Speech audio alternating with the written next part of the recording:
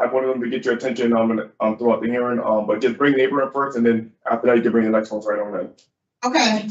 Thank you. Neighbor, they want you first, you got to speak. And then y'all.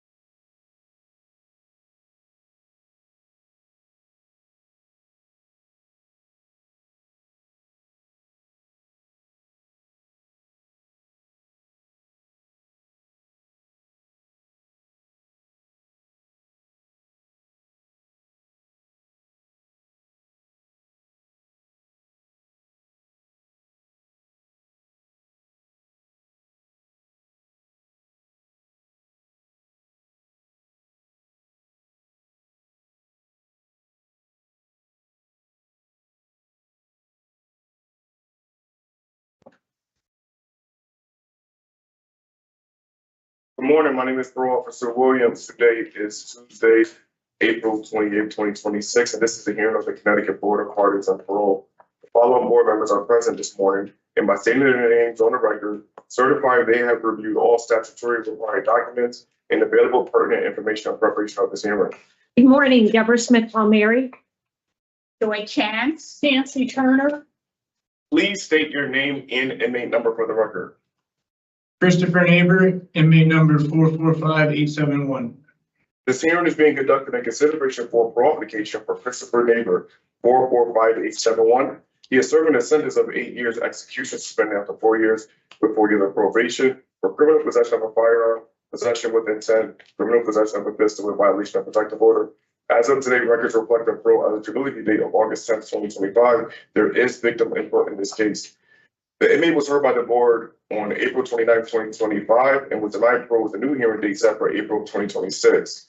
The board recommended that the inmate complete Tier 4 voices in any other positive program and remain DR-free. Since the last hearing, the offender has completed the following programs: Addiction Services, Recovery Coach, Smart Recovery, DV, Voices, and Tier 4. Utilizing the statewide collaborative risk evaluation system scores, the offender's overall score for recidivism falls in the moderate range. This is your opportunity to express to the board why you think you should be granted parole. You may begin. If I may begin, I'd like to apologize to my victim, if that's all right. Yeah, this is your opportunity. Thank you. Colleen, I want to begin by apologizing for not having the courage to say these things at the last hearing. At that time, I had not fully accepted the depth of the harm I caused you. Listening to you speak and hearing the fear in your voice forced me to confront the reality of what I had done. I am deeply sorry for coming to your home and shooting your car. There is no excuse for that behavior. I was abusive, controlling, and violent during our relationship, and I take full responsibility for that. I robbed you and your family of your sense of safety in your own home. I caused fear, pain, and emotional harm that you did not deserve. My actions were the result of my own choices. While I allowed my addiction and unresolved grief to fuel my anger, those were still my decisions. You were not responsible for my behavior in any way. Instead of accepting help and taking accountability, I chose to lash out at the person who cared about me most, and that was selfish and wrong. I belittled you, disrespected you, and undermined your confidence and trust. I am truly sorry for the damage I caused. You did not deserve to be treated with dishonesty, anger, or cruelty. Since being incarcerated, I've spent a great deal of time reflecting on who I became and the harm I caused. I am working to change those parts of myself that led to my abusive and destructive behavior. I know words alone cannot undo what I have done, and I did not expect forgiveness. I simply want to acknowledge the pain I've caused and take responsibility for it. I am sincerely sorry for the fear, trauma, and hurt I caused you. You deserve safety, respect, and care. And then I have, is it all right to address you as the board? Yes, and Mr. Neighbor, I just want to mention one thing. So we're a live stream hearing today, so we generally do not mention the victim by name. Okay. So as you move forward, you did in the very beginning, but as you go forward in your hearing today and in your statement, We do not refer to the victim by their name. Okay, Okay? absolutely. Go All right. ahead. I want to start by thanking you for your time and giving me the opportunity to speak here today. I take full responsibility for shooting my victim's car and the harm I have caused her, her family, and the community. I caused pain, fear, and trauma with my abusive and violent actions. This incarceration has given me time to reflect and take accountability, and I understand the choices I made were wrong. While incarcerated, I've worked to change my behavior. One of my counselors once told me that this experience was an amazing opportunity. She said that no other time in my life would I have the ability to spend all day, every day focusing on myself and working to become a better person.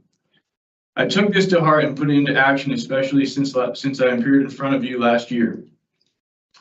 I have completed the programs of domestic violence, Voices, Tier 4 Aftercare, C-Car Recovery Coach Academy, Smart Recovery, Prison of Peace, Jericho Circle, and compound-wide reentry aftercare. I attend weekly meetings for Narcotics Anonymous as well as Alcoholics Anonymous. I've worked as an elder mentor in the Tier 4 program, helping others navigate their way through the program as well as recovery, and I've maintained a job as a janitor in each building I've lived in. I now work in the property room here at Carl Robinson as well. Holding a job consistently has helped me to practice self-discipline and take pride in the tasks I perform. These programs have helped me to identify my triggers, develop coping mechanisms, learn self-control, and how to take accountability, how to process grief and loss, and find healthier ways to deal with my problems. With the help of Narcotics Anonymous, I've been able to maintain my sobriety during this incarceration. I have learned how to become a better son, brother, friend, and person. I'm not perfect and I still make mistakes, but the difference is today I can acknowledge that and continue to work every day to become the best version of myself. I'm learning how to become a positive influence, a role model, and I want to live responsibly. If released, my plan is to first continue working a strong program in Narcotics Anonymous and to maintain my sobriety. I will do this by attending meetings, continuing to grow the relationship I have with my higher power, working the steps with my sponsor, and volunteering with H&I and C-Car, as well as other commitments. I will also be meeting with a therapist and recovery coach regularly. I will return to work as an arborist while I take the necessary steps to obtain my CDL. I'm committed to following all parole conditions and continuing any recommended programs. Thank you for considering my efforts and the progress I have made. All right. Thank you, Mr. Neighbor. Mr. Neighbor, well done. Came prepared today and we appreciate that. We're going to ask you some questions and Ms. Chance will begin with questions this morning. Oh, Mr. Neighbor, so this is a rehearing for you, correct? Yes. And the last panel asked you to complete all the positive programs, which you have. And in your opening statement, you shared some of the things that you did, for example, volunteering as a mentor in the peer program. Yes. My first question is, I read in some of the reports that we received that you previously participated in treatment programs in the community. Yes. So what is it that you didn't do then that you're going to do now? To start, I never took my sobriety seriously. I never wanted it for me. I had mainly done it to appease others. And at this point, I've started to work. Step work has really been the difference for me this time, having a relationship with God and working the steps. It's helped me to learn a lot more about myself, who I want to, my past actions, how to change them, and who I want to be moving forward. Okay. So I noticed during this second interview with the parole officer, you didn't share anything about your release plan, but you were talking about your aftercare plan in your opening statement. Now, you said you want to return to work as an arborist. Yes. Do you have a license for that? I do. Well, I did when I came to prison. So, alcohol is one of your problems. And so being an arborist, I look at that as a very serious and responsible job. You mentioned something about CDL, Correct. right? So CDL as a driver on the road is also a very responsible job. And both of those jobs have an effect on public safety. So, Mr. Neighbor, I'm hoping that the fact that you have determined that you were never serious before and you have to do the 12-step, I appreciate that. You also mentioned, you say volunteering with CCAR? Yes, I do have a relapse prevention plan with me as well. If you'd like me to read that, I would like the chance to do that. I apologize. And I have gotten connected with CCAR, starting with the RCA Recovery Coach Academy that I did in here. And then I got. Oh, you're connected gonna have a coach? Sorry? You're gonna have a CCAR coach? I do. I currently do. So that's the other Wonderful. aspect of it. Yes. One of my supports in Narcotics Anonymous, Kevin Schuler, connected me with a CCAR recovery coach, a man named Eric, and he's someone I've been working with as well. So, Okay. Yeah. And what else? So when I say volunteering with H&I, as well as CCAR, H&I is hospitals and institutions. So that's coming into, well, not, it'll take a little while before I'm able to come into a place like this, but going to hospitals, detoxes, and rehabs and being able to be a part of Narcotics Anonymous meetings there and try to help other people that are struggling with addiction find a solution as well. Yeah, the only thing I can say to you, Mr. Neighbor, about that is make sure that you are very much in control of your own recovery. Now, you mentioned working the 12-step. Yes. Who are you going to be working on that with? So that's something I started last year, and it's been a very intense, lengthy process. I believe we started, my sponsor, Jared Skates, and I started working the 12 steps last February, I believe. So actually last week I had gotten to step 6, and it's a daily regimen that I do. So every morning I wake up and after I pray, I start my step work. And then at nighttime, I contact him and we review the questions and the step work that I had done that day. Okay, so out of the 6, which has been the most difficult one for you? Probably the 4-step inventory was a pretty difficult part of that process. I mean, in general, everything has been equally, helpful, I would say, but the 4-step inventory was difficult in the sense that I'm going back and I'm looking at everything I've done in the past. Everything, all of my actions, good, bad, and it brings up a lot of feelings of, regret, resentments, things like that, and fears moving forward.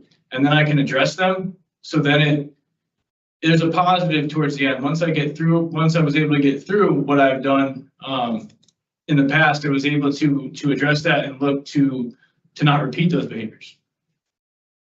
Okay. And that was one of the bigger takeaways for me with that step. Very good.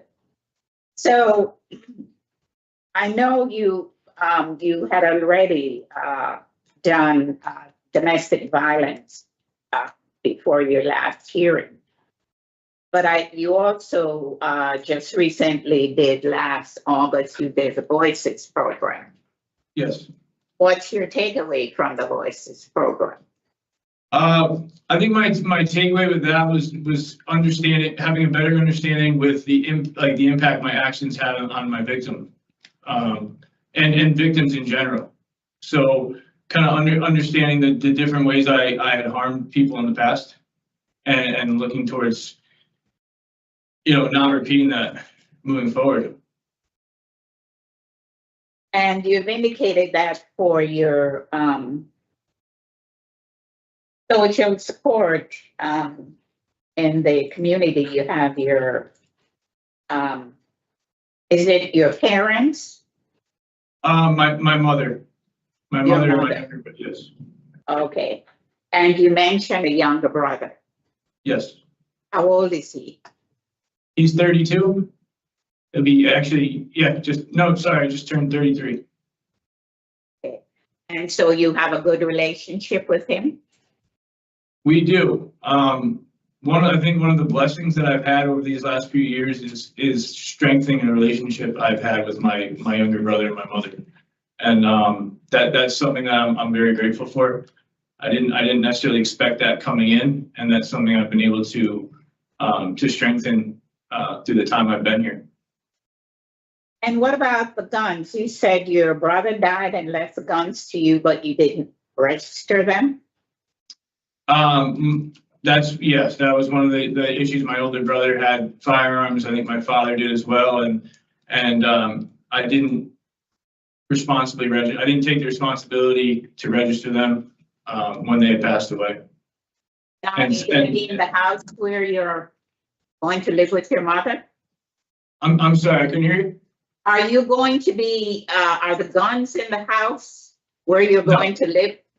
No, Your they were all removed upon my arrest. They were removed and destroyed upon my arrest. Okay. And you have to be on the deadly weapon offender registry? Yes. Okay. I think I pretty much covered. I just want to say I appreciate the opening statement that you wrote to the victim and that you read aloud here. But I hope you realize the impact that you've had on her life when you fired that. I do now. Okay. All right. Well, thank you for answering my questions. Sir. Thank you, Ms. Chance. So, Mr. Neighbor, let's talk about the domestic violence program for a little bit. I know that it was discussed somewhat in your first hearing, but now that you've moved much further along in your sobriety, and as you reflect on relationships that you may have in the future, what do you think will be important? In terms of, I think that program, one of the biggest takeaways for me was learning that there's more than just physical abuse. That psychological abuse, emotional abuse, verbal abuse is something that I had been engaging in previously before this incarceration, and I wasn't maybe not necessarily aware of all the time. And moving forward, I think the biggest thing is healthy relationships. Having equality in those relationships, and and that's probably one of the bigger takeaways I took from that program was having basically a two-way relationship, and not trying to dictate, not trying to control or dictate the other person's actions in that relationship. And as you see yourself in a relationship, what kind of strategies do you have that you think will help you to not try to control the relationship, to ensure that there is equality on both partners? I think one of the things I was lacking in previously is communication, and willing to have that open line of communication with, whether it's a platonic, romantic relationship, anything, is just with that other person, being able to communicate with them effectively. Being able to be vulnerable or intimate with that person, telling them how I feel and listening to how they feel. Why do you think you were unable to kind of communicate when you were in that relationship, understand that she was done, the victim was done with the relationship? Why do you think you couldn't let it go? I think at that point it was just probably a failure to want to admit some of my own behaviors, I think, and acknowledge them. So it was, basically refusing to acknowledge that that relationship was over, because that would have meant that was my actions had led to that. So, being able to accept some of my actions and behaviors allowed me to understand, kind of moving forward, the effects I have on the other person in a relationship. So when the parole officer asked you what would be a high-risk situation, you said substance abuse, or keep maintaining your sobriety. I think that's certainly a realistic response. What do you think is going to be difficult for you? You've been incarcerated now for a few years. What will be difficult for you? This in general has given me a chance to practice practice parts of my sobriety in a high risk situation. There's a lot of it's not, this experience has kind of given me an ability to practice basically stepping away, taking time to myself, praying, and learning more about myself. So I think moving forward, it's staying away from the people I used to engage with previously. It's finding new healthier support and new healthier relationships that are positive for my sobriety is a big one for me. And I think if you stick to the plan, CCAR, your meetings, you'll find yourself engaged with people who have common goals like yourself to remain sober, have positive relationships. So you've never been on probation before, and you've never been on parole before. So if you're released today, you'll have just about a year of parole supervision, and then you have 4 years of probation supervision. Do you have a sense of how that will intersect with your life? No, I do understand. Yeah, I understand the sense of supervision. I guess I could have heard what I've been told from others. I haven't had too much, obviously, experience with that. But I can imagine that it's in terms of it's going to be another relationship, right? It's having communication with my parole officer, being able to feel comfortable enough to talk to that person and let them know what's going on with me. And then also listening to what they expect from me and adhering to it. Yeah, that is well said. Yes, and we hear so often, well, I wasn't doing well, so I didn't report. I was afraid. There is taking ownership of your behavior. And I also would hope that you'll understand that they do have an opportunity to provide you with resources to help you kind of right the ship, maybe give you an opportunity to get back on track. So there is that, but they are there to hold you accountable. They are there to ensure the safety of the community. There's a protective order with the victim until 2099. Yep. Yeah. Okay. All right, Mr. Neighbor. Thank you. Ms. Turner? I have no questions. Okay. All right, Mr. Neighbor, we have no further questions for today, so we'll deliberate and give you our decision. Yeah. Oh, thank you, Ms. Turner. We do have input from the Office of Victim Services. Good morning, Madam Chair and board members. Thank you. I do have the victim of this case is connected here and would like to address all of you. Thank you. Thank you. This will be your opportunity to unmute yourself by pressing *6. You may address the board members and you may begin when you're ready.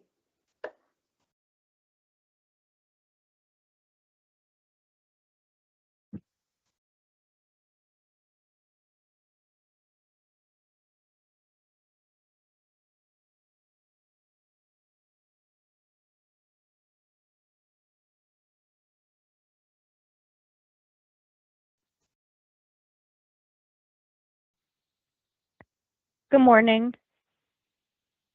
Good Good morning. morning. How are you? We're Can well. you hear me? Thank you for joining us today. Yes. Thank you. All right. So I just want to start off with saying thank you for the apology. I've felt over this whole entire time that I didn't have a closure, so that really helps. So thank you. While we were in a relationship, I was treated not abused physically, but very so mentally and verbally, which I'm still dealing with at this time. When you shot up my car, I was at my parents' house, and that moment made me fear not only for my life, but for the safety of my family. And as a result of what happened, I still struggle emotionally, and I still have psychological effects. I struggle with different types of anxiety and fears that I didn't have before. I still feel often on edge, even in places I should feel secure, including my bedroom. Just hearing cars that sound like a truck makes me jump. It's also affected my daily life in serious ways. Your actions caused me to lose a job that I had worked so hard to get to. And then I lost my financial stability. I lost my health insurance, and I wasn't able to get my meds, and that left me in a very bad position. And I was starting to pay for my medical expenses out of pocket. I'm still paying for those.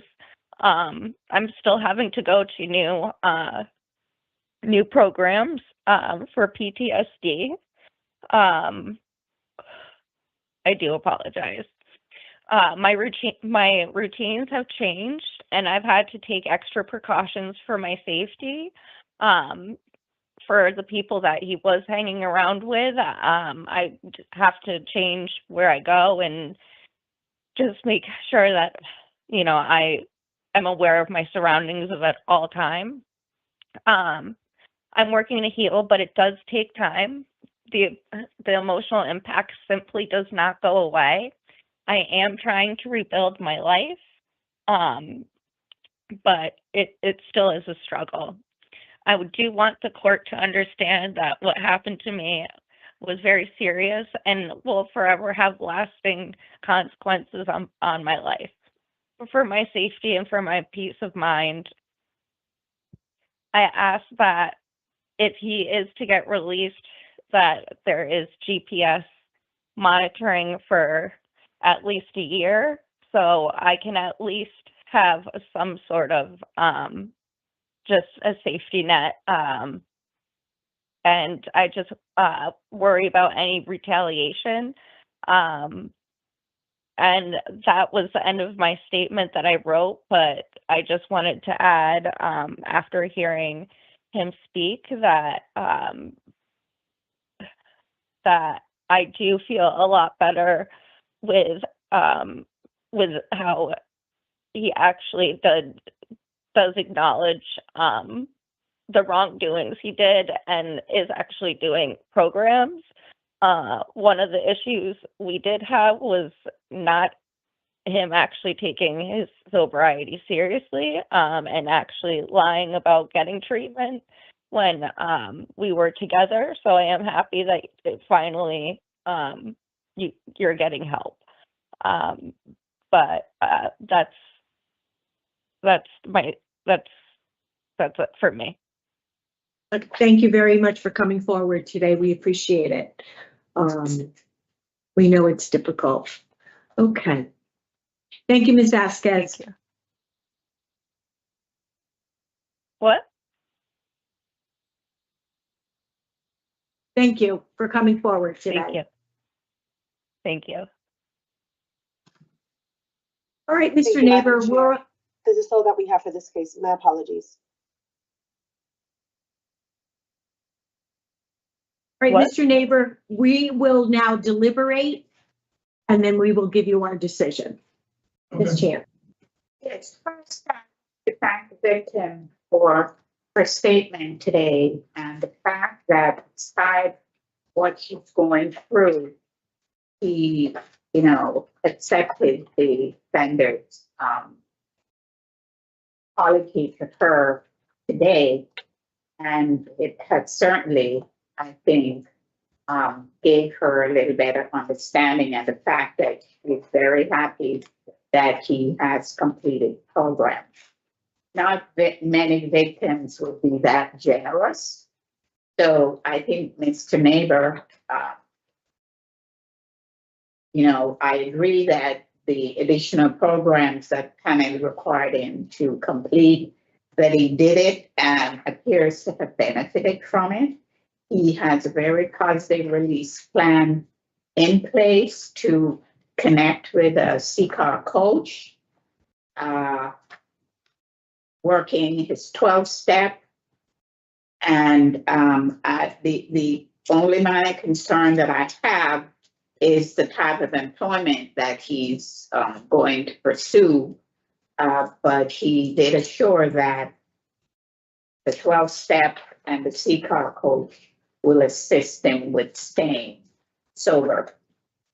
The one concern that I have is I don't know whether the victim lives in the same town that he's going to.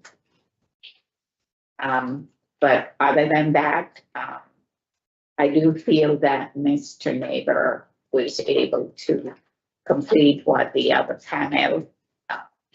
He's gained a lot of insights into his anger with domestic violence and why he acted the way he did. And so, Madam Chair, I would be in favor of granting him the discretionary parole today. Thank you. I agree with Ms. Chance's summary of today's hearing and would also agree to grant discretionary parole. Ms. Turner? Well, domestic violence coupled with gun crimes cause me the most concern with respect to risk and victim safety. We're looking at a year for Mr. Neighbor, and I feel like the level of supervision that parole will impose in that first year is probably the best bet, both for victim safety and for getting him on a positive path forward in his both recovery and his obligations to supervision with additional programming. Thank you. Ms. Chance, what did you So I had no victim CM behavior management, BV, no consumption of alcohol. I had mental health evaluation and treatment as deemed necessary. I did as well. Right, so in the matter of Christopher Neighbor, 445871, I make a motion to grant discretionary parole on or after today, April 28th, 2026, with the following conditions: no alcohol, mental health evaluation and treatment that's deemed necessary, community-based treatment for domestic violence, and no contact with the victim, CM. Do I have a second? Second. All in favor? Aye. Motion carried. All right, Mr. Neighbor, you've been granted discretionary parole. Do you hear all the conditions that were cited? I did. Okay. Thank you very much. Best of luck to you. Thank you. This concludes the hearing for Christopher Neighbor 445871. Ms. Chair.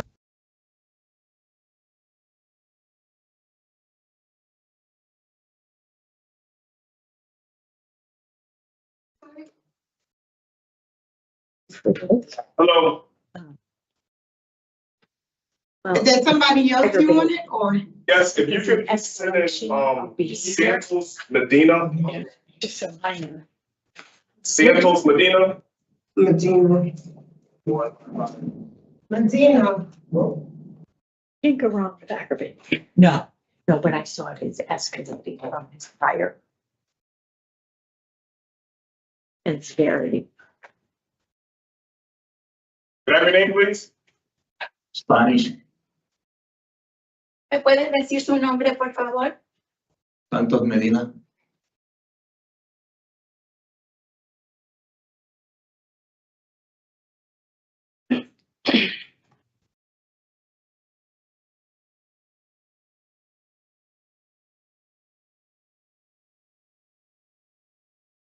Good morning. We will begin with the interpreter's oath.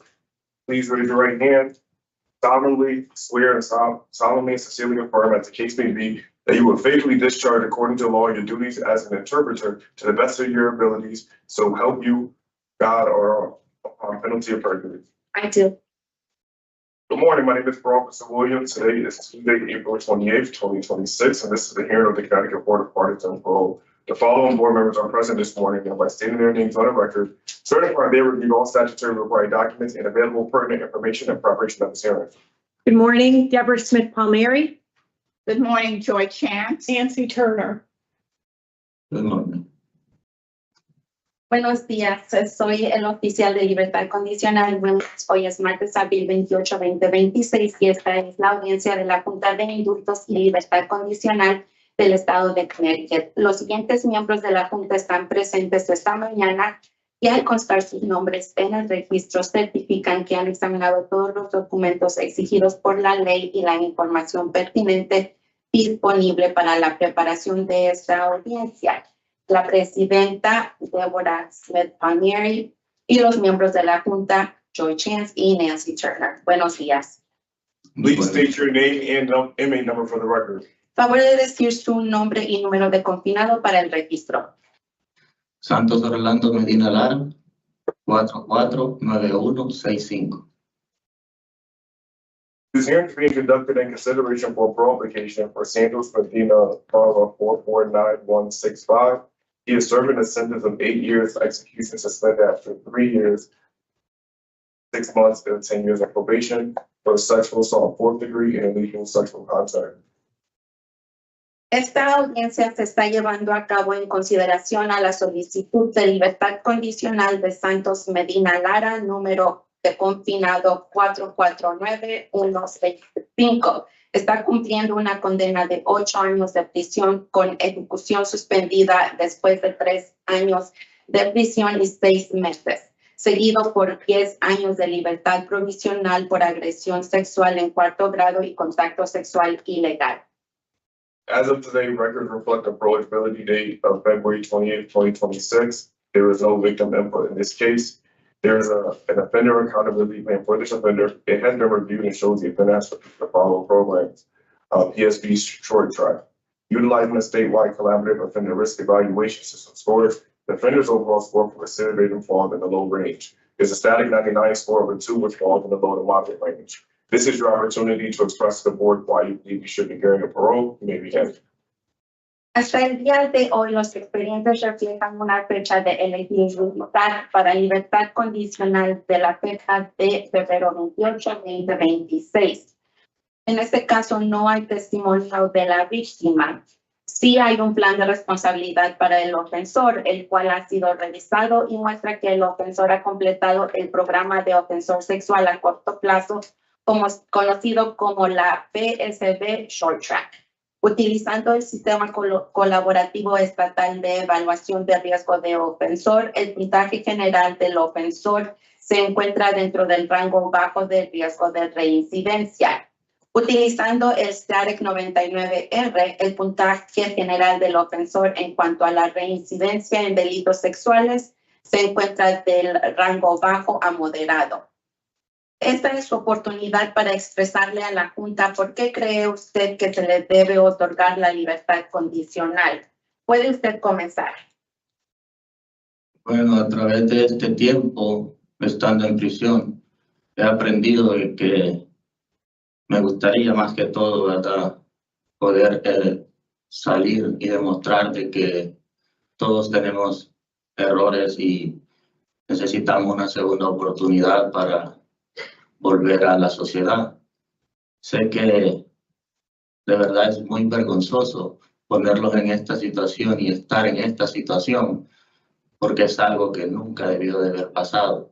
Es algo que tenía que haberse evitado y lastimosamente no lo pude evitar.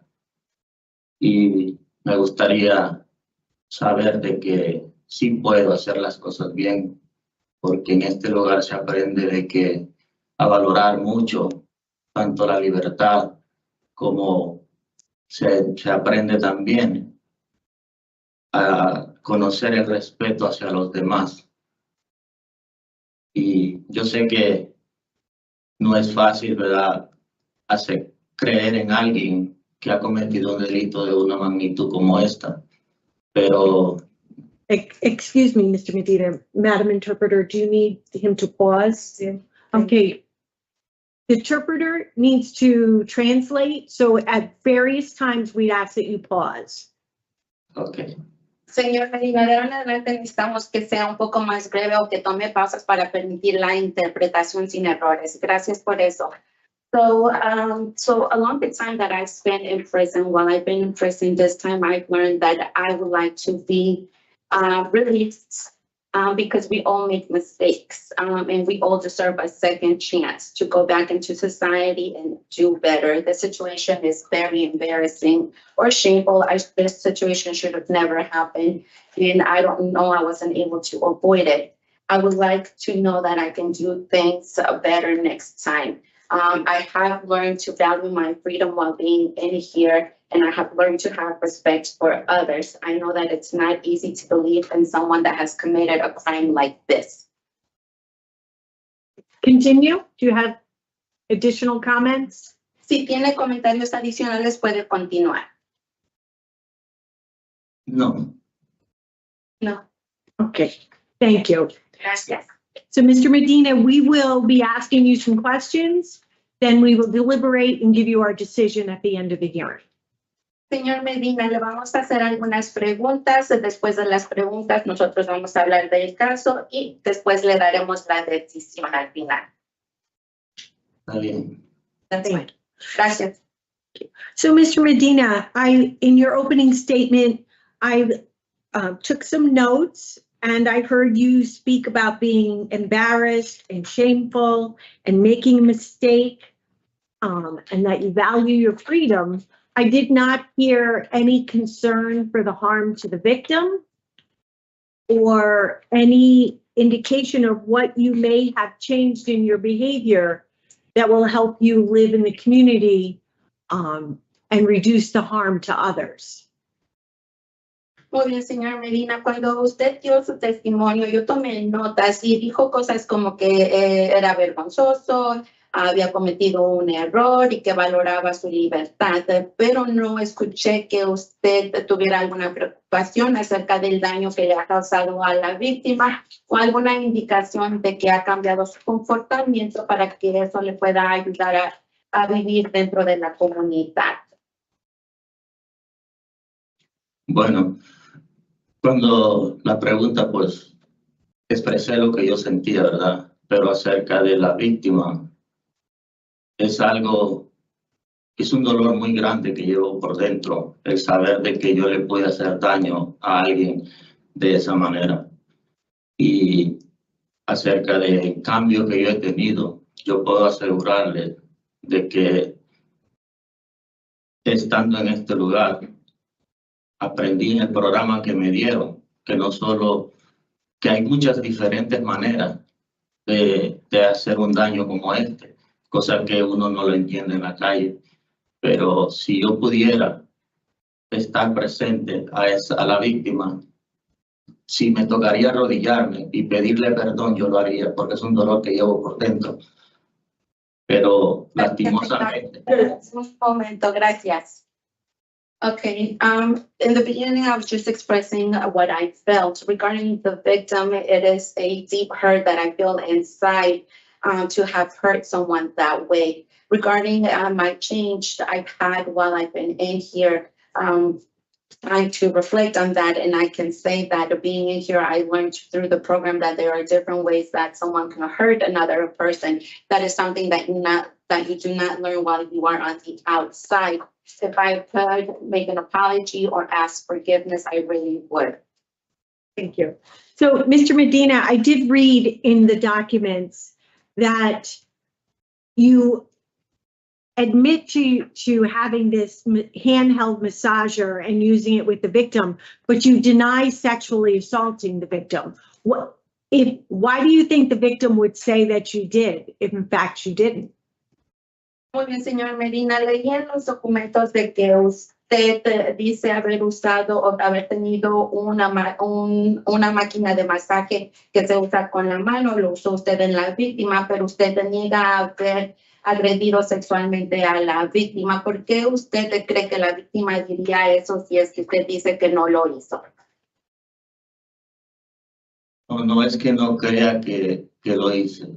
Lo que pasa es que cuando me preguntaron si yo había violado a la víctima, yo dije que en ningún momento había pasado de esa manera, solo que no, cuando ya entré al programa y me explicaron que con solo tocar ya eso era un sexo todo, con solo mirar o con solo expresarse contra una persona, era así. Eso pasó el primer día del grupo y es difícil llegar a un grupo en este lugar en donde hay muchos compañeros y decir yo soy fulano de tal, hice esto y esto, porque es lo que se vive aquí adentro por casos como ese, uno tiene que evadir las preguntas, pero no es que no lo acepte.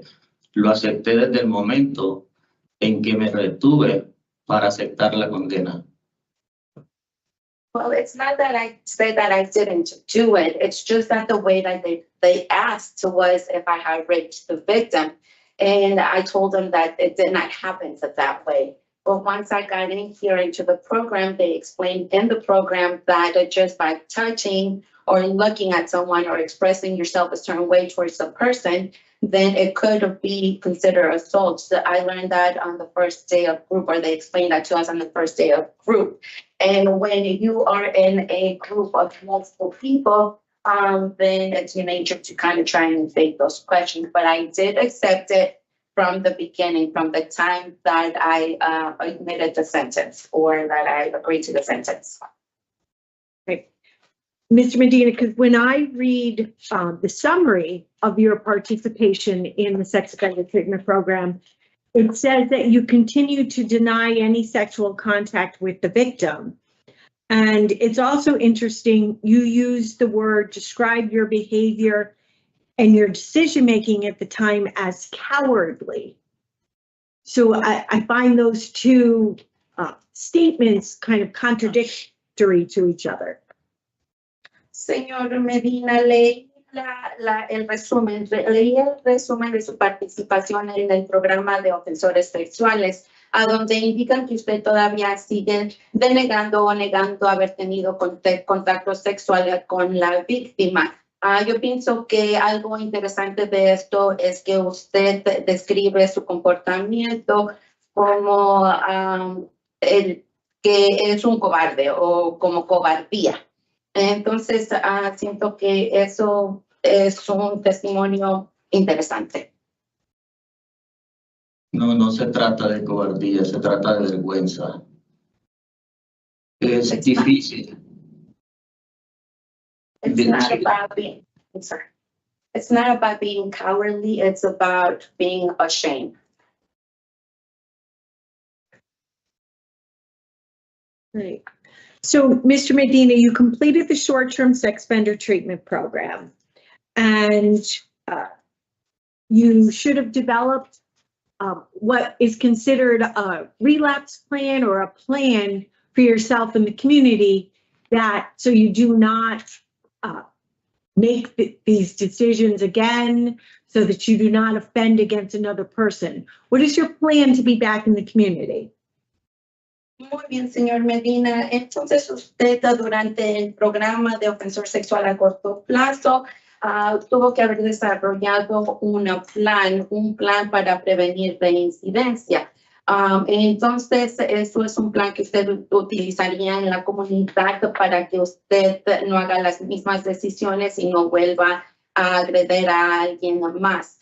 ¿Cuál es su plan?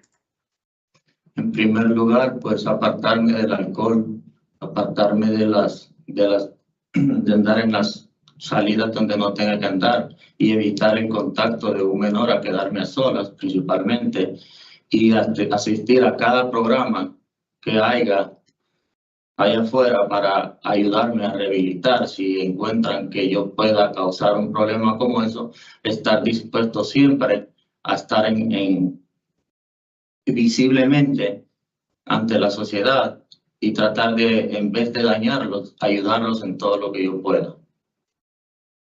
The interpreters need to verify something. Can I go ahead? Thank you.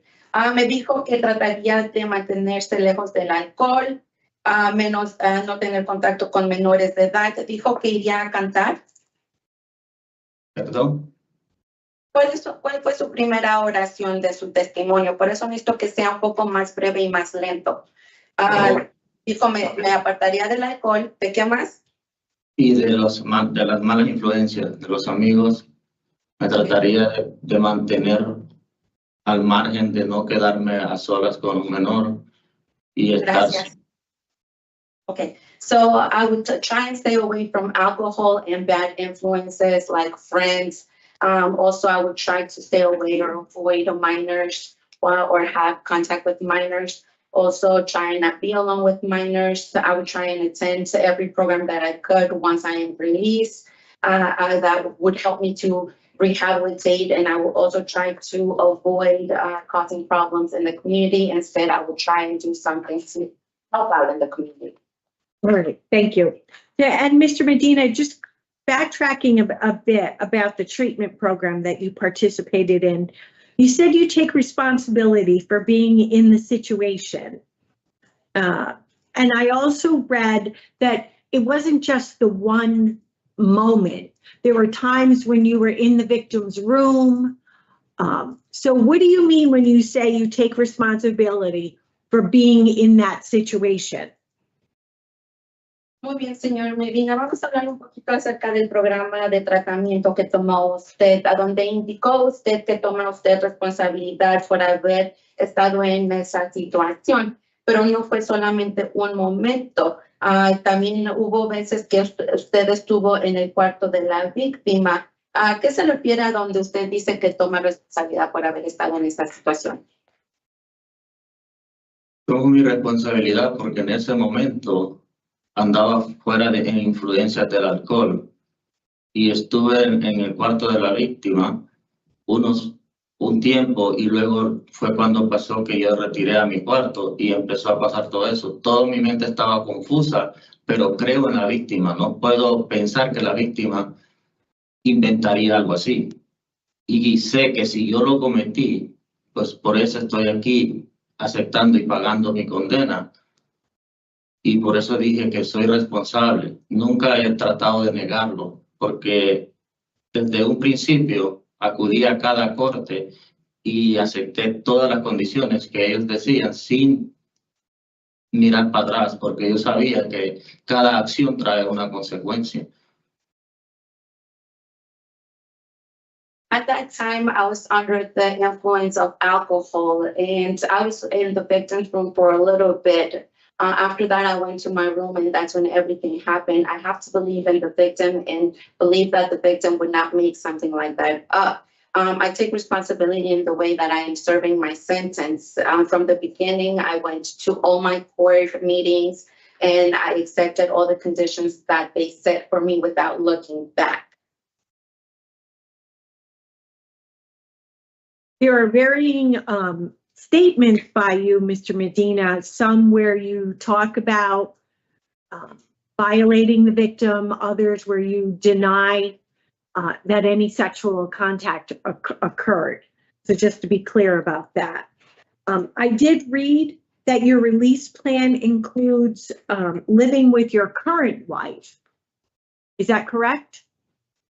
Muy bien, entonces hay varios testimonios dados por usted, señor Medina, a donde usted a veces dice haber victimizado a la víctima y a veces niega haber tenido contacto sexual con la víctima o que eso haya ocurrido. Entonces yo quiero tener eso claro con usted. Acerca de lo que leí acerca de su plan de libertad, veo que tiene usted un plan de regresar a vivir con su esposa actual. ¿Eso es correcto? Bueno, como dije, cuando hablaban de de la víctima de sexual.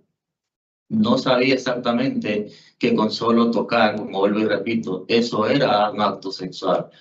Pensé que en el masaje, tal como en el masaje hubieron contactos, no pensé que eso era para mí sexual, era tener sexo con alguien. Estaba erróneo de todo eso. Y estoy de acuerdo, que también he dicho y acepto, de que sí, me gustaría regresar a mi pareja actual, porque es una relación ya de aproximadamente casi 5 años. Pero también expliqué en el papel, si no me es posible, pues entonces yo me iría a vivir alejado de ellos. No me gustaría, pero ustedes son los profesionales y ustedes son los que deciden qué hacer conmigo en este momento. Bueno, like I said before, regarding the victim, I did not, regarding that transsexual or sexually, I did not know that just by touching, that would be considered sexual assault. I thought that it was just a massage, there was some contact. I thought that sexually assaulting someone was having intercourse with someone, but I was mistaken with that. I agree that, yes, I have said that I would like to go back to living with my current partner because I've already been in that relationship for about 5 years. But also, like I've explained in the paper, if that is not possible, then I would live away from them. If that's what I would have to do. That's not what I would like to do, but that is what I would do. You guys are the professionals and you guys are the ones that will decide. Are there any children in the home? ¿Hay algunos menores de edad, niños en casa? Sí, hay uno de 10 y uno de 6. Yes, a 10-year-old and a 6-year-old. Okay. Yeah.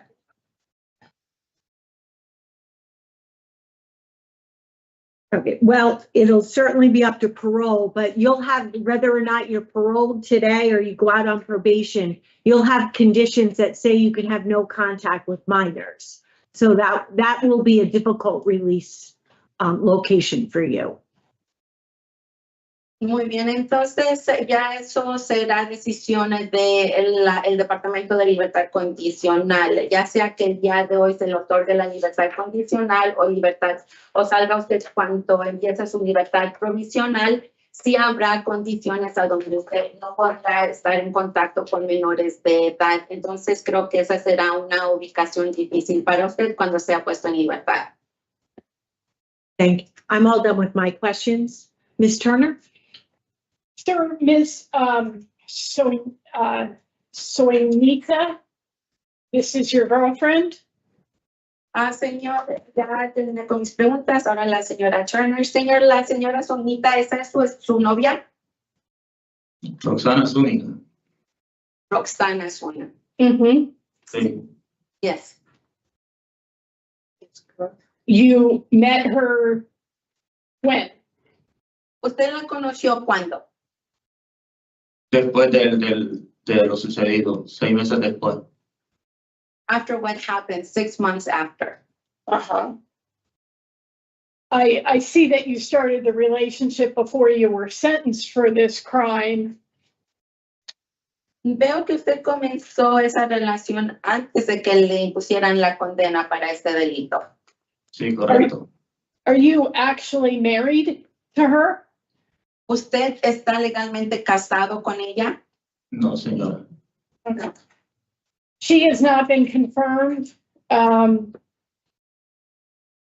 the parole officer. Messages were left. She did not get back to him. So you knew the victim since she was 8 months old?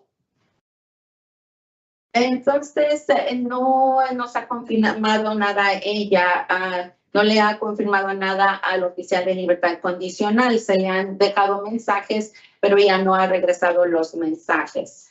¿Usted conoció a la víctima desde que la víctima tenía 8 meses de edad? No. No. That's what it was reported in the pre-sentence investigation by the victim's mother. Eso es lo que se reportó en la investigación antes de la sentencia por parte de la madre de la víctima. So, what is your recollection of how old the victim was when you started a relationship with her mother? ¿Qué es lo que usted recuerda acerca de cuánta edad tenía o cuántos años tenía la víctima cuando usted comenzó una relación con la madre de la víctima? 2 años. 2 years. So at what point did you start going into her bedroom to watch her sleep at night? How old was she?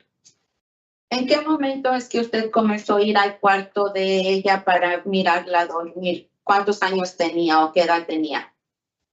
13. 13.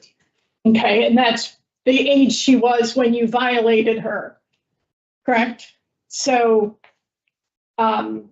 most massages are neck and shoulder and back. Why would you choose to use a massager or a vibrator on this child's inner thighs? Muy bien, entonces esa es la edad que ella tenía cuando usted decidió agredirla. Entonces, los masajes usualmente se dan en la espalda, los hombros, el cuello o la nuca. ¿Por qué es que usted decidió usar un vibrador o un masajero de mano manual entre sus entrepiernas? Ella en ese momento, ella corría, en la escuela corría, y el masaje no fue en la espalda, fue en las piernas, porque decía que le dolían las piernas. Yo sé que ahí fue donde empezó el masaje, entiendo que los masajes normales se dan en el cuello, en la espalda, pero en ese momento eran sus pies los que le dolían, y acepto que debí tener un control y no lo tuve. Y por eso pues estoy aquí. Can the interpreter verify something? Me dijo que ella era porrista. Corría. Corría, okay, gracias. At that time she was a runner. So she was a runner, and I understand that massages are giving like on the neck, shoulder, or back, but at that time, since she was a runner, what was hurting her were her legs. I know that I should have had control at that time, but I did not have control. You did not have control because you were sexually aroused by this activity? ¿Y usted no tuvo control porque usted estaba excitado sexualmente por esta actividad? No, nada que ver, solo que masajeé y seguí para arriba nada más. No se trataba de mí en ese momento, no trataba porque estaba excitado ni nada por el estilo. No, not at all. It's just that I was doing the massage and then I just went up. It was not about me. It was not because I was sexually aroused. You knew this was inappropriate, right? Usted sabía que esto era inapropiado, era algo incorrecto, ¿correcto? En ese momento estaba bajo el alcohol y no pude tener el entendimiento. Ahora sí yo lo entiendo de que eso estaba inapropiado. No podía causar esa situación. At that time, I was under the influence of alcohol, so I did not have that understanding. Now I do understand that that was inappropriate, and I didn't have control back then. I think perhaps you were using the alcohol to lower your inhibitions to do this inappropriate thing with a child, someone that you watched grow up. At what point did she change from being a child that you were a stepfather to someone you would violate? Siento que está usted usando el tema del alcohol para, usted usó el alcohol para bajar su inhibición y de esta manera tener ese comportamiento inapropiado con esta niña, esta menor de edad.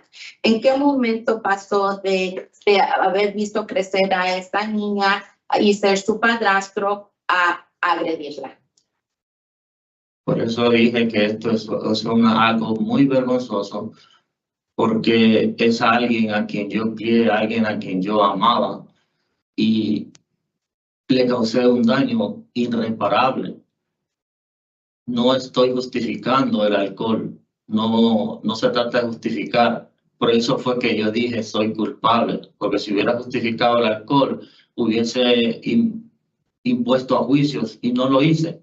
Acepté todas las condiciones porque yo sé que cometí un error y debo pagarlo y lo estoy pagando y no lo estoy pagando solo con cárcel, lo estoy pagando con un dolor que llevo en mi corazón día a día. Well, that's why I say that this was something shameful, because it's someone that I raised, someone that I loved, and someone that I caused harm to. I'm not justifying it. I didn't justify it then. That's why I said that I was guilty. If I was using alcohol as an excuse or something, then maybe I would have alleviated it and went to trial. But I did not do that. I accepted all the conditions that they gave me, and I said that I was guilty. And I know that it's something that I should pay, and I'm paying for it, not just with the jail, but with the pain that I have in my heart. You abused her trust in you. You used your position as her stepfather to cross boundaries that created tremendous harm for this child. You say it wasn't sexually motivated on your part. Then why would you tell us that you need to try to avoid minors, being around minors? Usted abusó de la confianza que ella tenía en usted. Usted usó su posición que usted tenía como el padrastro para cruzar una línea que no debió cruzar y le causó un daño serio a esta niña. Usted dice que sus razones, sus motivos no fueron de origen sexual, pero si ese no fue el caso, entonces ¿por qué usted dice que debe tratar de alejarse o no tener contacto con menores de edad? Porque en el programa nos enseñaron que la única forma de evitar este caso de violencias es salirse del confort de estar a solas con ellos. Y aprendí de que la única forma de lastimar a alguien es estando en esa situación, en ese momento, a solas, porque si hay alguien presente, no hay cómo hacerle daño a alguien, pero no es porque planee hacerle daño a otra. Yo podré volver a la cárcel, pero por otras situaciones, pero por este mismo caso jamás volveré a este lugar. Because in the program, they teach us that the only way to try and avoid being in a situation like this or this type of assault is to try and stay away from being alone with minors, because that's the only way that maybe you can hurt someone this way if you're alone with them. If someone else is present, then there's no way you can hurt them this way. And if I were to come back to this place, it would be for something else. For something like this, never. Clearly, Mr. Medina, you need to take a program through addiction services if alcohol was such a significant factor in this crime that you committed before you could be found suitable to be back in the community. I hope you will look into that. Thank you, Madam Chair. Thank you. Ms. Chance? Yes. Queda claro, señor Medina, de que usted va a tener que tomar algún tipo de servicio, de programas de servicios adictivos, ya que si el alcohol o el consumo del alcohol fue un factor significante a que usted cometiera este tipo de delito, entonces usted va a tener que tomar algún programa de servicios a la adicción antes de que usted pueda reintegrarse a la comunidad. Permítame un segundo, señora Chance, Ms. Chance. Mr. Medina Lara, I just have one or two questions. Do you think you need the problem section behavior treatment program when you go in the community? Señor Medina, yo solamente tengo una o dos preguntas para usted. De hecho, a mí me gustaría saber que si usted piensa que necesita usted participar en un programa de tratamiento de adicciones sexuales una vez que usted se reintegre a la comunidad. Bueno, yo estoy dispuesto a lo que ustedes como profesionales me digan. Yo no soy... siga. To abide by your professional ruling or whatever you guys decide. I just needed a yes or no from you, Mr. Medina Lara. Señor Medina Lara, yo simplemente quería que usted me diera una respuesta de sí o no. No, No. Why not? ¿Por qué no? porque aprendí la lección y no volverá a suceder. Eso yo lo puedo asegurar porque no soy hombre que comete errores 2 veces de la misma magnitud, jamás. Because I learned my lesson and it's not something that's going to happen again. I can be sure of it. I am a person that does not make the same mistake twice, never. What's the lesson that you learned? ¿Cuál es la lección que usted aprendió? Bueno, que aprendí una lección de que la prisión no es nada con el dolor que yo llevo por dentro de haber lastimado a alguien a quien yo crié. Well, the lesson that I learned is that prison is nothing compared to the pain that I carry inside for hurting someone that I raised. How did you hurt her? ¿Y cómo es que la lastimó? Dañándole mentalmente el que ella no vuelva a confiar en ninguna persona del sexo masculino. Well, causing her mental harm where she cannot trust another person, a male person. Mr. Medina Lara, I have grave concerns about you because you have continued to deny that you had inappropriate sexual contact with a victim. When my colleague asked you if you've been in the victim's life since she was 8 months, you said no. Did you marry her mother? Bueno, señor Medina, la verdad es que tengo una preocupación grande por usted, ya que usted continúa diciendo que no tuvo un contacto inapropiado sexual con la víctima. Y cuando mi compañera le preguntó a usted si había estado en la vida de la víctima desde los 8 meses, usted lo negó, dijo que no. ¿Usted está legalmente casado con la madre de la víctima? Lo negué porque la víctima no tenía 8 meses y eso se puede probar con cualquier persona afuera que la víctima tenía 2 años. Y sí estuve casado con la madre de la víctima por 10 años, pero ya estamos divorciados. Well, I denied it because she was not 8 months. The victim was not 8 months, and there's way to prove it. That she was 2 years old. So yes, I was married to the mother of the victim before for 10 years, but we are now divorced. Okay. Thank you. Está bien, gracias. Thank you. I have no more. Thank you. So, Mr. Medina, we are done with our questions. We'll now deliberate and we'll give you our decision in just a moment. Señor Medina, ya hemos terminado con nuestras preguntas. Vamos a hablar del caso y en un momento le daremos nuestra decisión. Está bien.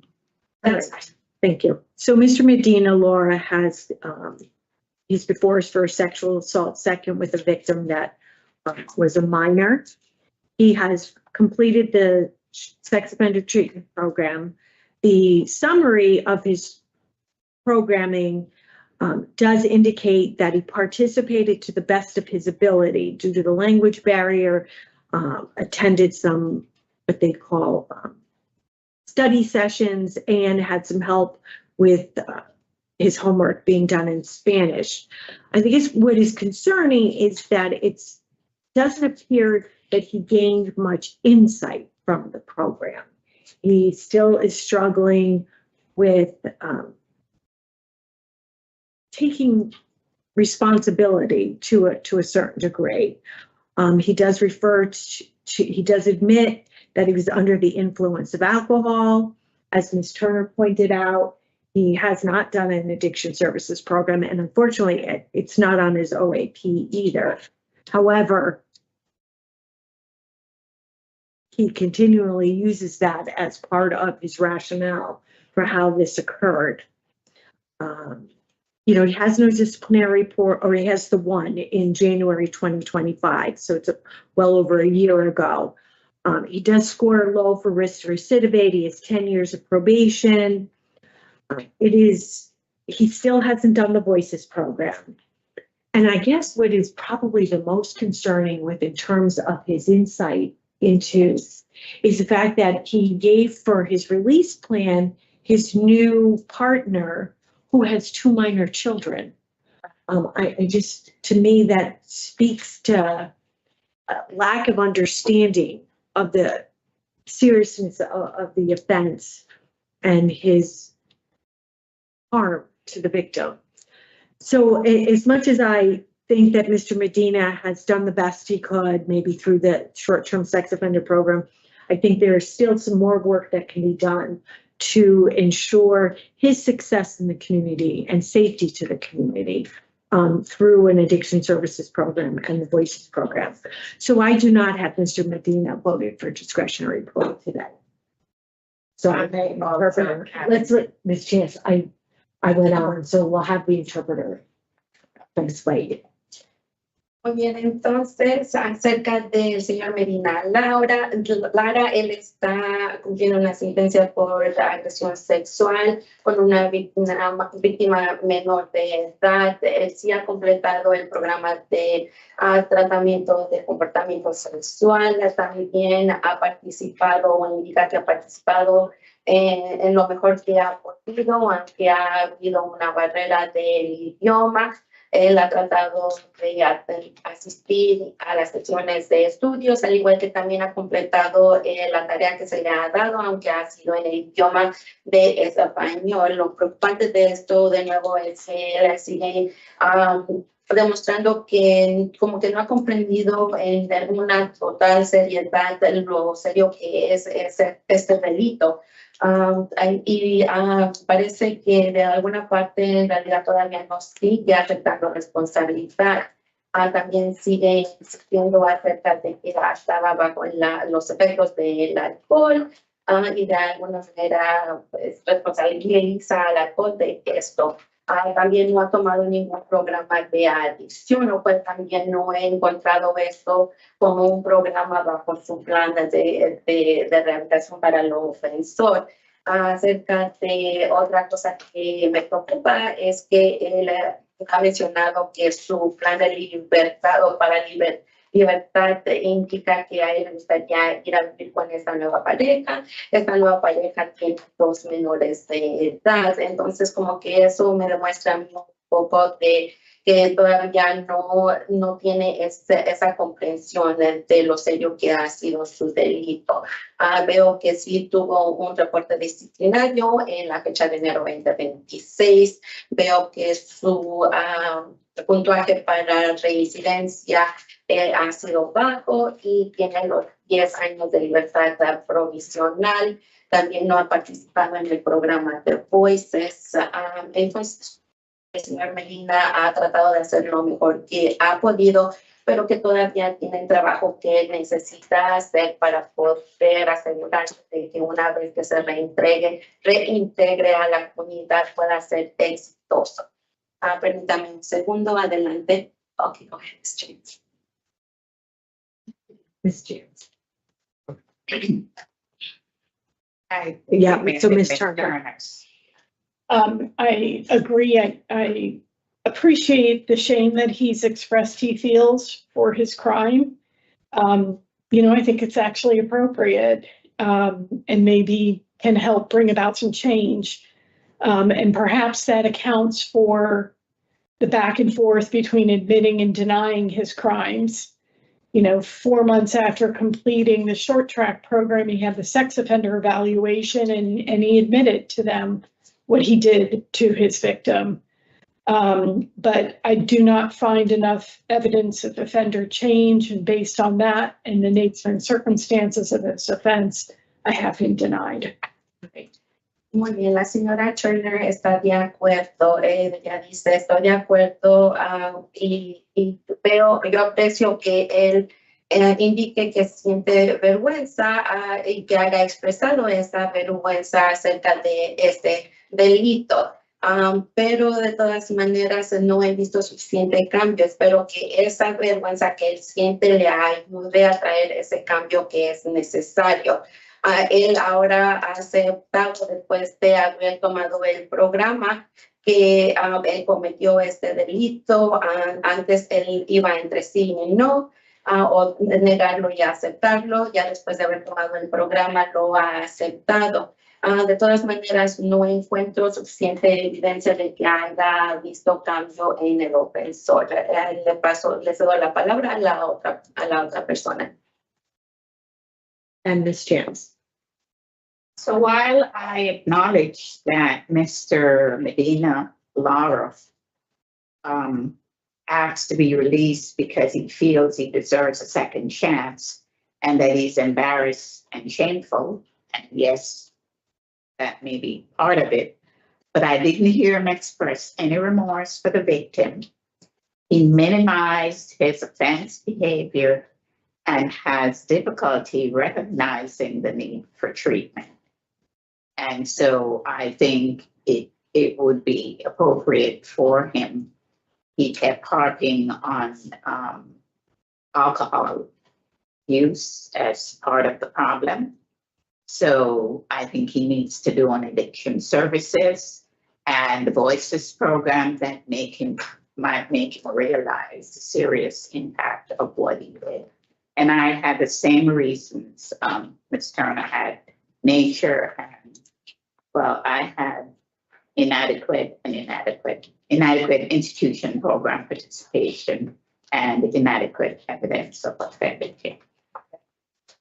Muy bien, entonces yo también estoy de acuerdo que el señor Medina Lara, reconozco que él está pidiendo ser puesto en libertad porque quiere una segunda oportunidad. También entiendo que él ha mencionado sentir vergüenza por esto. De todas maneras, en realidad no escuché que él sintiera algún tipo de remordimiento por lo que le ha hecho a la víctima. Ya ha manifestado el comportamiento que le llevó a hacer este delito, esta ofensa. También siento que él todavía no tiene la conciencia de que necesita tratamiento para este tipo de comportamiento, ya que él seguía diciendo que estaba bajo la influencia del alcohol. Entonces, si es que el uso del alcohol fue parte de este problema, siento que necesita tener algún tipo de servicio de adicción y también participar en el programa de Voices, para que siento que estos programas de servicios le pueden ayudar a tener conocimiento o poder reconocer la importancia de lo que él ha hecho, de lo que cometió. Entonces, algunas de las razones que yo tengo aquí es participación insuficiente en el programa institucional y pruebas insuficientes del cambio del ofensor. Okay. So in the matter of Orlando Santos Medina Laura, 449165, I make a motion to deny parole for the following reasons: nature and circumstance of the current offense, inadequate evidence of offender change, and inadequate institutional program participation. Do I have a second? Second. All those in favor? Aye. Bien, entonces en el caso del señor Orlando Santos Medina Lara, número de confinado 449-165, se hace una moción para denegarle la libertad condicional por las siguientes razones. La primera es la naturaleza y o la circunstancia del delito actual, al igual que también pruebas insuficientes de cambio del ofensor y participación insuficiente en los programas de la institución. Todos en favor, todos. Thank you. This concludes the hearing for Santos Medina Laura 449165. Gracias. Esto ya concluye la audiencia de Santos Medina Lara, número de confirmado 449165. Puede marcharse. Okay. Ok.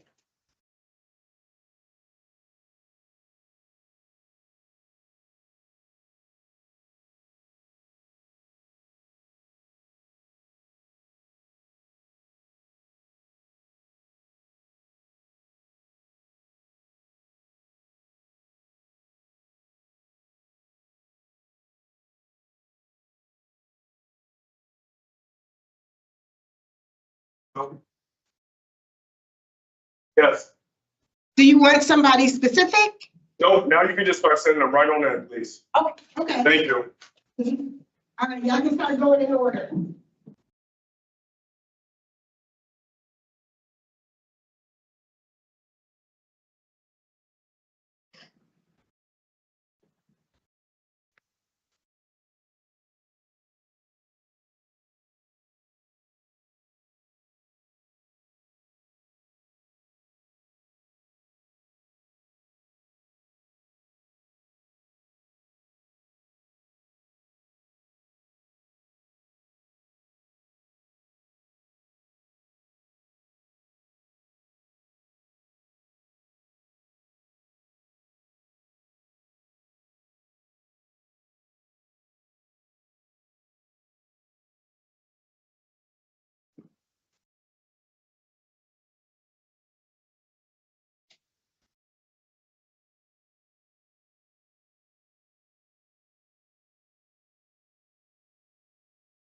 I'm getting, What's your name?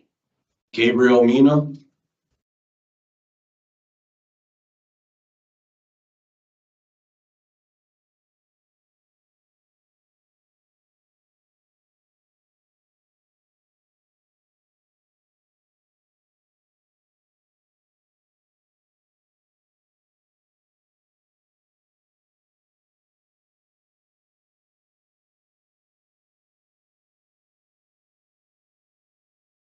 Good morning, can I have your name, please? Gabriel Mina.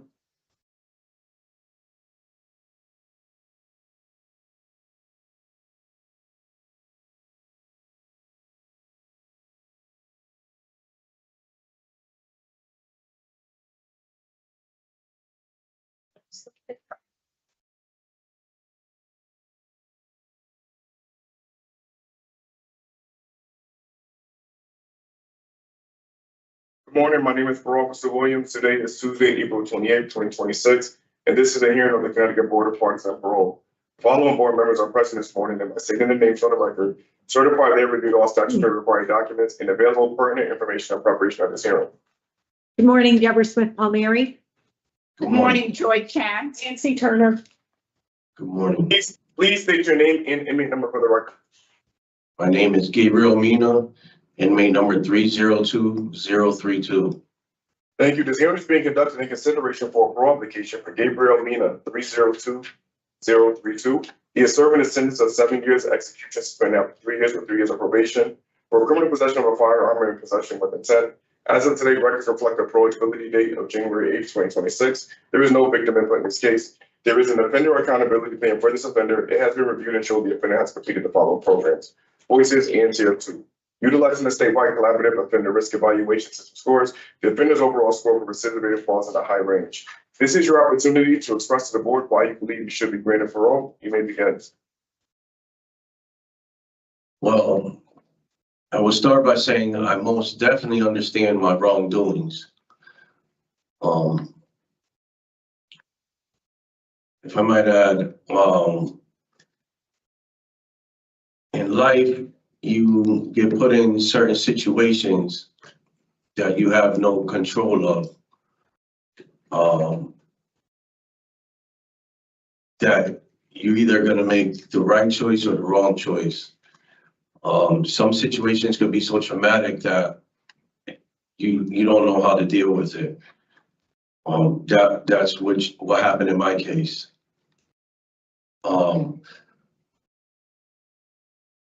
I will end by saying about 20 years ago, 20 or so years ago, I completed TS in 3 years of probation with no issues. And yes. Okay. So, Mr. Medina, unless you have any. Mina, I'm so sorry. Mr. Mina, unless you have anything else you'd like to make a statement about, we'll ask you some questions and then we can kind of flush out what's happening. I'm ready. Okay, thank you, Mr. Mina. All right, Ms. Turner will begin with questions. So, Mr. Mina, my sympathies on the death of your daughter. obviously had a tremendous impact on you. I'm sure your whole family. So I read that this is what caused your relapse. Is Yes. that okay?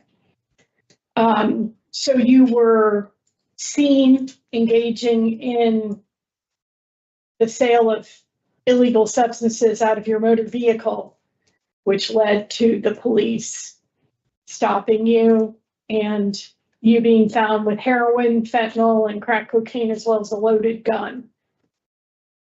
So part of your sentence includes a deadly weapon offender registry. You had a prior gun conviction in 2005. That sentence was 5 years, 1 to serve, 3 probation. And you're now back on a second gun conviction with a sentence of 7 years with 3 to serve and 3 probation. Do you see where this is going? Yes, ma'am. Your sentences will only continue to get longer. You are a convicted felon who is prohibited from possessing firearms and ammunition. All too often, we see individuals who are peddling poison in their communities, and they carry a firearm to protect their drugs and their money and themselves. Was that the case for you? Yes, it was. Okay, so where did you get the gun? I had got it off the streets. Okay, so did you take it to the range so you could practice how to load and shoot and aim and? No, ma'am, it was more of So do you understand how foolish it is to think you can protect yourself or anyone with a gun you don't know how to use, you have no experience with? I understand. Okay, and so what we do here at these hearings is make a decision about whether it's appropriate for the individual in the situation you're in to finish their sentence, and in your case, the 3 years out in the community on supervision. And we have to make that decision in light of the interests of public safety. And carrying a loaded firearm that you didn't know how to use puts the entire community in jeopardy. Would you agree? I understand. You would agree? Yes, ma'am. Okay. So out in the community, you did an inpatient drug treatment program in 2018. Had you done anything since then? I was sober ever since then until August of 23, a month after my daughter's passing. All right. So have you been able to participate in any kind of programming that's helping you with working through your grief and the loss of your daughter? The NA program helps me right now. But as far as counseling goes, me and my significant other, that's what we're seeking to do when we reunite. We're both gonna try out to counseling Where do you plan to do that? in Waterbury. Where in Waterbury? We don't know yet. We didn't get that far. I know what I do. My plan for when I first get out is if I don't keep my sobriety up front, nothing will be possible. So. Well, that's your priority. And it is. That's why I have this, and this is my every day from Sunday all the way to Saturday. The meetings in Waterbury, That's wonderful. which I've attended before. Okay. So I just know I have to keep this up front first for anything else to be possible. Have you heard of the expression 90 and 90? Yes, ma'am. Okay. I have to tell you, Mr. Mina, I'm really impressed. I'm impressed that you have that resource, that you've highlighted the programs. That really does speak to your prioritizing your recovery. I would really encourage you through whatever health insurance or support groups exist out in the community to get involved in bereavement work, because your daughter wouldn't want her memory honored in the way that you chose to cope when you were in the community, right? Yes, ma'am. Yeah.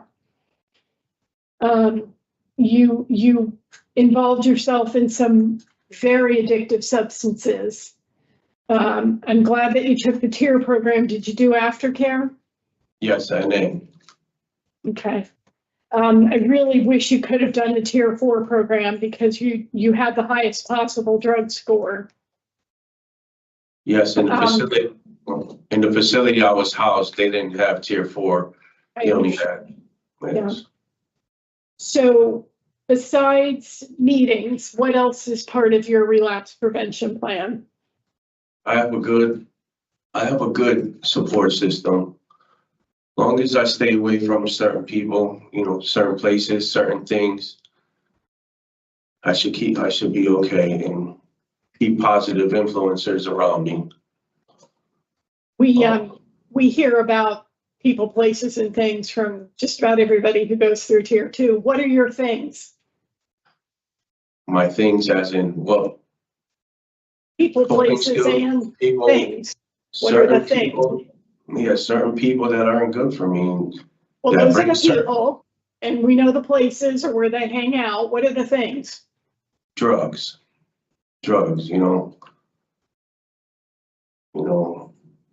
my wife is she's my other half, November 14th would be 22 years together. Well, you should consider yourself very fortunate that she stood by you.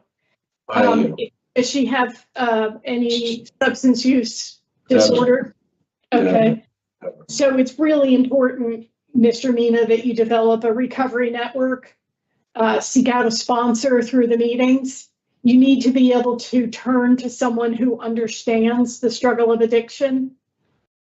When you start getting wobbly in your own practices, there's somebody who can pick you up and take you to a meeting.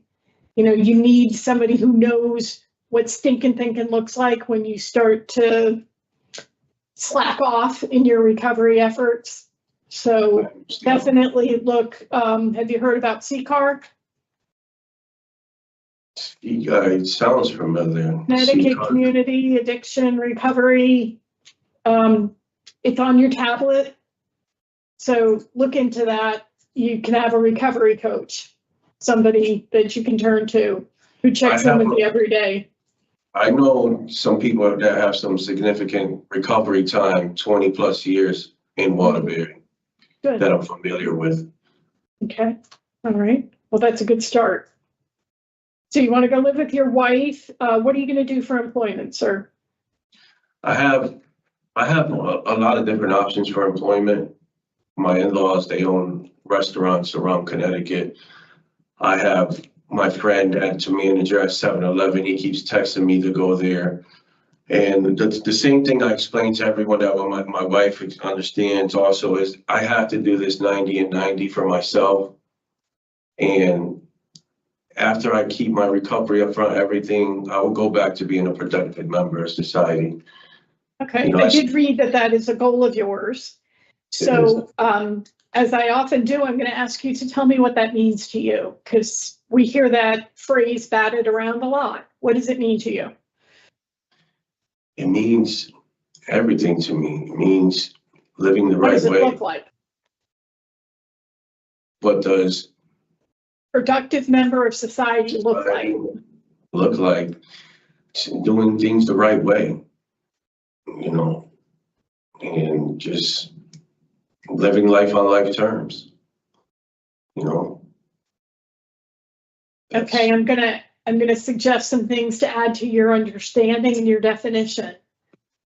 That you earn a paycheck and you pay your taxes.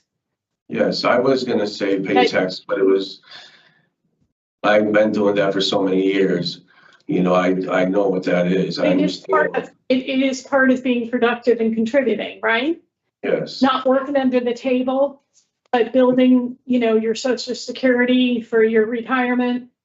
I understand. Right, filing your income tax every year, so there's a record of your earnings, registering to vote, having a library card, volunteering in the community.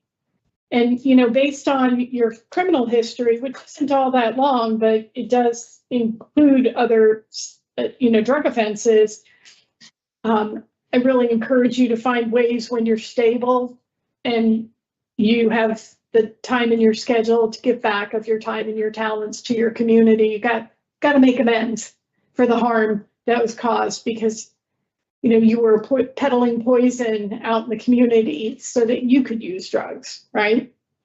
Correct. How did you hide your addiction from your wife? I left home a month after her passing because I just couldn't, bring it to the house. But she understood because she's been with me so long. So I just did not come home for about 9-10 months. I didn't hide it from her. I just didn't want to put it near her. And we took tremendous loss because of it. Yeah. Well, it's tragic. I mean, it's one, devastating experience. And, because you, as you said, didn't know how to deal, you blew up your whole life. Do you have trouble asking for help, sir? I do. Okay. I do. I like to be independent. But this was a humbling experience. I learned that there's other options. You don't always have to, I don't always have to be so impulsive. And if I would have just reached out to somebody, maybe I could have prevented everything that went on. Yeah. Because, the drugs help you numb out and escape the pain, but it's still there. It is. So I hope you'll find healthy ways to work through your grief with your wife, and find, meaningful ways to honor your daughter's memory. Thank you. I wish you much success out in the community, sir. Thank you for talking with me and Thank you for thank you, listening. Madam Chair. Thank you, Ms. Chance. No question. I have no questions either. Okay. All right, so Mr. Mina, we're going to deliberate now and give you our decision in just a moment. Ms. Turner. So what we're looking at in Mr. Mina's case is 1 year of discretionary parole supervision because he is end of sentence at the end of May of next year. And, he's got some new insights to work with. He is recommitted to his own recovery. And I think that year could be best spent out in the community with the guidance and support of parole before he begins 3 years of probation. Just to help him get on the path to recovery and get, back into his adult responsibilities. I appreciate that he's taken the programs that he has. He got the Suboxone contraband DR before he completed tier 2, probably even before he started it based on the timing.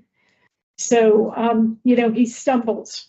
And as long as he develops a robust network for himself and realizes that, he doesn't have to do it alone, I think he'll be successful. So my vote is to grant.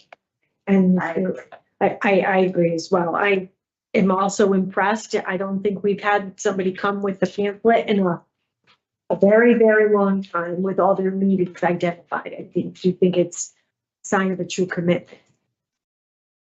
So conditions, standard conditions, anything else? That's all I have. Okay. So in the matter of Gabriel Mina, 302032. We got 302032. I make a motion to grant parole on or after today, April 28, 2026, with standard parole conditions. Do I have a second? All those in favor? Aye. All right. Did you say April 26th? 28. It's the 28th. I thought I said 28. April 28, 2026, on or after. All right, Mr. Mina, congratulations. We wish you the best of luck. Thank you guys so much for listening. Thank you. This concludes the hearing for Thank Gabriel 0203.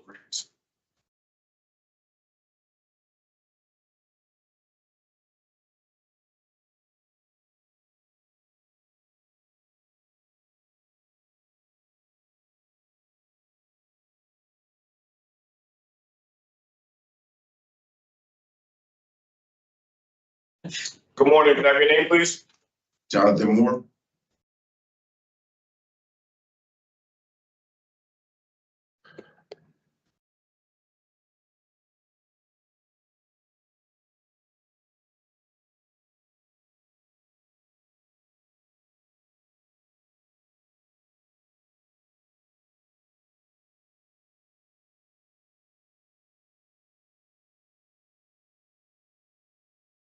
Good morning, my name is Parole Williams. Today is Tuesday, April 28, 2026. And this is a hearing of the Connecticut Board of Pardons and Parole. The following board members are present this morning and by stating their names on the record, certify they have reviewed all statutory required documents and available pertinent information in preparation for this hearing. Good morning, Deborah Smith Palmieri. Joy Chance. Nancy Turner. Please state your name and inmate number for the record. Jonathan Moore, 190867. Thank you. This hearing is being conducted in consideration for a parole application for Jonathan Moore, 190867. He is serving a sentence of 3 years for 5 counts of burglary, 3 counts of violation of probation, and payment card fraud. As of today, records reflect the parole eligibility date of March 29th, 2026. There is no victim input in this case. There is an offender accountability plan for this offender. It has been reviewed and shows the offender has completed the following programs. The offender is currently working. Utilizing the statewide collaborative offender risk evaluation system scores, the offender's overall score for recidivism falls in a very high range. This is your opportunity to express the board why you should be granted parole. You may begin. Good morning. I like to accept full responsibility for the crimes I committed. I don't make any excuses for what I did. I know right from wrong. Everything that's happening up to this point in my life is because of the choices that I made, and I take responsibility for that. Previous to coming in here, I had a full-time job and a part-time job. I had my own apartment. I had my own vehicle. Things were going good for me. Kind of got complacent. When I first came back into the system, the addiction services counselors called me down and they asked me, like, what's going on with you? And we're not going to put you in the tier 4 program anymore because you done did it twice. You know everything you need to do. You have to figure out, when is it going to be enough? And, that's when you'll get it right. And I didn't know how to answer that question. Previously, I would say I was doing it for my family, my kids, and obviously that wasn't it because I came back. It's something about getting older that, humbles you. So I would say that my motivation for change today would, be time. In 10 years, I'll be 63 years old. I have no credit. I'm basically homeless. No life insurance, no nothing. It's like I'll be getting out of here starting all over again at 53 years old. In a normal life, you're 18 years old and you decide if you want to go to college, military, navigate through life. You're in your 20s.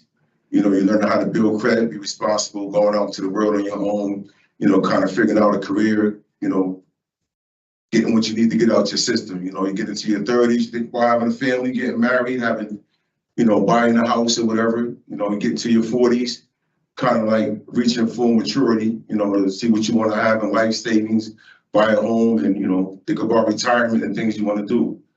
Up to this point in my life, I figured, it's a shame to say I've lived a wasteful life, like just in and out of here and doing anything, and I'm ashamed of myself for that. And I don't want that to be how my story ends. I know I can contribute more, be a productive member of society, man. My plan is if I get out of here, I'm from New Haven, but I have good family support. My daughter, my mom, my dad, my father, good support, but I'm actually go to a halfway house in Hartford. Anytime I've had any type of success, it's been away from New Haven. Whether I lived in the valley of Derby, Shell Seymour, when I was in South Carolina, I had success. Like anytime in New Haven, I become complacent because, my family are like enablers to me, like a close family. So I don't have to pay no bills. I can pretty much do what I want. And that's what gets me into trouble. So I'm just looking to go to Hartford or Bridgeport. I don't know anybody. It's a fresh start. I'm a chef by trade. I have marketable skills.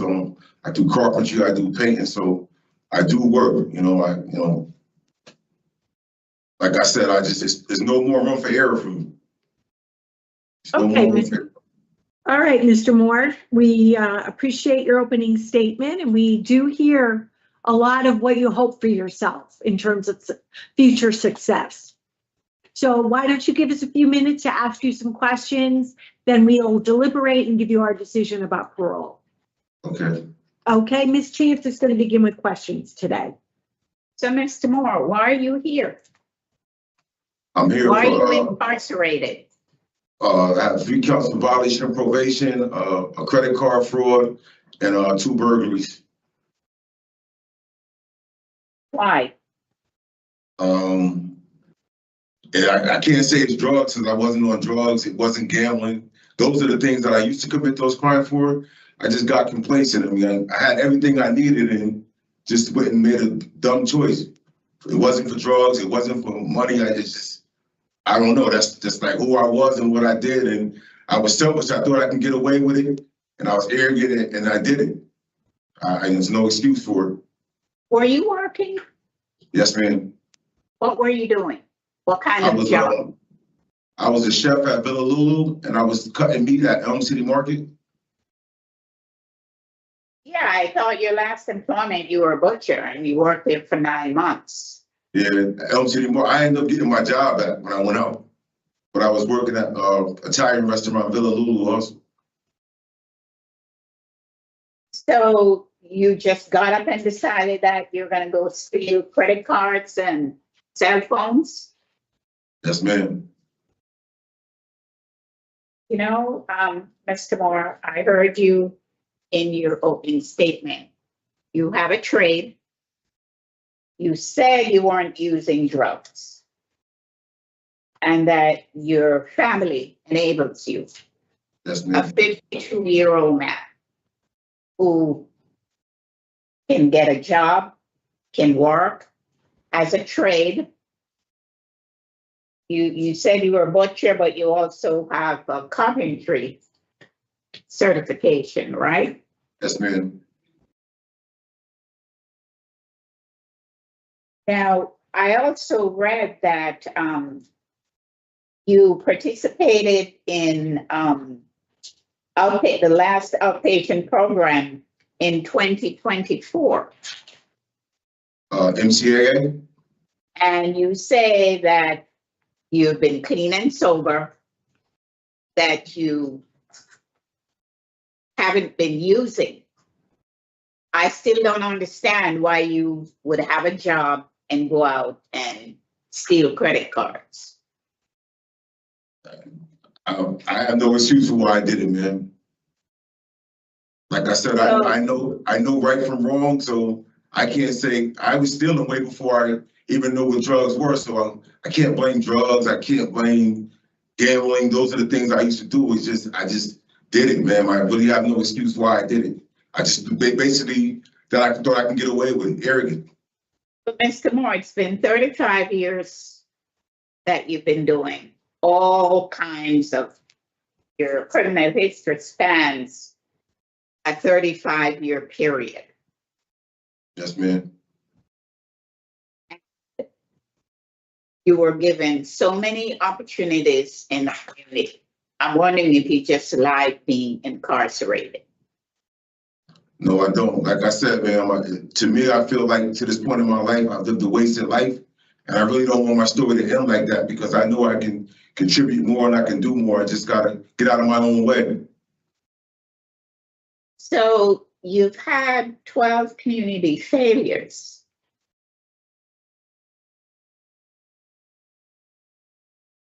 You last completed your sentence in 2024. I went on a reentry furlough, yes. Yes. So what is it that you think that you need to go out in the community and not come back to jail? Just be responsible, get out my own way, grow up, and just do what I need to do so I can have some type of meaningful life. Have you ever taken the Voices program? I've taken it before, yes. Didn't mean anything to you? Yes, it did. Like previously before coming in here, my sister was diagnosed with stomach cancer and someone broke into her house. And my sister worked for 40 years to get everything she needed. And I felt so helpless when that happened to her. But yet I got out and then I victimized somebody, even though that happened to my family, you know? So I do have the empathy for that, you know, what happens is just, it's me. Like I said, being arrogant and selfish. So you did the Voices program, so you know the impact of what you're doing on the people that you're stealing from. Yes, ma'am. Your community and your family, but it doesn't seem to matter to you. how can we help you today? Because I'm trying to be honest, man. I'm trying to be honest with you, and I'm not like trying to minimize anything. That's why I'm explaining to you that, you know, I was being selfish and I was being arrogant, but like I said, I'm not getting any younger. 10 years, I'll be in my 60s. I'm just looking for a fresh start, somewhere new to go work and just contribute to society. Those things happen. I can't take them back. I take responsibility for them, but I mean, whether you give me parole or I go home discharged, I still got to do the right, figure this thing out and do the right thing. yeah, because, you know, in order to determine your suitability, I mean, I know you have not received any disciplinary reports, but you were already given 14 opportunities to go in the community and you failed on 12 of them. So you're asking for the 15th opportunity today. I don't know what kind of assurance we can have from you that we're not going to see you back. I don't think you have any either. I mean, I understand where you're coming from, but all I can do is try, man. That's all I can do.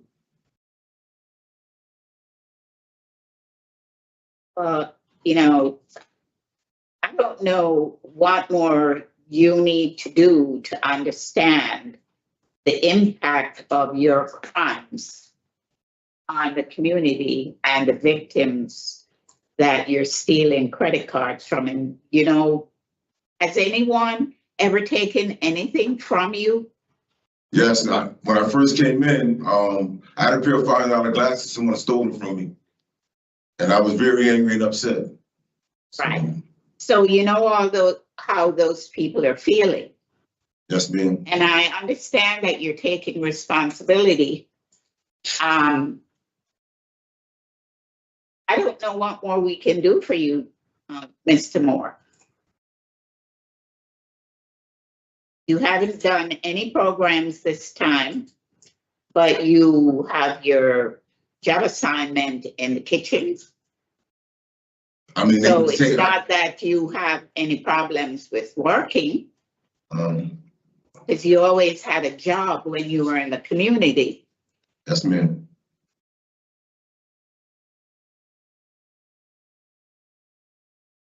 And all you're asking for today is another opportunity. Yes, ma'am. All right. Well, thank you for answering my questions, Madam Chair. I have no additional questions. Ms. Turner? I just want to mention to Mr. Moore that in March of 2022, both Ms. Chance and I were on your prior discretionary parole hearing, and we granted you. You had taken Tier 4 at that point. And I'm hard pressed to understand how you thought you could get away with it, with these crimes, when you have been convicted 7 times for burglary. So, you know, maybe it's wishful thinking on your part. But, you know, it's one thing when you break into businesses that are closed, but it's a whole different thing when you break into people's homes. And your actions in the residential apartment burglaries that you committed this term, you know, it's a lot more than taking someone's stuff. You take their sense of security.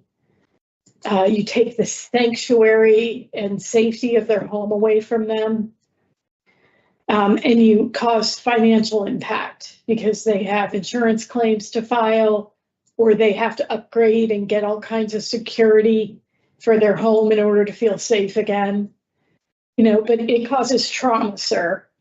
So I'm very happy for you that DOC will consider releasing you if you take the Voices program, because I will not be voting again to put you out to discretionary parole. Thank you, Madam Chair. Thank you. All right, Mr. Moore, we're all done with our questions this morning. We'll deliberate and give you our decision. Ms. Chance? So, Madam Chair, I look at Ms. Moore's history, and he's here today. He was working had a decent job, he has a trade.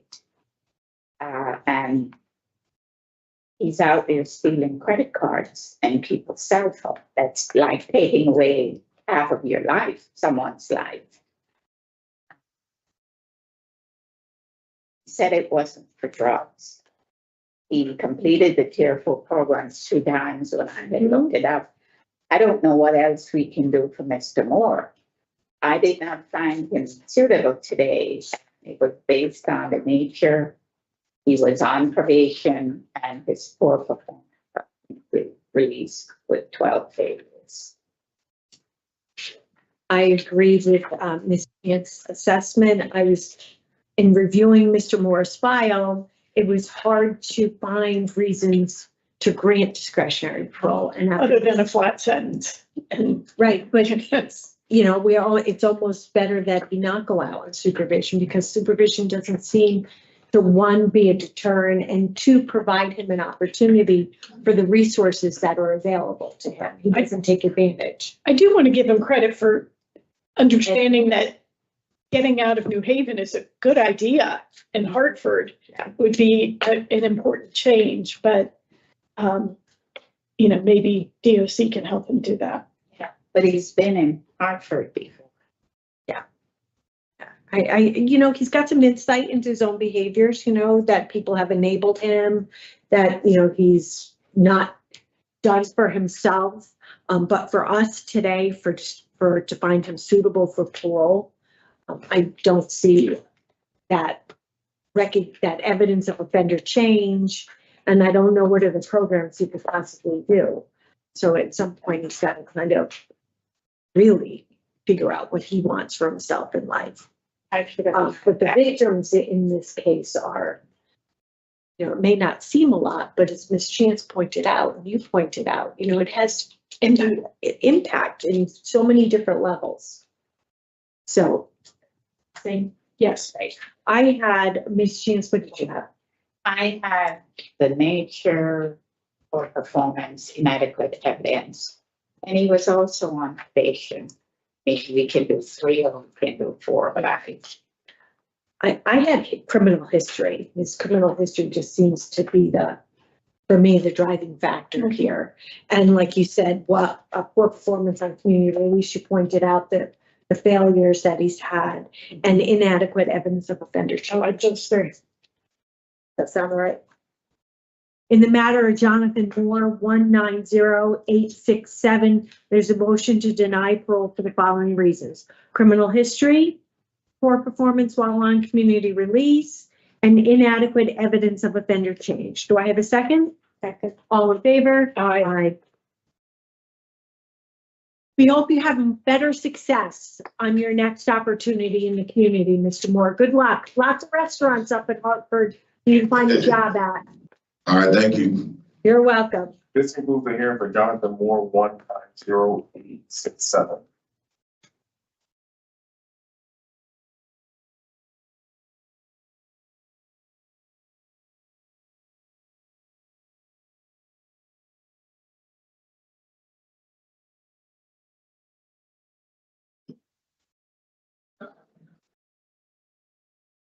Good morning. Can I have your name, please?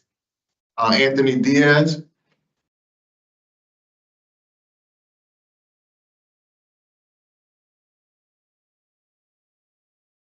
Morning, my name is Officer Williams. Today is Tuesday, April 28th, 2026, and this is a hearing of the Connecticut Board of Pardons and Parole. The following board members are present this morning, and by stating their names on the record, certify they have reviewed all statutory required documents and available pertinent information in preparation of this hearing. Deborah Smith Palmieri. Joy Chan. Nancy Turner. Please state your name and inmate number for the record. Anthony Diaz, 392547. This hearing is being conducted in consideration for a parole application for Anthony Diaz, 392547. He is serving a sentence of 12 years execution suspended after 5 years with 4 years of probation for threatening first degree and illegal alteration of a firearm. As of today, records reflect the parole eligibility date of May 19, 2026. There is no victim input in this case. There is an offender accountability plan for this offender. It has been reviewed and shows this offender has completed the following programs. No programs has been completed today. Utilizing the statewide collaborative offender risk evaluation system scores, the offender's overall score for recidivism falls in the very high range. This is your opportunity to express to the board why you believe you should be granted parole. You may begin. Morning. I want to begin my letter by thanking the board for the opportunity to speak in today's hearing and the gratitude I have for even having a chance to appear before you today. First, I want to apologize to the victims for putting them through a traumatic experience. Through my actions, I caused them great harm, crossed the line and violated their sense of trust. I take full responsibility for my actions. I'm truly sorry, and I hope they find it in their hearts to forgive me. When I first got arrested, my way of thinking was still distorted. That's when I got those disciplinary reports. Now that I had time to reflect and my mind is clear, I wouldn't use violence. I would use my words and communication skills I've gained to de-escalate the situation. I've learned a lot since being in Tier 4. I've learned discipline, holding myself accountable, and integrity. Some other things I've learned is problem solving to manage conflicts and regulate my emotions with meditation. I've gained awareness enough to pause and really think about my actions before I act, thus working on my impulsive behavior. Changing the way I think is the best thing I've accomplished, stopping me from returning to a life of crime. Due to my eye disease, I'm going blind and plan on getting a service dog to help me navigate, also to be emotional support. I'm looking into NA and AA meetings in my area, getting a sponsor, recovery coach, and a network of sober, like-minded people to help me on my adventure in sobriety. Also very important is finding a therapist and counselor so I can continue on my meds. Taking care of my mental health is vital to my recovery. I'm a good candidate for parole. I have better communication skills, learn ways to manage stress, staying away from people, places, and things, make new friends with good intentions, and have found a new way to live, drug and crime free. Again, thank you for the time to speak. I do appreciate your time. All right, thanks, Mr. Diaz, for that. You did a nice job. I thought you covered a lot. Let's begin today. We're going to be asking you some questions, each of us, then we'll deliberate and give you our decision. I'm going to begin with the questions this morning. So Okay. I read in your file that your explanation of this is a drug deal gone bad. So I had a hard time getting there. What was going on here and how did you get involved in this? Well, I know the victim through, I used to sell him drugs, and I used to also get high with the victim. And that night, that's exactly what we're doing. It was to sell him drugs, but argument ensued, and it was basically an argument between me and the victims and my co-defendant also. And during that situation when the commotion was happening, I do admit I did try to steal the victim's Xbox, and the police were called, and that's when we got arrested outside the house. All right, but you're charged. Okay, so you went in with the purpose of trying to steal from the victim? No, the purpose was to sell him drugs, but I was under the influence, and Okay, you were also using drugs, right? Yeah, everybody in that situation was using drugs that night. And who had the firearm? Both of you? My co-defendant had the firearm, but I do admit that it was my firearm.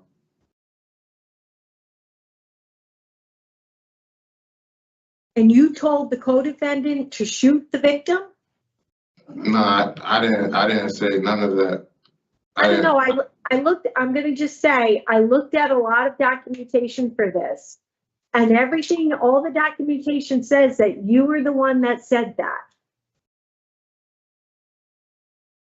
To be honest, I did not say that. I actually I actually told my co-defendant to chill, like, don't do nothing like that, like, don't do that. I actually told him not to do it.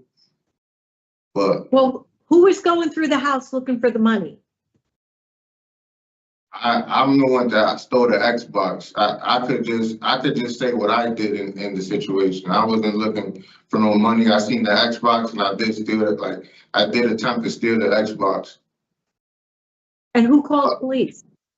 The victim, I believe it was his girlfriend. So you go into this victim's house.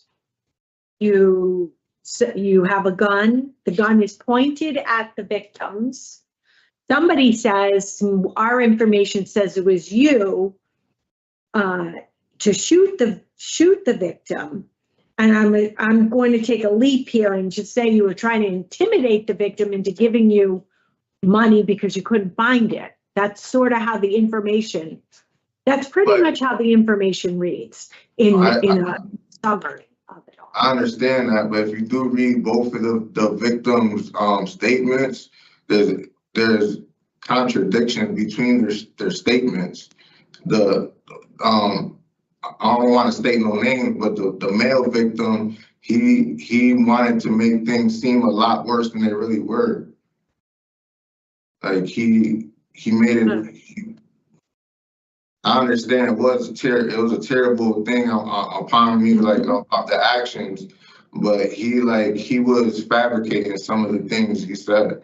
If you go to the females, the female's complaint, she's the one that said that my co-defendant is the one that did that and threatened them. So you were just out of jail for possession with intent to sell. Why are you back selling drugs?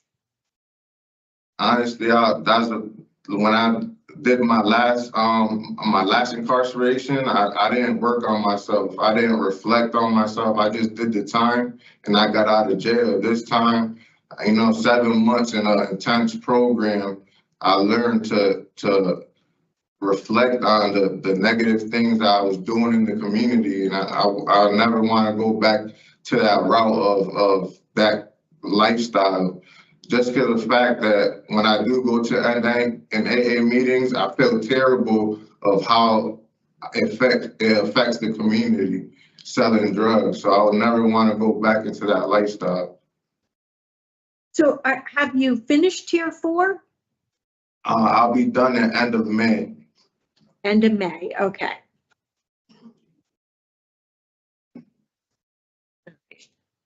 You've done inpatient treatment before. Have you done an intensive outpatient treatment before, sort of like tier 4? I've never done tier 4, like something like tier 4. I just done like short programs. Why do you think the impact of tier 4 now is going to help you in the community? Because you've done treatment in the community before. You know how bad drugs are. You know how you respond to your own drug use.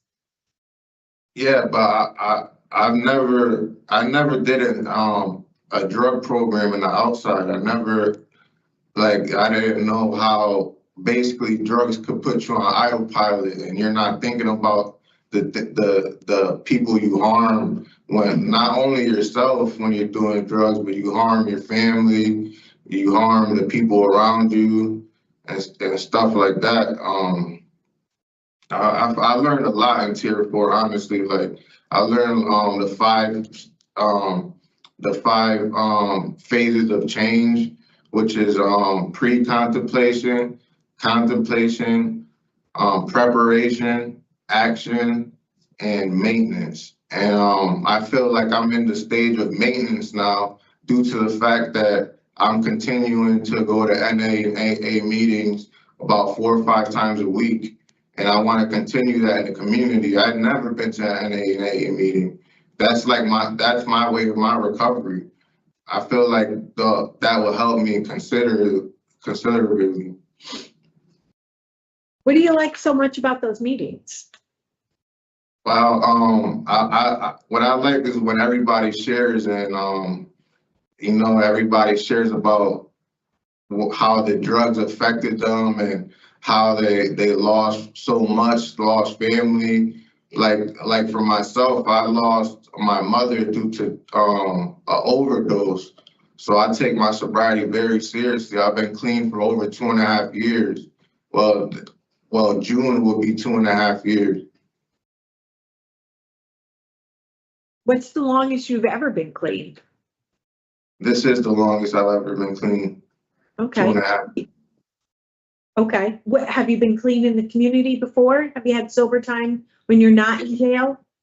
Yeah, I have maybe like 6 months to a year clean in the community before relapsing back into like prescription drugs.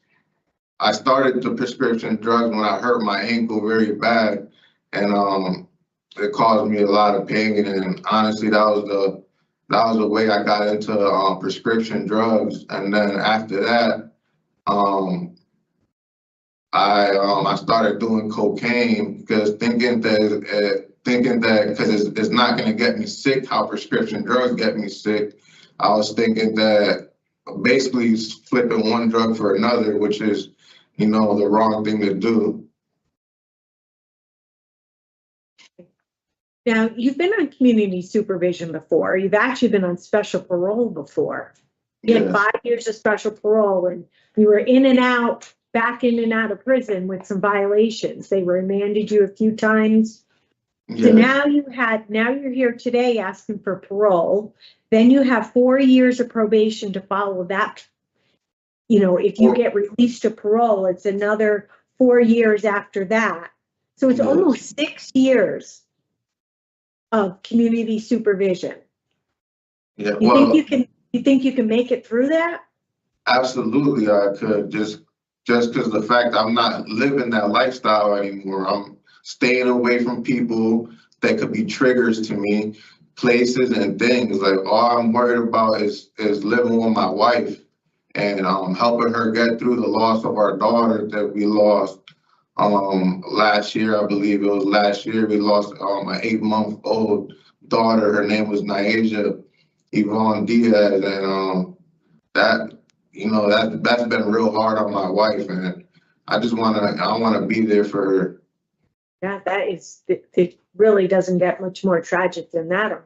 I'm very sorry to hear for your loss and that your wife has had to go through this alone.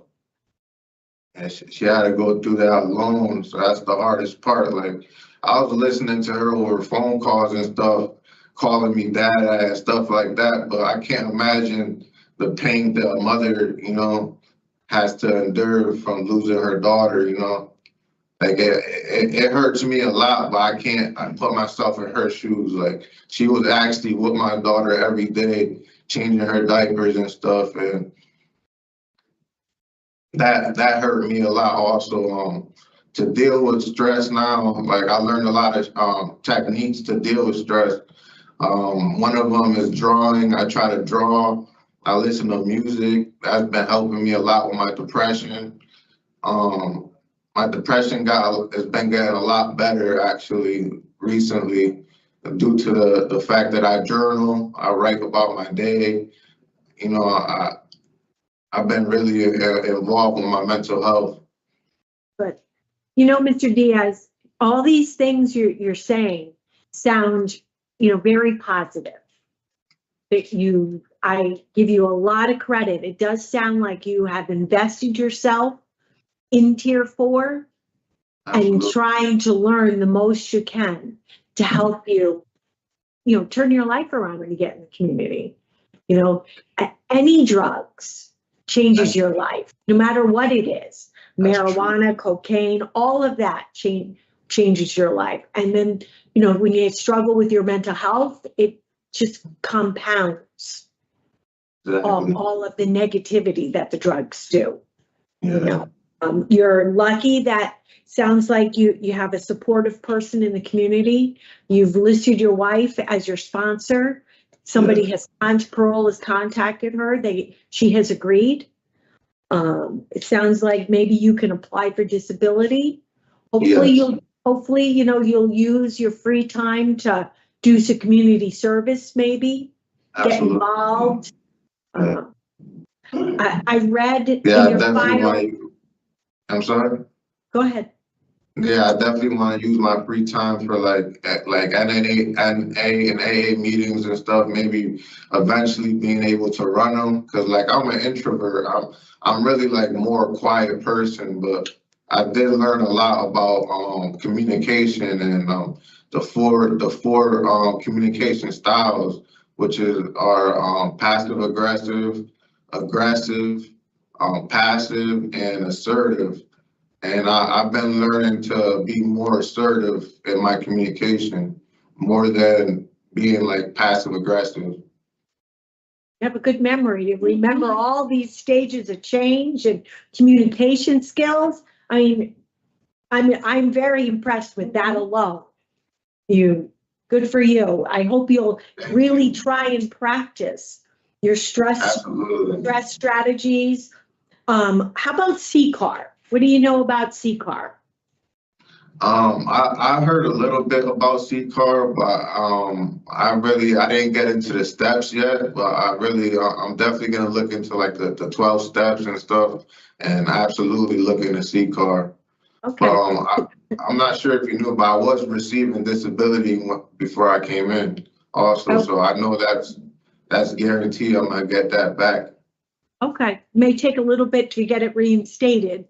So you'll have to, put yourself a plan, even when you get it reinstated, to make your daily life productive. Because I was interested to read, it's that you said you would wake up and look for an AA meeting. But then I made a note, you were still using drugs every day. So there's kind of, contradictory there. I hope when you wake up, you will go to an AA meeting. When I was saying that, that's what I was saying in my future plans. Okay. All right. Not the past. I've never been to LA. Okay. And Mr. Diaz, the only other comment I'm going to make is, when you talk about kind of doing things in your community, I'm happy to hear that you want to strive to chair a meeting, because chairing a meeting, making the coffee for the meeting, it commits you to be at that meeting. Right. A lot of people do it just for that sole reason, especially being the person that makes the coffee. Mm-hmm. Yeah. And CCAR also is very big in Waterbury, which is where you're going. I think you could find a lot of support in a setting like that. Absolutely.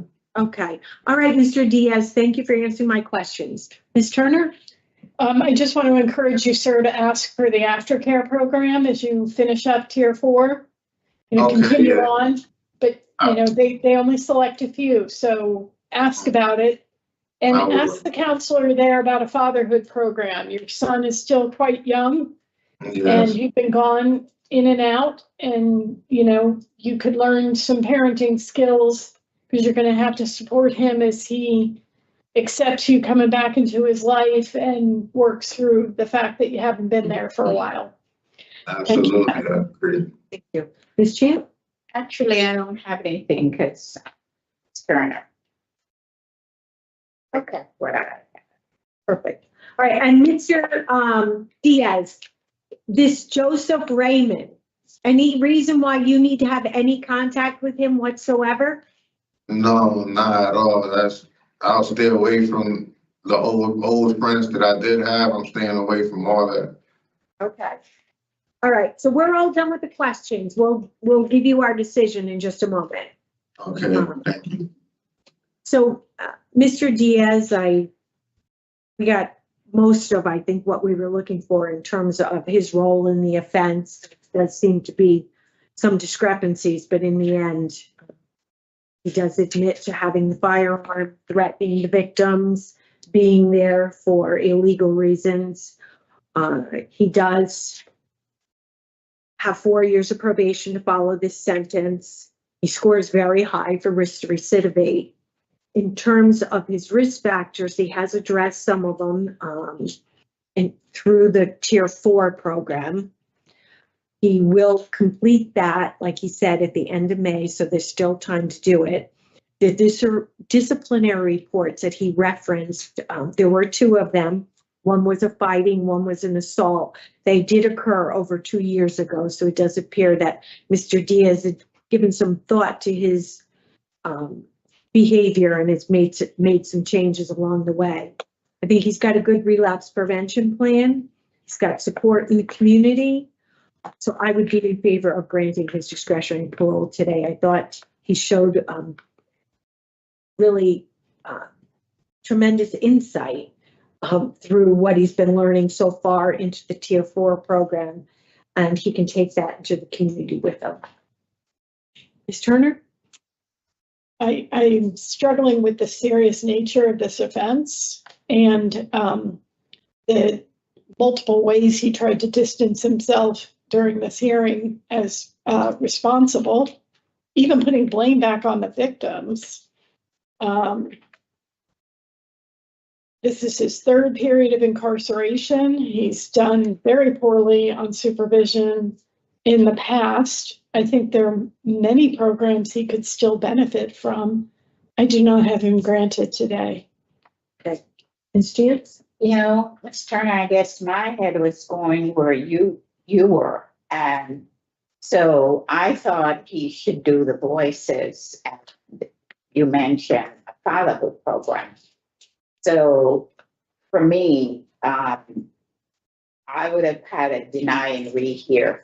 I did not think, he didn't say much about his release or relapse prevention plan. He said it now. But I do think for him that he really needs to sit down and put it down on paper. I hear him saying that he wants to go back out on disability, but there's a bit more that he could do. So for me, I would be willing to deny and rehear with the understanding that he would do the voices and, as Ms. Turner suggested, a fatherhood program, because he has not seen two of his children, and he said it's due to their mother. It can't be all one-sided. Maybe she doesn't like what's going on with him.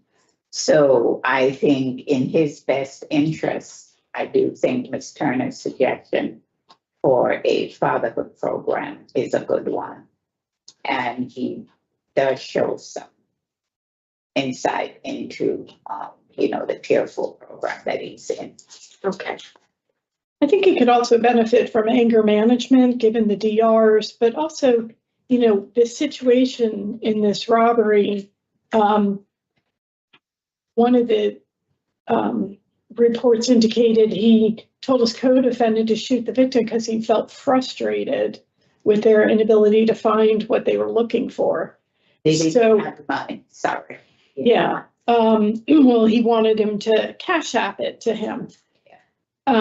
So, there's some emotional struggles that he has that he could also benefit from anger management. I had it as a condition for his release, but maybe he can do it there. It's just a suggestion of something else he could ask for, but I'd like to see him continue with aftercare and use this time to look into CCAR that he hasn't yet connected with. I'd be willing to rehear him in February. I thought 6 months. It's so close to this. Well, we're looking at multiple things for him to do with aftercare on top of it, so. Well, there's never any guarantee, though, that they're getting aftercare. Right. So I'm going to go on the minority. So what would you like to do for a rehear? May, June, July, September, October, November. November is 6 months. I mean, even if he got it, he's about to finish at the end of May. So aftercare is usually about 3 months. So that's still. I'm looking at, Just hang on, Mr. I'm Diaz. looking at the date in relation to his end of sentence, which would be July. So, I thought February was generous because I initially thought a year. What do you want to go with, Ms. Chance? Okay, I'll just go with whatever date it's. February of 2028, 27. 27. Okay. Okay. All right. So in the matter of Anthony Diaz, 392547, I make a motion to deny discretionary parole for the following reasons. Which inadequate institutional program participation, inadequate evidence of offender change, or nature and circumstance of the current offense. Those two. What was your third? The inadequate evidence of offender change. Okay. I don't know. Okay. All right, so I'm gonna start that again. Anthony, in the matter of Anthony Diaz, 392547, I make a motion to deny discretionary parole for the following reasons. Nature and circumstance of the current offense, inadequate evidence of offender change, inadequate institutional program participation. Do I have a second? Second. All those in favor? Aye. And those opposed? Aye. The panel will also rehear Mr. Diaz's case in February 2027 with a recommendation that he participate in any additional positive programming to include a fatherhood program, anger management, aftercare if it's made available, voices. Did I cover everything? And come up with a concrete relapse prevention plan. Okay. All right, Mr. Diaz, you wanted to say something earlier, but I wanted us to kind of figure out where we were going. What did you want to say? I just wanted to say about the aftercare. They're transferring me to a different facility due to me going blind, and that's happening real progressively. So they don't have aftercare in Willard-Sibowski. Okay, so the next panel won't necessarily hold it against you if it's not made available. But there's other things you can do, right? Put together a nice, solid relapse prevention plan. Look up what CCAR can do for you. Try and get yourself into a fatherhood program of some sort, maybe an anger management. You still have voices on your OAP as well. Okay. Okay, so do the best you can and do whatever's available. Right? Anything you do will only help you. Okay, thank you. Good luck to you. This concludes the hearing for Anthony Diaz, 322547.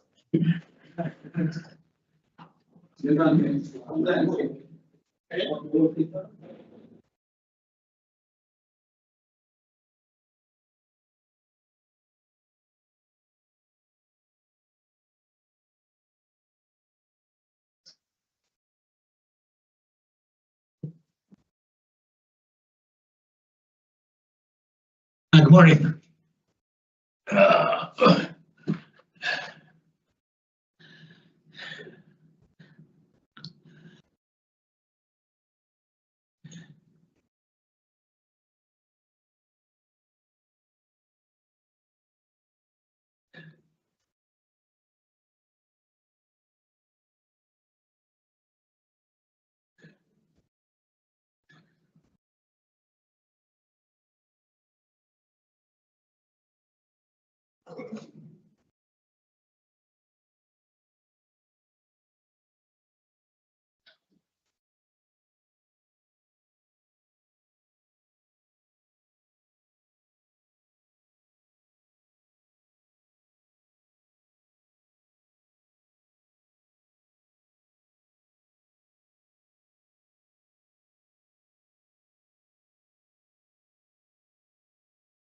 Can I have your name, please? Michael Herview. Oh. Michael. For you. We don't have a Michael. Yeah, number 8. Oh, 8. Yeah. Oh, third view. Okay.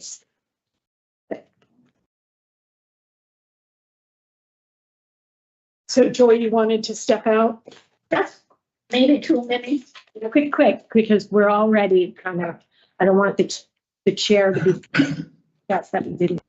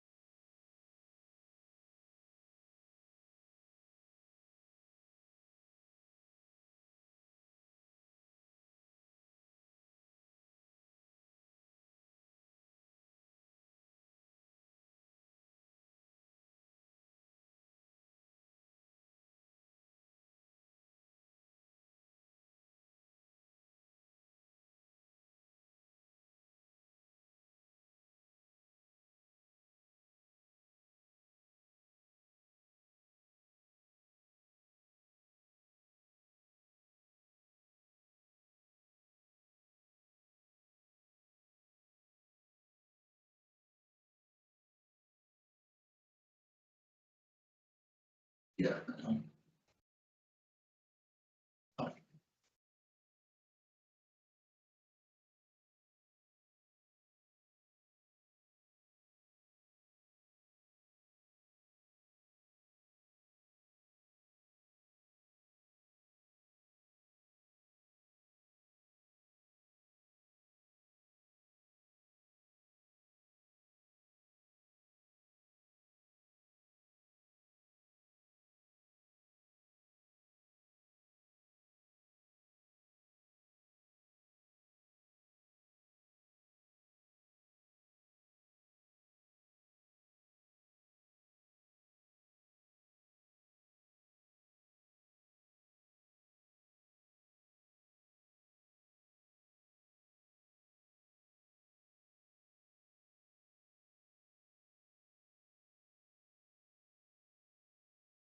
Good morning. Hi, all right.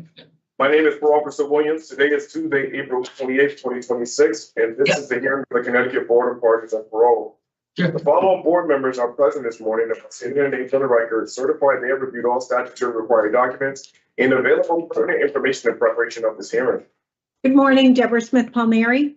Morning. Joy Chance, Nancy Turner. Please state your name and inmate number for the record. Michael Herview, 368454. This hearing is being conducted in consideration for a parole application for Michael Hervia, 368454. He is serving a sentence of 5 years execution suspended, 2 years, 6 months, and 3 years of probation for violation of probation and sexual assault 4th degree. As of today, records reflect the parole eligibility date of November 5th, 2025. There is no victim input in this case. There is an offender accountability plan for this offender. It has been reviewed and showed this offender has completed the following programs: Voices and PSB short track. Utilizing a statewide collaborative offender risk evaluation system scores the offender's overall score for recidivism falls in a very high range. There's also a static 99 of a 2, which falls in the low moderate range. This is your opportunity to express to the board why you believe you should be granted parole. You may begin. Oh, no, just my, if not for nothing, just my medical, I got a lot of medical issues. I want to get out there and get my medical issues that corrected, that's all. It's pretty much, that's what it is. Okay. I'm all done with all the other crap. I don't care about all that. I just want to take care of my medical issues. That's it. That's my main focus. Yeah. All right. Pronounce your last name for me. Herview. Herview. Got it. Yeah. Okay. All right, Mr. Herview, we'll ask you some questions now to determine your suitability for discretionary parole. Sure. And Ms. Turner will begin with questions. So you were on probation and having a hard time of it. Why was that? Well, I was battling a drug addiction at the same time I was on probation. So, you know, I bonded out. They arrested me. I bonded out, and I kept going back and forth because I was trying to wean myself off the best I could. I was going to meetings and doing things like that. I was getting there. It's just had a slow process, But that's all. Well, you were still testing positive while on supervision. Right. Repeatedly. I did a long. Where were you getting treatment? Because you weren't. Well, I went to Stony Institute. Then when I got, I still tested positive a couple of days later. But I needed long-term care, and I consider this my long-term care. So, and it, like I said, it ruined my physical health dramatically. That's why that's why I'm all done with that crap. I'm just done with it. I got, So the crap you referred to in your opening statement is drug use. Yes. All right, well, you're 60 years old. It's probably time to spend your money and your time doing something different. Sure. So you still need to do problem sexual behavior treatment in the community, and you weren't complying with that either. Why? I felt that I really didn't need it. To be honest with you. Okay, well, whether or not you believe you needed it, it was required of you. Right, and I did it, and I did it, but I don't think I finished it, but I did it. No, you didn't. No, so you sure didn't. And I don't know how much you could get out of treatment if you were still using crack cocaine as often as you were. Well, that's years of using, man, you know, on and off, you know, years of, not knowing that's really destroying my health.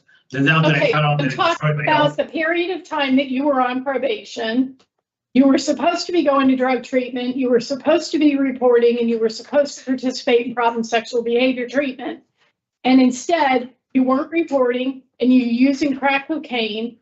And my comment to you was that I doubt you would have gotten much out of problem sexual behavior treatment with the amount of cocaine you were using as regularly as you were using it. How are you paying for your drugs, sir? Oh, just, I had my own, I had another thing I gotta get is back on I had my own apartment. I had. How are you paying for your drugs? Cash assistance, I had cash assistance, yeah. Cash From the assistance, state? yes. Oh, so was that SSDI?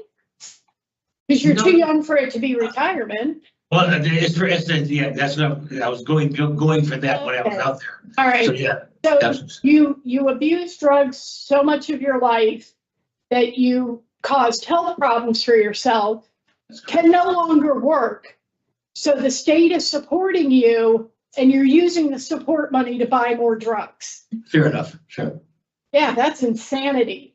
No, you're right, it is, you're absolutely right. That is absolute insanity. Absolutely, you're correct about that, absolutely. Definitely. So you continue to deny that you sexually violated this child? It's so much to this story. It's a yes or no question, sir. Yes, yes. All right, well, you've been halfway house approved by DOC. That sounds pretty good. You're very fortunate in that respect. I have no more questions, Madam Chair. Thank you very much. Ms.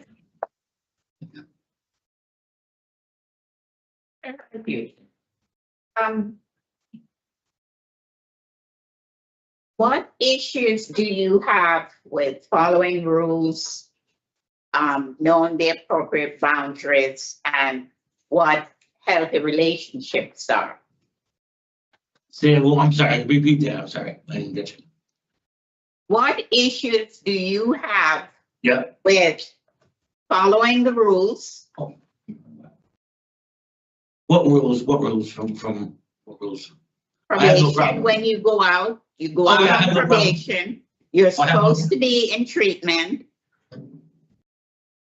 I have no problem at all following the rules, man. So sometimes, like I said, I have medical issues, sometimes I don't feel good on a day, something I have to be somewhere, sometimes I just don't do it. It's that simple. Because I have major medical issues, Yeah. So My kidneys are no good. everyone, we all, I have chronic to kidney hurt you, disease. Yes, we all have to live by and follow rules. Oh, All sure. of us. I agree.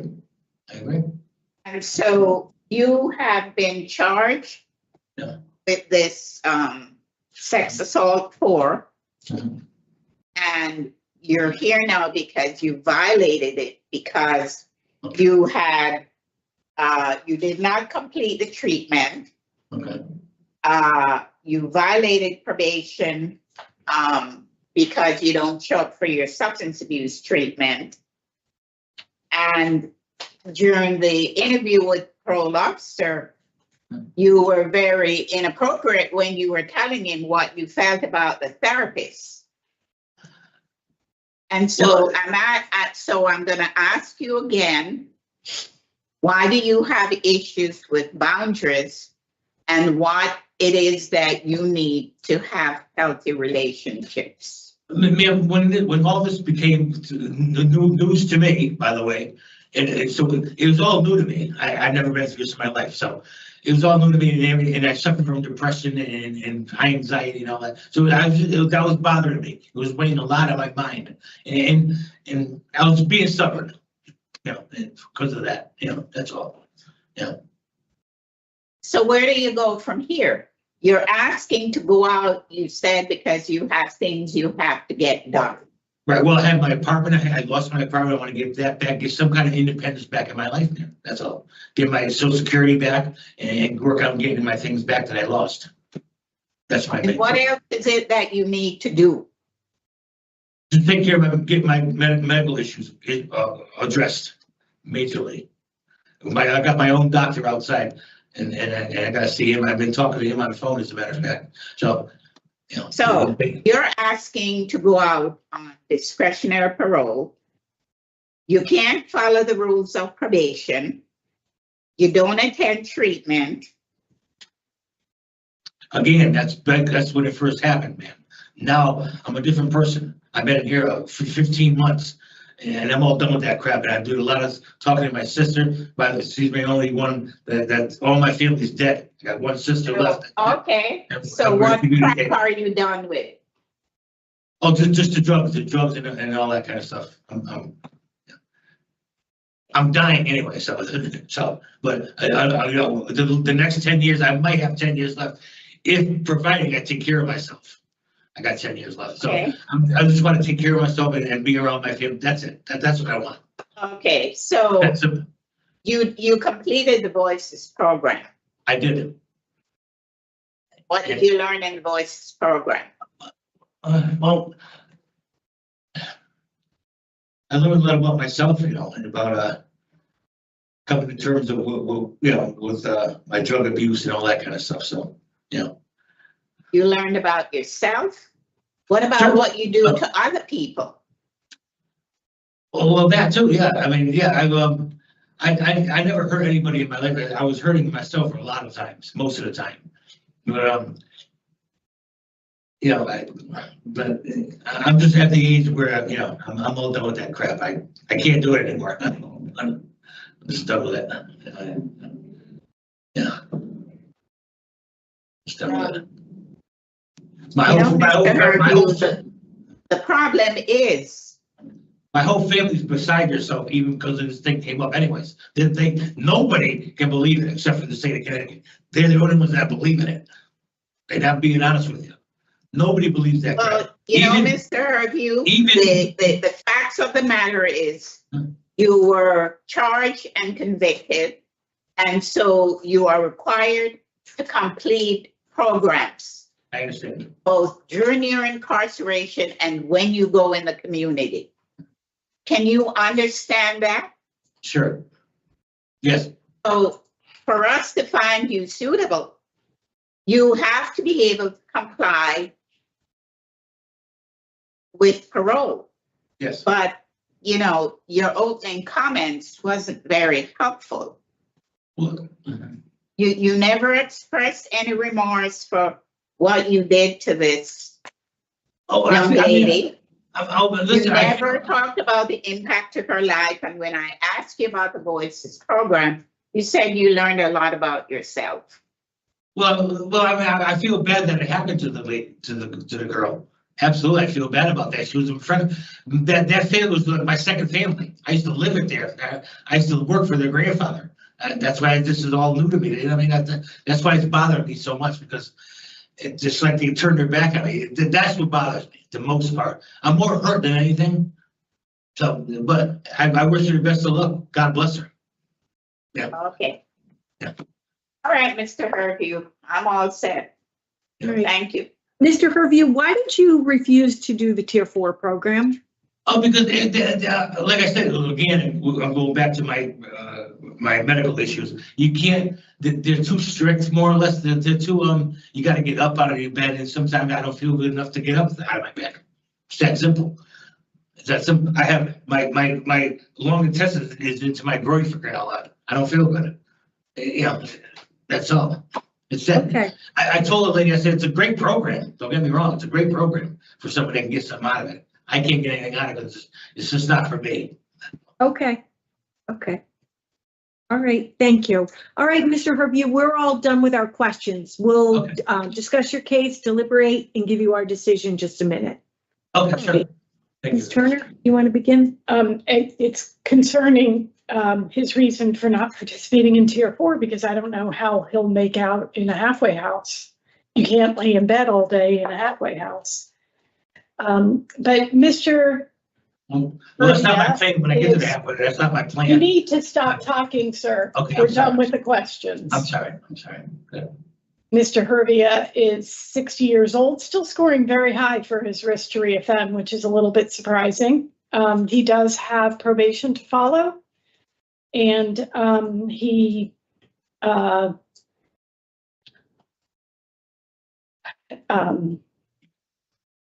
is struggling to explain himself adequately. I'm glad that DOC has approved him, and if that doesn't pan out, maybe he can apply for medical parole, but I do not find him suitable today.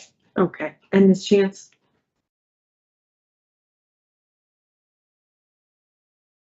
I don't know, what concerns, Mr. Herview has medically. And I know he didn't present himself well today. I don't know what more we can do here right now. So I initially had him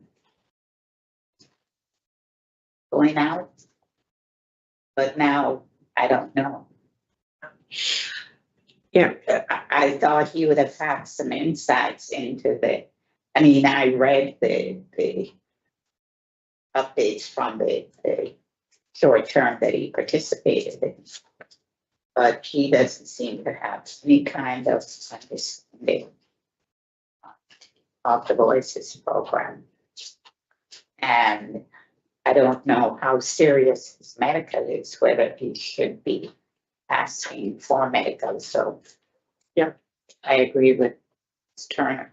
Yeah, I agree with both of you. I just didn't hear not just a lack of insight, any insight I'm just nervous. into his own behaviors, including his substance abuse. I mean, I think I'm hopeful for Mr. Herview that his medical needs will outweigh his substance abuse addiction for his own sake. But I also think it would have been helpful for him to try something, to try and gain some more insight, to help him to build a sober network in the community. Even if he thought he couldn't do well for tier 4, he wasn't well enough, at least develop some sort of plan for the community. I just don't feel like I'm done with that crap. It is a realistic relapse prevention plan for a substance like crack cocaine. Right. And for somebody with the addiction that he has, I mean, he scores a 4. He was on probation, and probation, was trying to work with him. But he just, couldn't see his way through that then either. So I think, he's almost made it impossible for us to find him suitable for discretionary parole today. Right. So, Criminal history, poor performance on community release, and inadequate evidence of offender change. You could make that inadequate program participation and evidence of offender change. I would like to make it both. Yes. And Ms. Chance?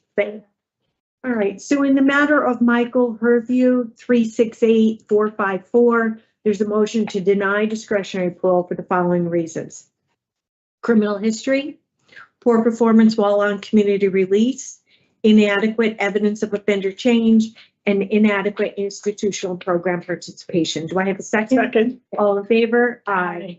All right, Mr. Herview, we're unable to find you suitable for discretionary parole today. Wish you the best of luck as you continue on. Good luck. This concludes the hearing for Mike Perkins, 36845. Wait.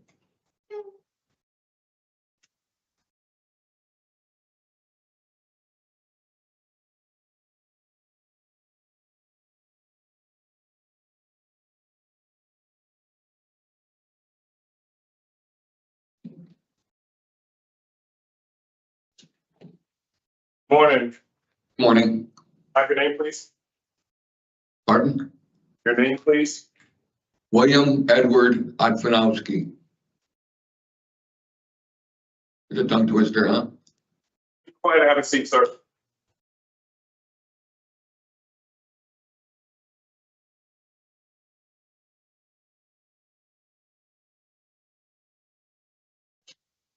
Good morning. My name is Parole Williams. Today is Tuesday, April 28th, 2026, and this is a hearing of the Connecticut Board of Pardons and Parole. Following board members are heard this morning by stating their names on the record, certify they reviewed all statutory required documents and available pertinent information in preparation of this hearing. Good morning, Deborah Smith Palmieri. Joy Chance. Nancy Kerner. Please state your name and inmate number for the record. My name is William Edward Otfanowski, inmate number 150845. This hearing is being conducted in consideration for a parole application for William Otfanowski, 150845. He is serving a sentence of 12 years execution suspended after 2 years, 6 months with 5 years probation for 2 counts of criminal possession of a firearm and violation of a protective order. As of today, record reflect their parole eligibility date of July 24th, 2026. There is no victim input in this case. There is an offender accountability plan for this offender. It has been reviewed and shows the offender has completed the parole program. Tier 2, utilizing the statewide collaborative offender risk evaluation system scores, the offender's overall score for recidivism rating falls in a high range. This is your opportunity to express to the board why you should be granted parole. You may begin.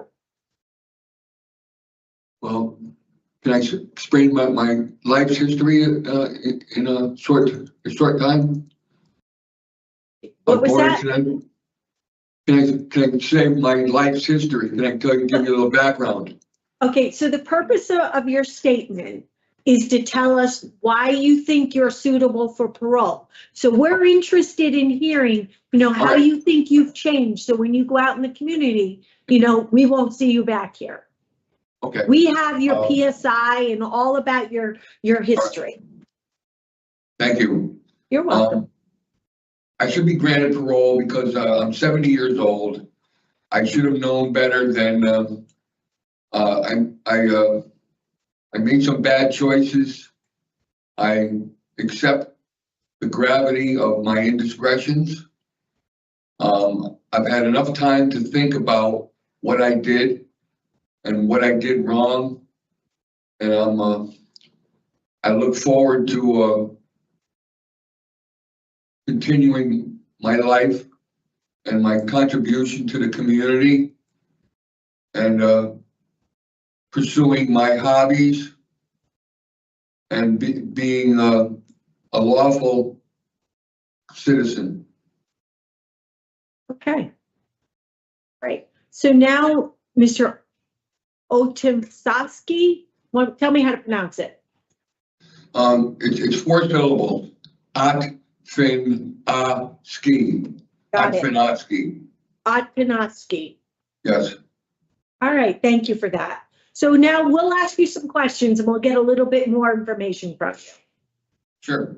Okay, Ms. Chance? So, Mr. Otfanowski, you said in your statement that you should be granted parole because you're 70 years old.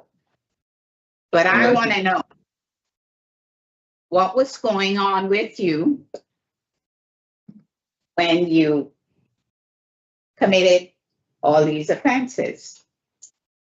I got involved with the wrong people. You see, when I was a young child, I had a traumatic brain injury, and I ended up in a coma. And I took quite a long time to bounce back to reality. And wait a minute there. Let me stop you right there. So you have a gun collection, but you didn't register any of that. Right. Why not?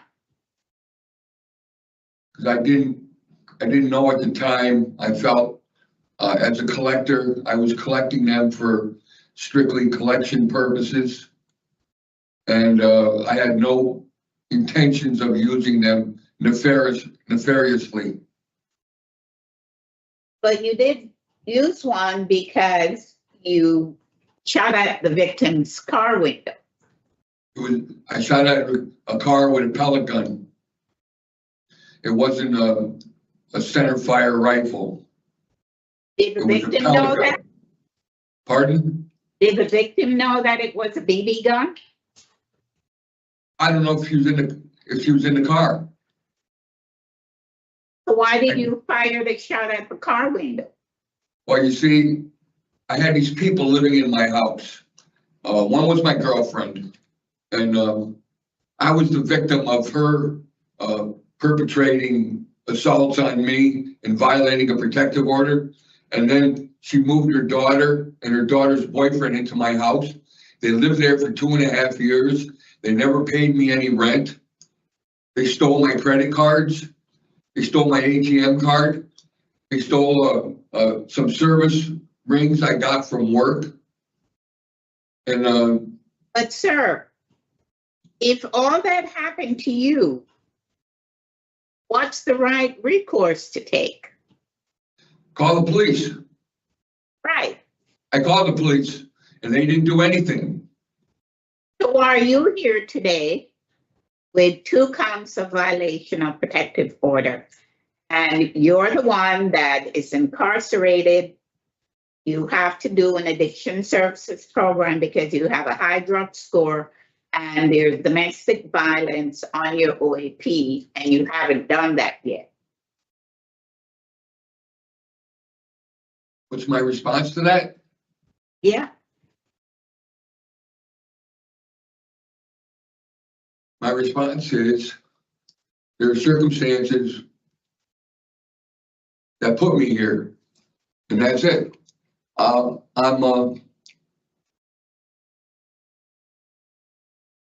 how should I say it? Yeah, I'm not denying what I did, but there's other things that contributed. I had severe PTSD. This woman assaulted me. She tried to kill me. She choked me. She tried to kill my cats. She smashed up 2 of my vehicles. But it doesn't give me the right to do what I did. I understand that. But due to the severe stress I was experiencing, and I was diagnosed with severe PTSD by a certified psychologist. Does that show up on? You said you feared for your life because you were afraid of the victim. But you also said a large part of your day you were consuming alcohol. Who said that? That's what you said. When? In court? During your interview with the parole officer. The last interview?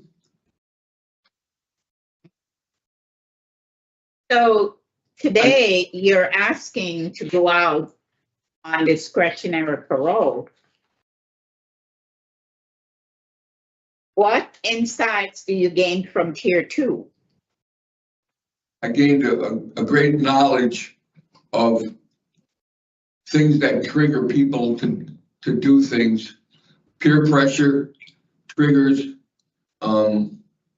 past experiences, and other influences that make people delve into the it's I before E except after A. You know what that means? Intellect before emotions, except after alcohol. I don't drink every day. I don't know where that came from. But let me ask you this now. You should have already known that because your last outpatient treatment program in the community was 2023. So what happened after you completed that program? That was just an anger management course, and I passed that successfully. So if you did, how come you shot at the victim? Or I was stressed out because they were living in my house for 2.5 years.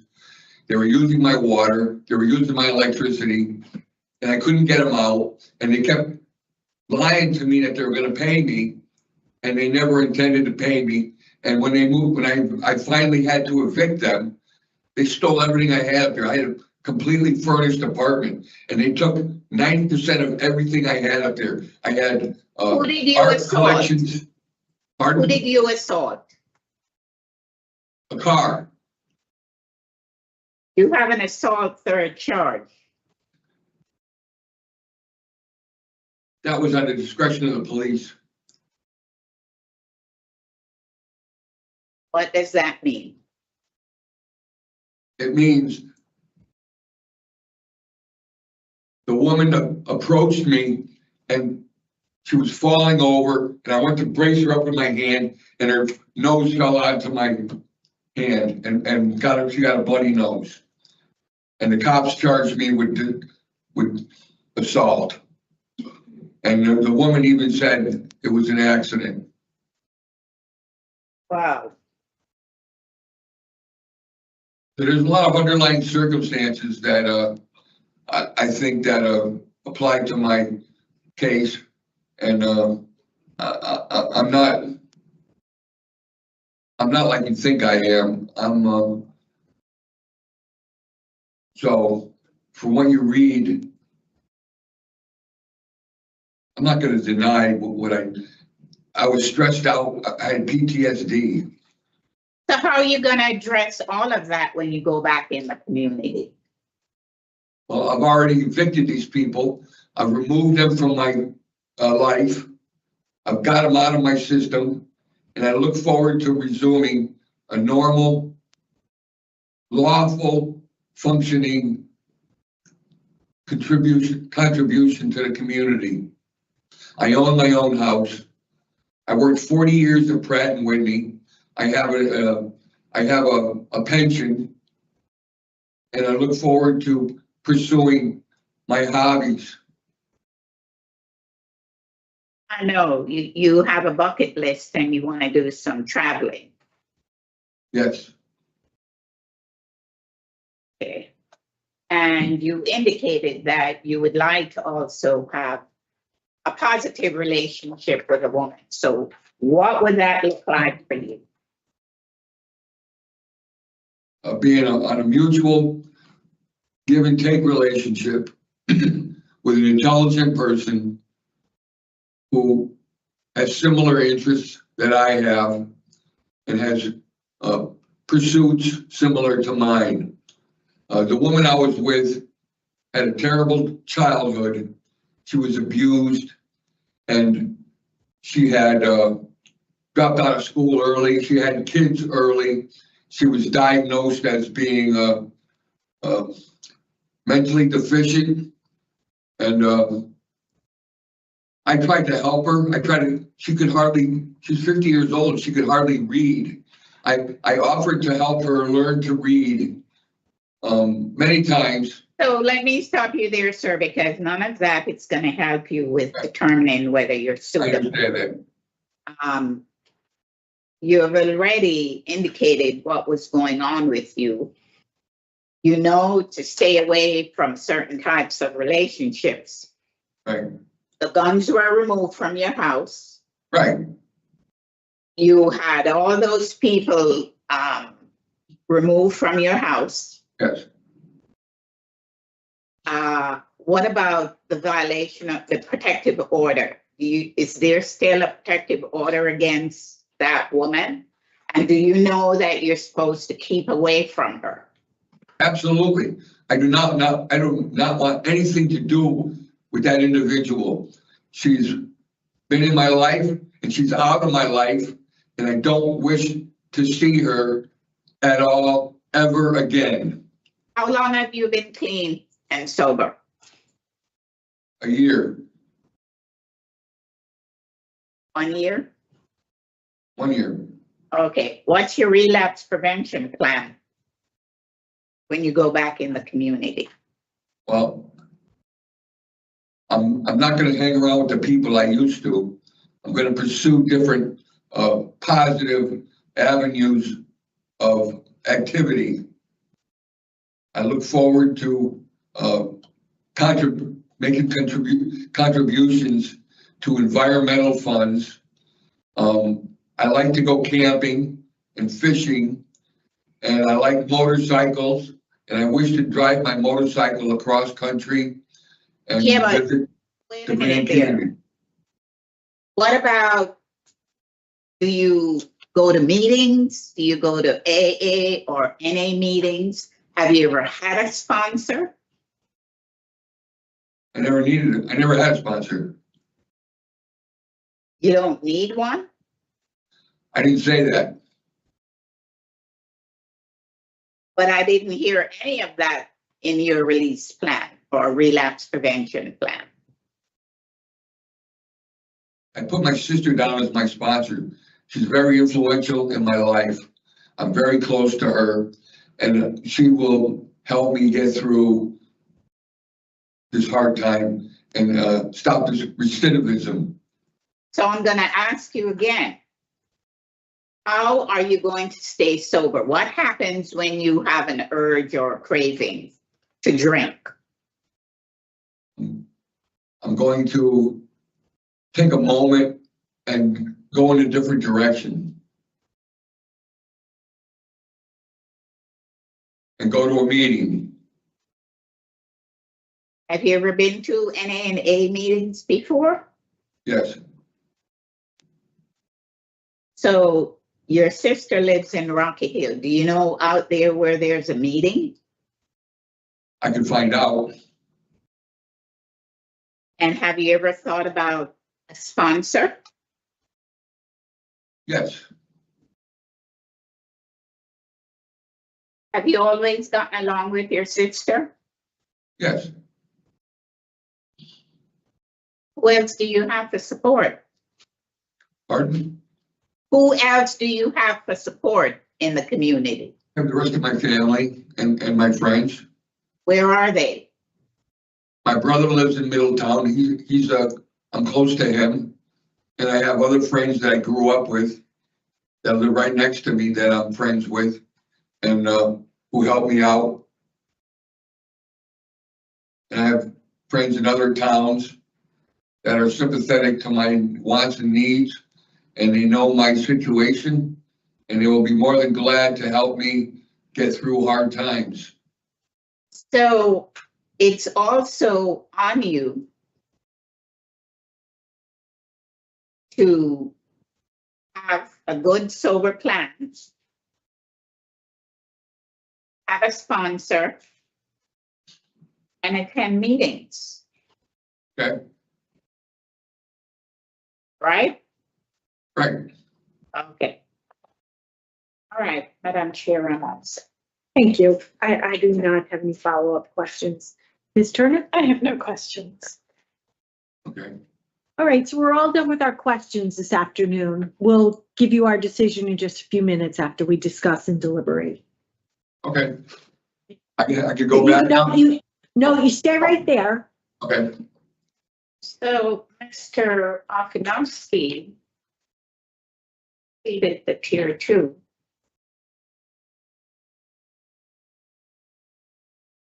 He didn't have much insight. I could elaborate on The guns that he had were not registered and they were all removed from his house. He says he has the support of his sister and brother and a few other friends. No, he has domestic violence on his OAP. But in looking at his criminal history, the assault has to do with the current offense. I think Mr. Okanowski knows what he has to do.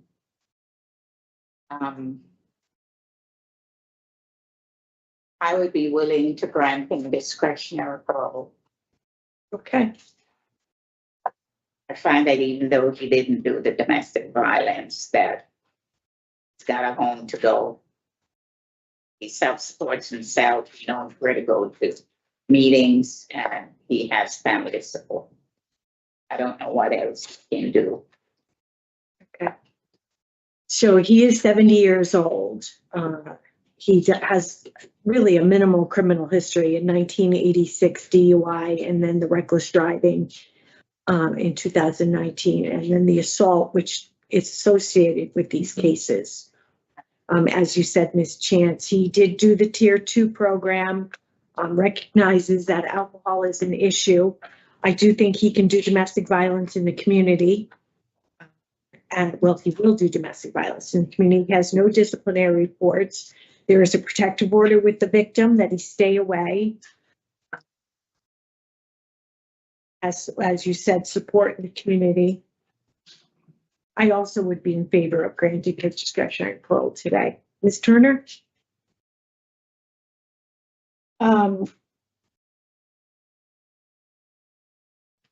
You know, I get, I'm challenged because in the police report, he had 2 of his large magazines registered. You know, so he knew what the obligations were, but he didn't care. And then when the protective order was put in place, he lied to the police about having any guns. And At that time. so he has, I find him to be manipulating the truth quite a bit. I just am not finding him suitable. You know, he's talking about dating again, and without, you know, the domestic violence where there's absolutely no documentation of PTSD in any of the documents that we have, and talks about having this robust support system right there in Middletown with the brother, but he didn't appear to reach out to anybody to get help with whatever this situation is that he claims he was suffering so badly in. So I'm going to stick with my original denial. I would have brought him back for a hearing in December with the DV program, but I'm not buying it. He's got a massive chip on his shoulder. Okay. All right. Conditions, I had mental health evaluation and treatment. Obviously the domestic violence program. Do you have a license? Do you have a driver's license? Yes. That, no contact with, okay, I just wanted to know about No, the driving. what did you want to say? What about your license? I have a driver's license, yes, What were you going to say? but I got a DUI and they suspended my license. So no driving. Okay. No driving without the parole officer's permission, and no contact with the victim. NS? NS, yep. I have a general no contact with JB per the court. Yes. JD? B. B. Okay. Ms. Chance, do you have anything And you have else? no alcohol, right? Yes. And no consumption of alcohol. In the matter of William Otapinsky, there you go, 150-845. Make a motion to grant discretionary parole on or after July 24th, 2026 with following stipulations. No alcohol, mental health evaluation and treatment as deemed necessary, no operation of motor vehicle without the parole officer's permission, community-based treatment for domestic violence, no contact with NS, and a general no contact with JB. Do I have a second? NS being the victim. NS being the victim, okay. All right. Second. Oh, I'm sorry. Yep. All those in favor? Aye. Those opposed? Aye. Okay.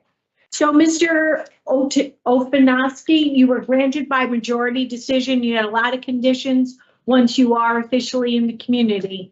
So I hope you'll use your parole officer as a resource when things become difficult.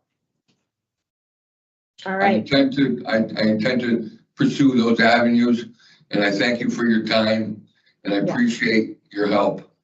All right. And maintain your sobriety. All right. Good luck to you. You're all set. Thank you. 150-845. I can leave now? You're all set, sir. Thank you.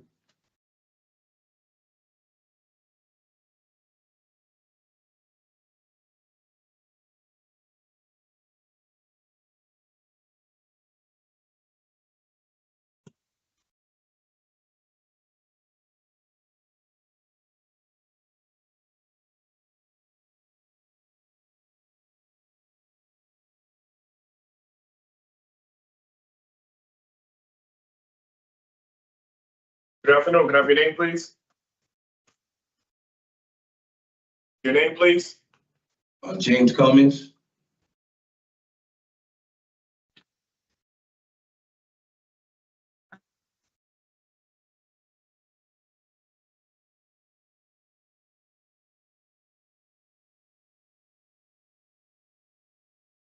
Good afternoon. My name is Officer Williams. Today is Tuesday, April 28th, 2026.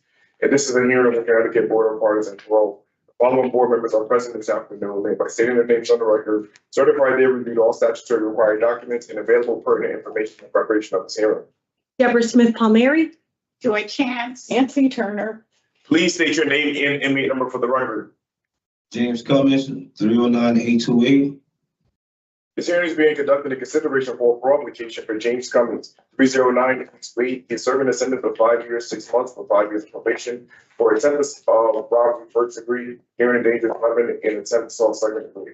As of today, record reflect the parole eligibility date of May 17, 2026. There is no victim info in this case. There is an offender accountability plan for this offender. It has been reviewed and showed the offender has completed the following programs. New thoughts, BSB short track and tier 2, utilizing the statewide collaborative offender risk evaluation system scores. The offender's overall score for recidivism falls in the moderate range.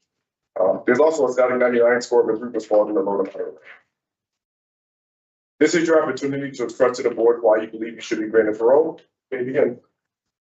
Thank you for having me today. I think I should be granted parole because I've done everything I needed to do within the system. I take full responsibility for all my actions. Just I have to get out there to my family. I mean, I was a sole provider for the family.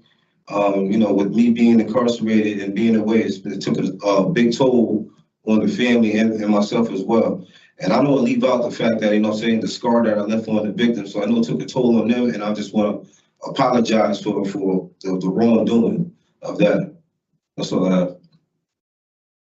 okay, thank you, Mr. Cummings. So we'll ask you some questions and then we'll deliberate and determine about your parole at the end, okay? I'm going to begin with the questions today.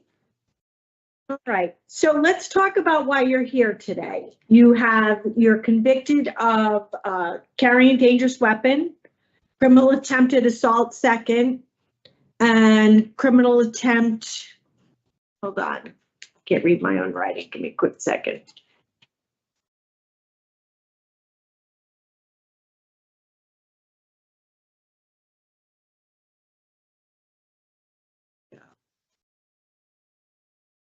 Carrying a dangerous weapon, robbery 1, and assault second. So why don't you tell us a little bit about what was going on when you committed these offenses? What was happening in your life? I was going through a lot. I don't really want to bring it up like that as far as into my case, but I had a lot of trauma with my brother passing away, my mother passed away back to back, and then I just got involved into self-medication and started getting high and not going off path. And I had no intentions of going out and doing the act that I committed, the robbery or anything. I had no intention of doing that because I'm not that type of person. But with the drinking and the drugging and just beating myself up, things just went left, and it was landing me here today. So by any means, I'm not a violent person, so I didn't intend to do any type of crazy act that I performed. Yeah, they were quite serious. You had a knife, you held it to the victim, you showed a knife to another victim in a threatening manner. What drugs were you using at the time? I was hooked on PCP. All right. I have a note that says you don't remember doing any of this. I don't remember. To be honest, I don't remember too much of anything that happened. I have no recollection of what happened that day at all. Well, how do you plead guilty to something you don't remember? At the time they said this is what I did. I don't know. I really don't even know. And then I don't even have the energy to go to no trial or do anything to even try to figure out what was going on.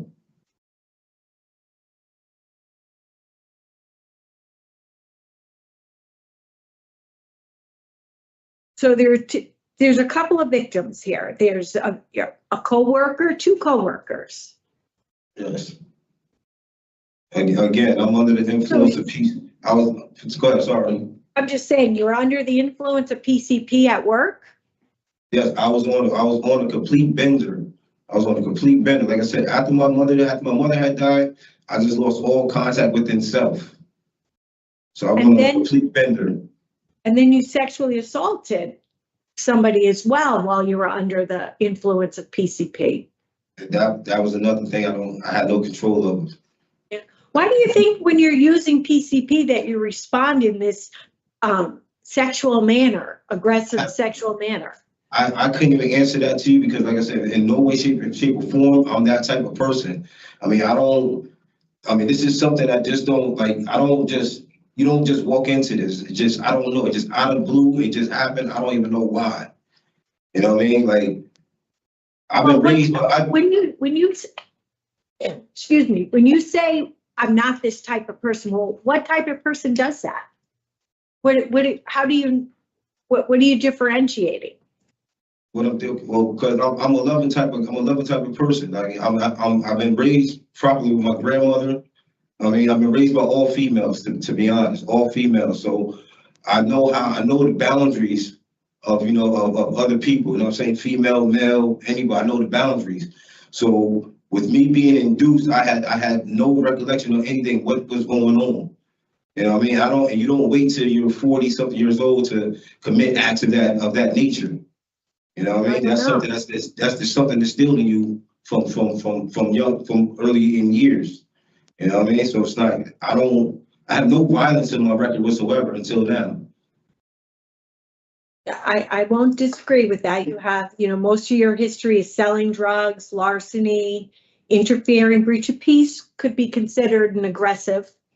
Well, for the breach of peace, that case should have been thrown out because I seen some kids doing another act to somebody, and I took that pistol from them to go bring it overhand to the police, and that was for breach of peace. Yeah, well, you paid a fine. You paid a fine for it. It does go back quite a ways. It goes back to 2010, so it is quite a distance. I'm just kind of running through what we have in terms of your criminal history.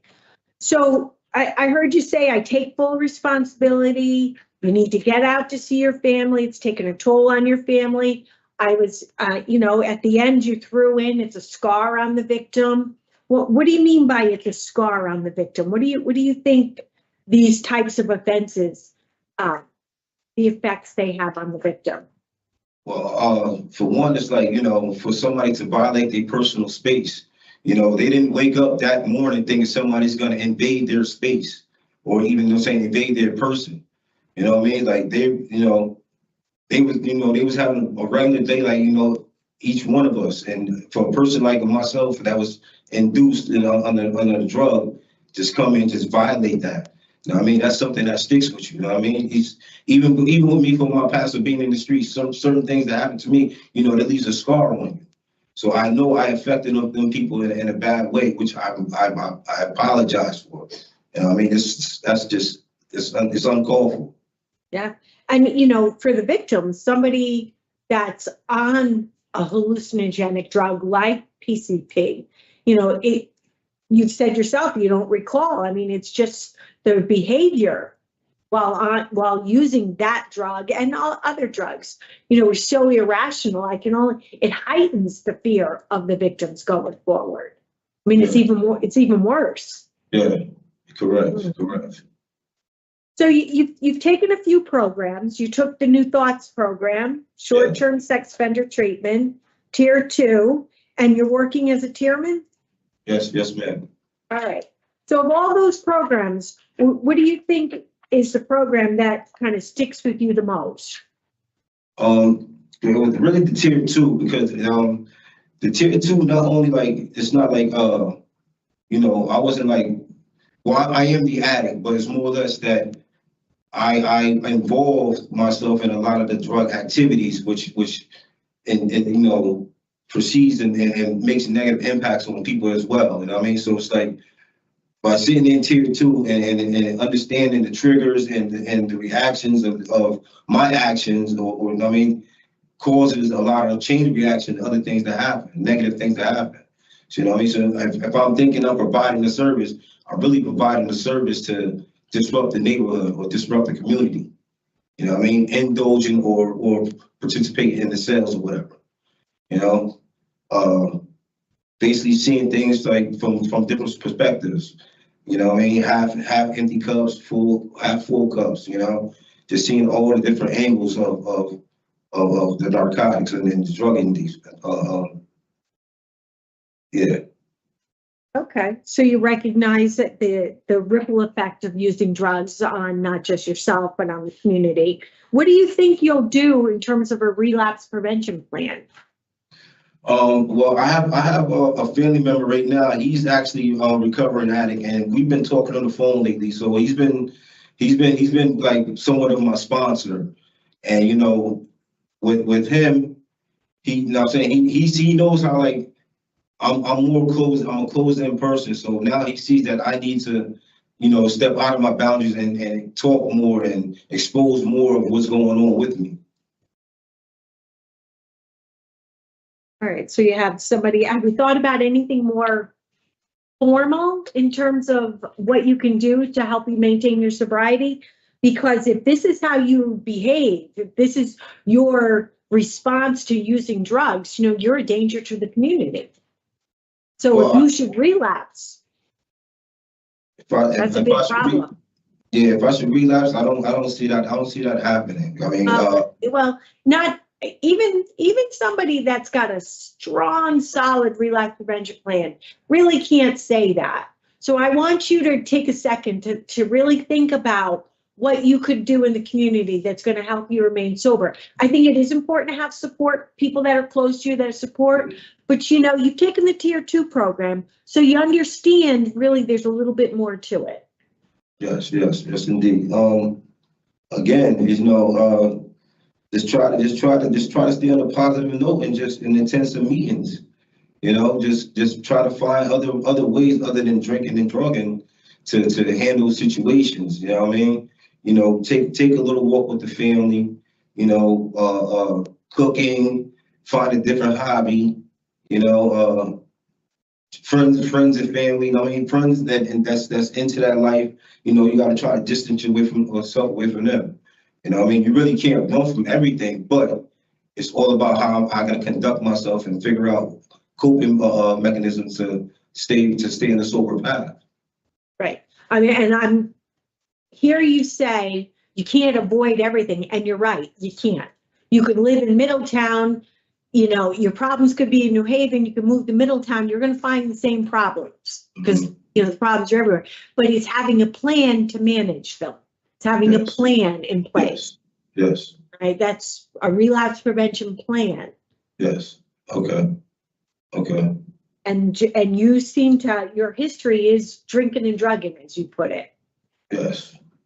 Yeah. Yes. I did read your assessment from the sex offender treatment program where they talked about, you know, that you have remorse, you're motivated to change, you recognize your impulsive behaviors. Yes. It goes, the same could be said for your substance abuse. You know, that it's when things aren't going well, you know, you reach to what's easy. Yes.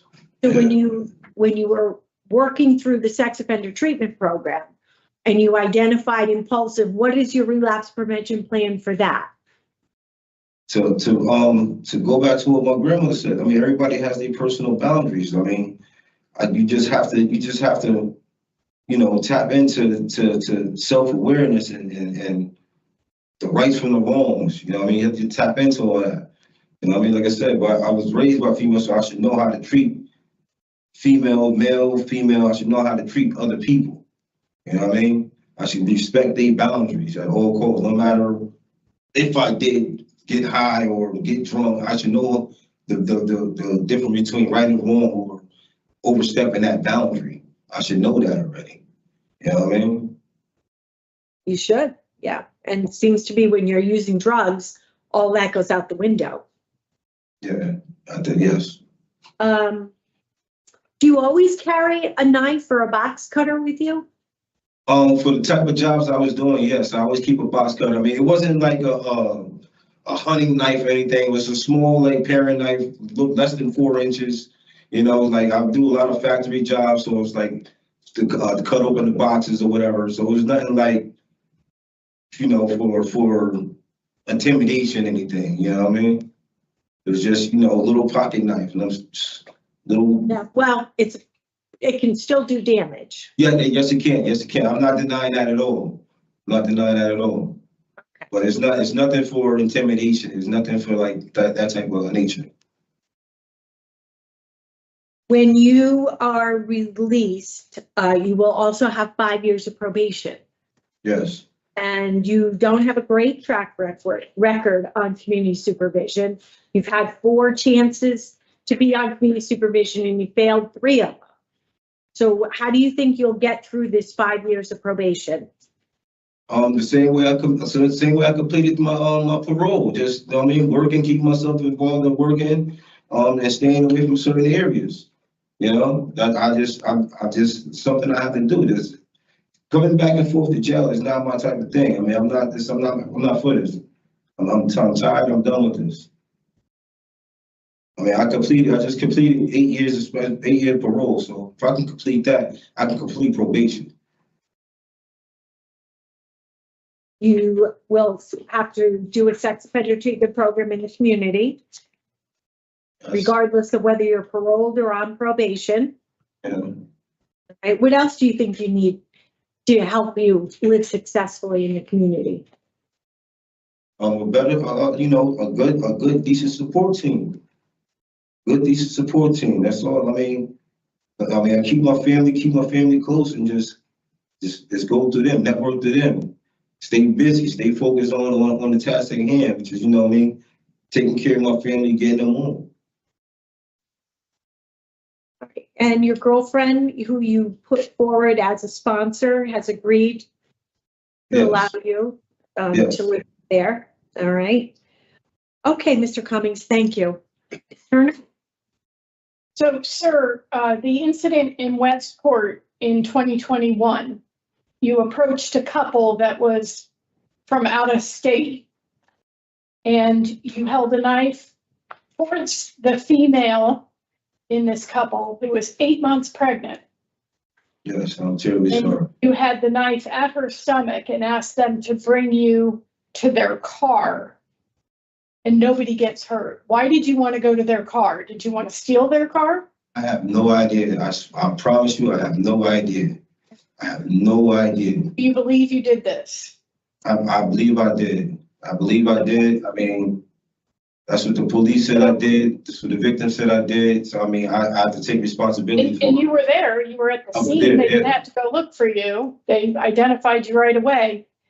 So I hope that like shakes you up a bit, that this is you Yeah. on PCP. You have no And- idea. Can I finish? But That this is you on PCP and the risks are that high to other people in the community. And you should be embracing recovery and relapse prevention more strongly than anybody else we're seeing today. yes, That this is you on PCP. Do you understand that PCP does permanent damage to your brain that your brain cannot recover from? yes, I do. Yes, I do. You're literally lowering your IQ using that drug. And we have no idea what the impact is on people as they age. Even if they stop using in their 40s like you. Yes. You know, it could not be more serious. And, you know, it's really appalling what you put that young woman through at the job. She didn't even know you and was terrified. So part of me is like, I can't believe you would show up to your job strung out on PCP. I mean, it's something I've been doing for years, and you know, you don't really you really don't know what the reaction is gonna be. I mean, I didn't, like I said, I show up to the job and only thing I was worried about was working. So, like I said, I was on the bender. You know what I mean? I didn't want to lose the job at the time because it's a attendance stricken job. I didn't want to lose the job. You know what I mean? And I just said, if I just show up, I can just stay in the back, do my job, and I'll be all right. That's all I'm saying. That's all I knew. You know what I mean? When I was sitting in incarceration, I tried to attend tier 4. They said, I don't fit the criteria. Okay, we don't need to hear that. You know, you have to appreciate, Mr. Cummings, that you weren't in a, warehouse somewhere. You were out in the public in some of our major grocery stores with your job. So, it just concerns me immensely, the risk to everybody in the public by the choices that you were making, and that's all. Thank you. Ms. Chance? I guess I just have a question.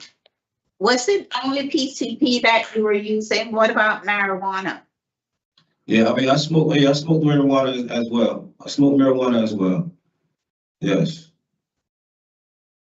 So all I can say to you, Mr. Cummings, you better have a good relapse prevention plan.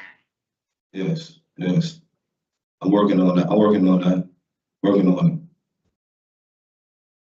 Thank you. All right, Mr. Cummings, we are done with our questions. Give us a few minutes while we discuss your case. Okay. All right, thank you. Yep. All right, so No, you stay in the room. stay there, Mr. Cummings. My fault. Yeah, Sorry about that. no problem. You can listen because we want you to hear what we have to say, but you Okay. cannot interrupt. Okay. All right, so I thought that Mr. Cummings did a fairly good job answering the questions, he understood the harm that his crimes have caused to the victims, took responsibility.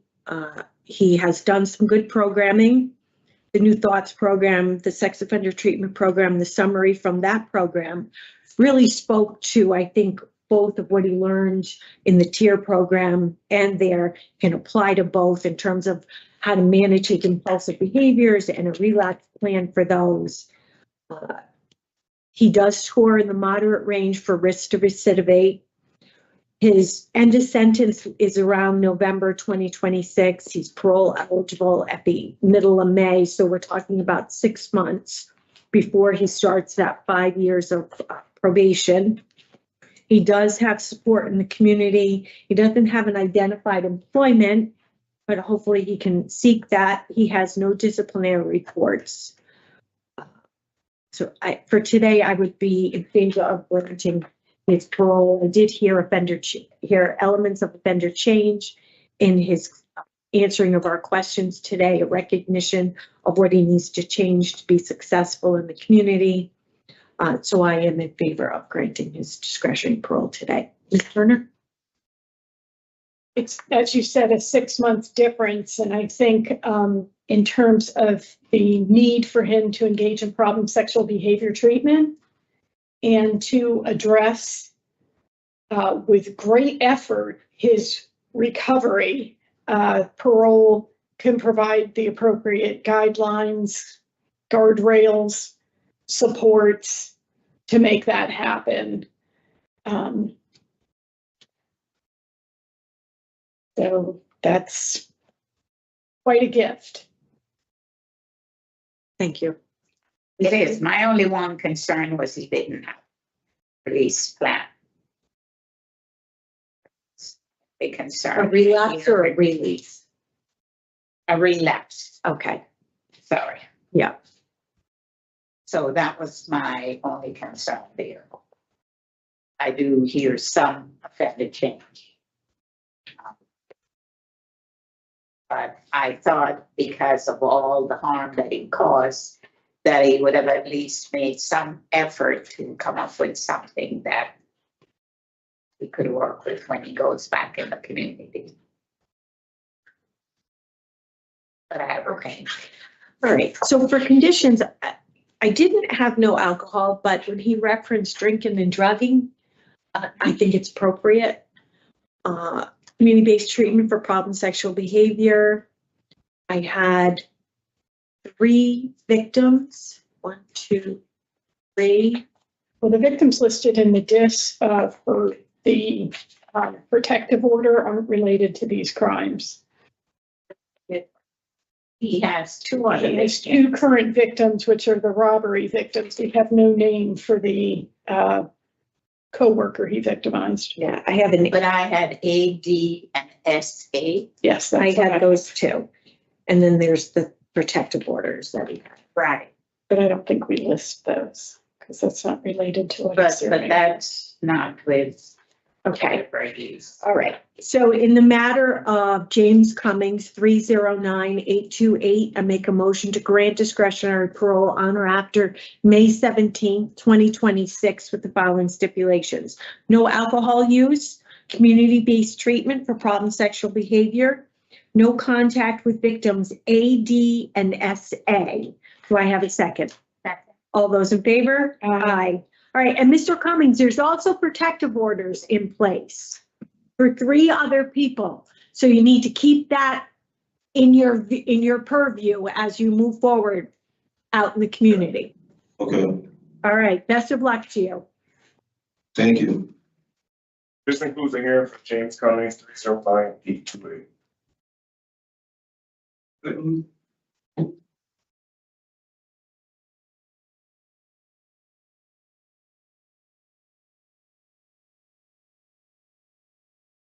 Good afternoon.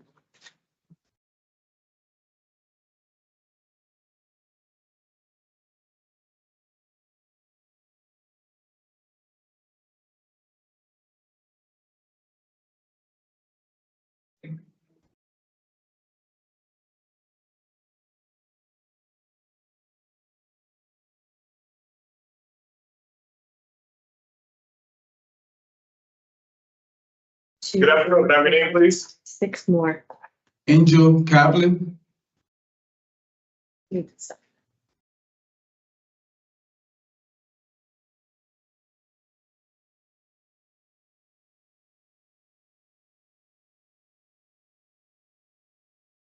Angel, please. Number whose is it? Me, Nancy. Miss Turner. Good afternoon. My name is Officer Williams. Today is Tuesday, April 28th, 2026, and this is the hearing of the Connecticut Board of Parliament Parole.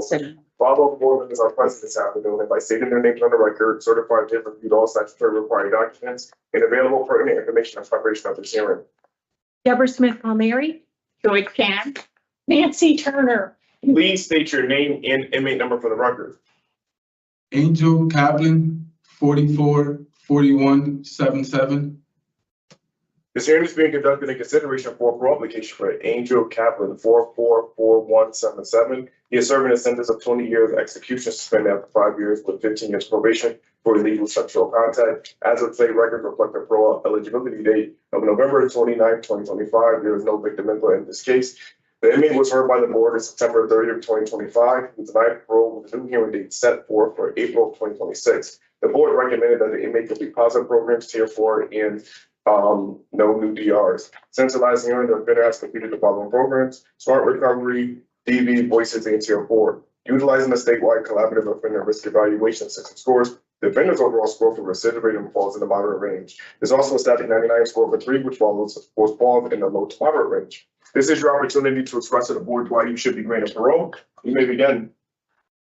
Thank you. 1 second.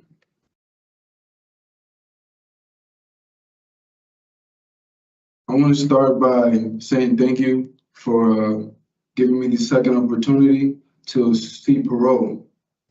I believe that the 6 months, Danny helped me reflect and apply myself into working on myself and my programs more. I want to take full responsibility for what I did.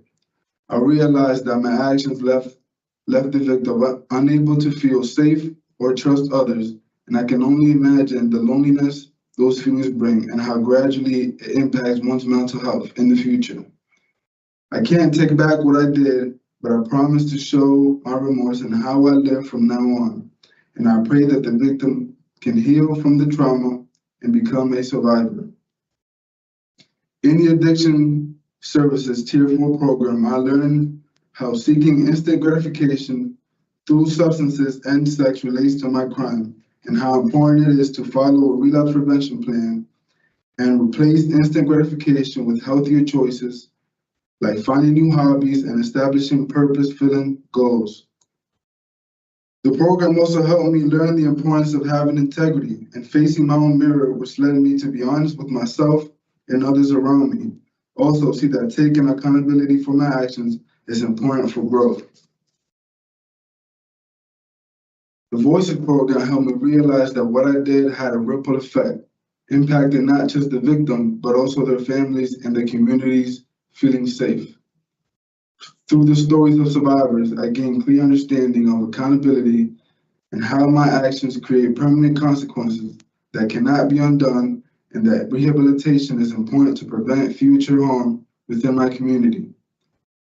In DV, I learned ways to prevent violence in relationships by recognizing my anger, for example, getting upset, clenching fists, and agitated breathing.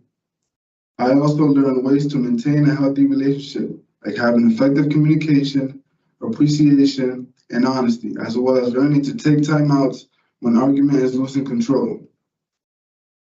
In the sex treatment program, I learned to identify and manage triggers, correcting thinking errors, and replacing with healthier choices. I also created a new relapse prevention plan that consists of coping strategies, balanced lifestyle, purposeful goals, family and professional support group. I'm currently in summer recovery and vocational class graphic arts. I also completed Auto Body and Auto Tech in Manson Youth Institution. Upon my release, my plan is to continue attending meetings, maintain mental health and sobriety, as well as continuing to learn auto mechanics. If you see fit to grant me parole today, it will be an honor to use the tools I have learned, work on using my parole officer and community as resources to better my chances to living a healthy lifestyle as a law-abiding citizen. I want to be a person of my word. That does not only mean telling the truth, but also means owning my mistakes and learning from them. Thank you all again for your time, and I'm returning to answer any question you might have for me. Thank you, Mr. Kaplan. You've covered just about everything. Nicely done, especially since this is a rehearing for you. You really went back and did a lot of great programming that the panel wanted you to do, and seems like you've benefited from all of it. So we'll ask you some questions and then we'll discuss your case and give you our decision. Ms. Turner? Good to see you again, sir. Good to see you too. You did a really nice job writing out all those details, and I would encourage you to hang on to it. Read it from time to time. I think it could be very grounding for you. Thank you. I appreciate that you took the time to tell us, what you took away from each of the programs and then how you're going to use it. So what hobbies do you want to pursue? For me, I need to start doing more physical hobbies. I think before my incarceration, I didn't really go outside much. I didn't really play any sports. I was more like, in the house with family or video games. So I want to start getting more active, even in here now that we're going to go outside and start running more, start playing more sports, and things like that. Pickleball, yeah, pickleball. I play handball, basketball, volleyball. Yeah, and the community centers are a great place to be able to do that, whether it's in team sports or, just they're using their equipment and their track. So that sounds great. I mean, you're a very young man and, being physically fit is a terrific idea. Anything that can, focus your energy other than marijuana and video games is real positive. Definitely. So thank you for using the time that we gave you to really dig in deep and do some important programs. Yes, thank you for giving me the time. And, you know, the vocational side of things is really important, as is the programming side of things. I'm impressed you were able to take Tier 4. You know, you only have a drug score of 2. I don't know, did that change? Nope. So you mentioned in the, all right, so before I jump around, triggers. So do you have any triggers that relate to your abuse of substances, marijuana, alcohol, whatever else you have a fondness for? Yeah, I would say like just not feeling purposeful, not like, you know, living up to my potential, you know, and just like just not being sociable. You know, I used to really stay on my own and not be vulnerable. I really think that Tier 4 helped me a lot with that, helped me be vulnerable and be more social, and just get out of my shell, try to be more confident, and just, you know, I really needed that. It was something that really helped me. That's excellent. Is boredom a trigger? Yes, I would say boredom. So me, myself, I need to like keep myself really busy. Is it with work, family, exercise, you know, cooking, anything that might help me have a balanced lifestyle. And I really need to work on that. Do you need a new set of friends? Yes, I would say that. I would say that if the friends that I would say that I have now don't respect the boundaries and me putting myself first, it's friends that are not really my friends. I would say those are negative influences. If you know, if they're not looking out for my best interests, per se. And yeah, that's something else that the program helped me with, trying to assert boundaries. Before I was really passive and I would let anybody, you know, overstep my boundaries because I wanted to be cool or I wanted to like get along or not kill the vibe, you know. Yeah, you wanted to be liked. You were a follower. Yeah. And I could see just in the way you're talking, tremendous change in you. And, you know, part of that is the self-confidence. And, you know, the things that you talked about as your triggers, marijuana is the exact opposite. It zaps you of your, you know, drive and your energy to pursue things. And you want to feel purposeful. So that's really the opposite. It's not going to help you do that. You know, addiction thrives in isolation, you know, because people don't keep track of how much you're using and smoking. And, you know, you just do more and more to get the same effect. And then nobody knows that this has got a stranglehold on you. So some really good insights you have. I was pleased to hear you talk about Parole as a resource because, you know, it really is a gift. You'd be looking at just under 2 years of discretionary parole and you're young. And if you build that relationship with your parole officer, they can really help you get to the goals that you have in mind for yourself. And I would encourage you to think about going to college. Have you ever thought about it? I have thought about it. I've always felt that because of money, it might be an issue, but I know that there are, I think a lot of, I don't know if it's like help or grants or anything that. Scholarships. Right, and right. Community college, you know, is much more affordable for the first 2 years of your study, you know, and launch you into a 4-year institution. I think, you know, I'm suggesting it to you, Mr. Capellan, because I see the potential.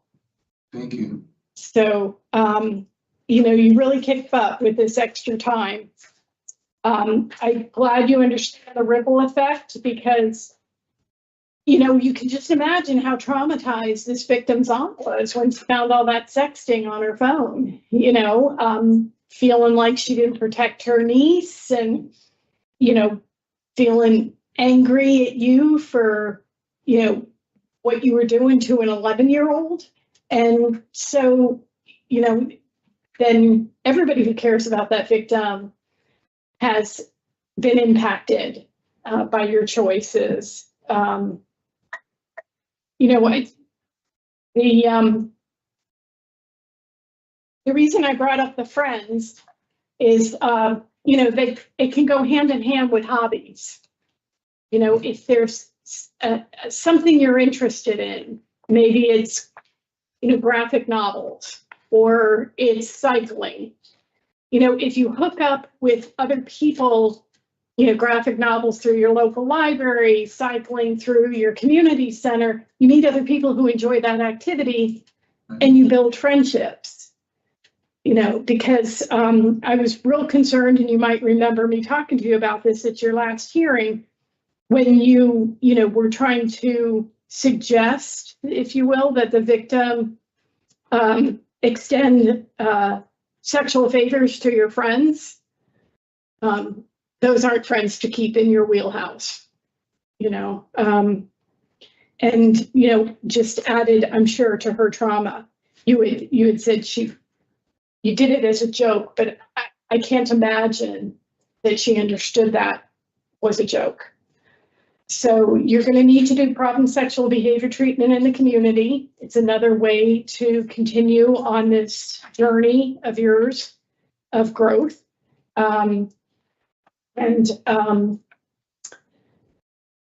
You had brought up healthy relationships and ways to prevent violence in a relationship. And I think that was really smart of you to go ahead and take that program, you know, because it builds off the boundaries, right? You can be a significant other to someone without the two of you suffocating each other with getting so far in each other's business that you blur the boundaries of they have rights and privacy of their own, right? So you said something about addressing anger. Where do you think your anger comes from? I think sometimes it comes from just getting frustrated. I want to say just maybe not being understood, but I think that comes from maybe me not communicating as properly. And you know, I think being in that tier program helped me with that. They helped me with ways of communicating instead of assertive, instead of passive, aggressive. And when to communicate, how to say it, the tone, and always take into consideration the other person's feelings and all of those things. So I think just communicating with anybody who's around me about my feelings and being vulnerable, not holding things in, is what will help me a lot with my anger. Thank you for sharing that. You know, we all have a desire to be understood, especially by those closest to us. You know, and you got to pick your time, right? You know, sometimes, you know, your partner might be overwhelmed with what's they've got to manage and what's going on in their life. And so maybe you're not getting the attention you want, but in any relationship, there's an ebb and a flow. So, you know, there'll be other times where you'll get more of the attention and not need as, and be able, and other times you'll be able to provide more of the support. So, but definitely having ways to manage the frustration, the feelings of frustration, so that you're not taking it out on anybody else. So, all right. Well, thank you for talking with me, and I wish you much success. Thank you, Madam Chair. Thank you, Ms. Turner. Ms. Chance? If no questions. All right, Mr. Capellan, you did a great job today. As I said in your opening statement, of answering Ms. Turner's questions. So we're going to deliberate and give you our decision in just a moment. Ms. Turner? I think it's very clear that I'm not only pleased but impressed by Mr. Capellan. He's so young, and to have taken this window that we gave him at his prior hearing and really made the most of the opportunity to benefit from programs to rehabilitate himself and have the drive to do that. It's to be commended. So I am a grant with the following conditions: problem sexual behavior treatment, no contact with minors, enhanced internet and device monitoring, a restriction on pornography, and no contact with the victim, initials JPE. Did you say halfway house too? Wife, I thought his wife, he was going to sponsor to his wife last time. Did that change? I think it can. Okay, then please add halfway house, my mistake. And Ms. Chance, do you have anything to? I absolutely agree. It's one of the best decisions I've seen. Okay, agreed. Okay, in the matter of Angel Capellan 444177, make a motion to grant parole on or after today's date, April 28, 2026, with the following stipulations: halfway house placement, community-based treatment for problem sexual behavior, no contact with minors without the parole officer's permission, enhanced internet and device monitoring, restriction on pornography, and no contact with the victim, JPE. Do I have a second? Second. All in favor? Aye. All right. Good luck to you, Mr. Kaplan. Wish you the best. Thank you Class so of much. 2031, I'm sorry? class of 2031. All right. Thank you, miss. Thank you. Appreciate you. Have a good day. This includes a hair cap on 4417.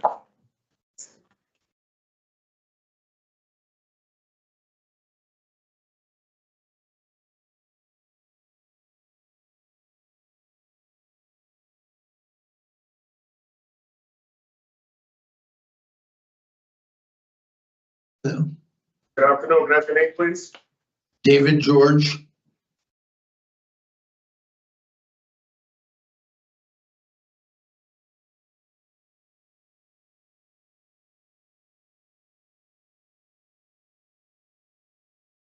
You'll go ahead and have a seat, sir.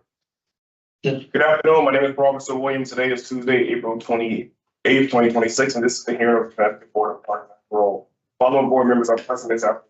By stating their names on the record, certify they reviewed all statutory required documents and available pertinent information in preparation of this hearing. Deborah Smith Palmieri. Joy Chance. Nancy Turner. Please state your name and inmate number for the record. David George, 166124. This hearing is being conducted in consideration for a parole application for David George 166124. He is serving a sentence of 3 years for 2 counts of violation of probation, assault of public safety, 3 counts of violation of protective order, and failure to appear first degree. As of today, records reflect the parole eligibility date of March 19, 2026. There is no victim input in this case. There is an offender accountability plan for the offender. It has been reviewed and showed the offender has completed the following programs. No programs has been completed. Utilizing the statewide collaborative risk evaluation system scores, the offender's overall score for recidivism falls in a high range. This is your opportunity to express to the board why you believe you should be granted parole. You may begin. Yes, I've had a lot of time over this past year to really reflect on the situation that put me in here. Unfortunately, this is a family case. I'm very close to my mother. I'm her caretaker. The reason why that I'm here is she had a boyfriend move in with her, and over the course, I've received several protective order violations to go back and to continually help my mother when she calls. I try to go back and help her. He was hitting her and several other things. She's 80 years old. And I'm sorry to say on Thursday, this past Thursday, 4 days ago, she had a stroke. So she's in the hospital, counting on me coming out to try to help her. But it was my actions that led to the protective orders to be violated because I kept going back to try to help my mother. She's very sick. She has MS. And she's in AFib. She's been in AFib for several years. Mr. George, let's not go into so much detail about your mother's medical history. Really, what we want you to do, we read all the file and we do understand that she has some medical issues that require some assistance. What we want to know today is why you think you're suitable for discretionary parole. Why should we parole you? over the course of the time that I've been in, I'm proud to say I'm up to my 51st book that I've read. Over half of them are self-help books. I've worked on my psychological well-being, understanding why I acted the way I did with respect of drinking too much. Basically, I was involved in what they call, at that time, I was involved in caregiver fatigue, which is no excuse. I wasn't aware of it, although I was drinking too much.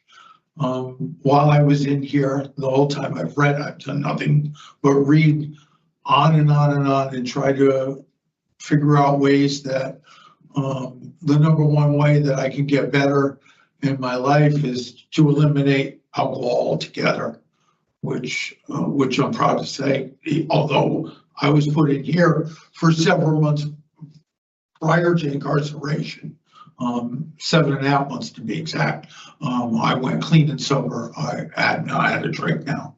In almost 19 months, I've not had a drink. And that's a big accomplishment for me. I was going to AA while I was out in the New Haven area, and then I ended up coming in. I was the one that actually called the police and told them to please come to get me, that I could no longer, I was drinking, of course, and taking care. I went to my mother's house to take care of her. And it's because of when I'm drinking, I feel sorry for myself and I don't accept responsibility for my actions. But I learned from that, and I was the one that got sick and tired of being sick and tired and called the New Haven police at midnight and asked them to please come. And they came, and I said, I need to go. And they put me in, which I felt as though was an important step. I had to leave my mother, but it's really been beneficial to myself, first of all, and in the long run, she sees now that it was the best thing that I needed to do for myself.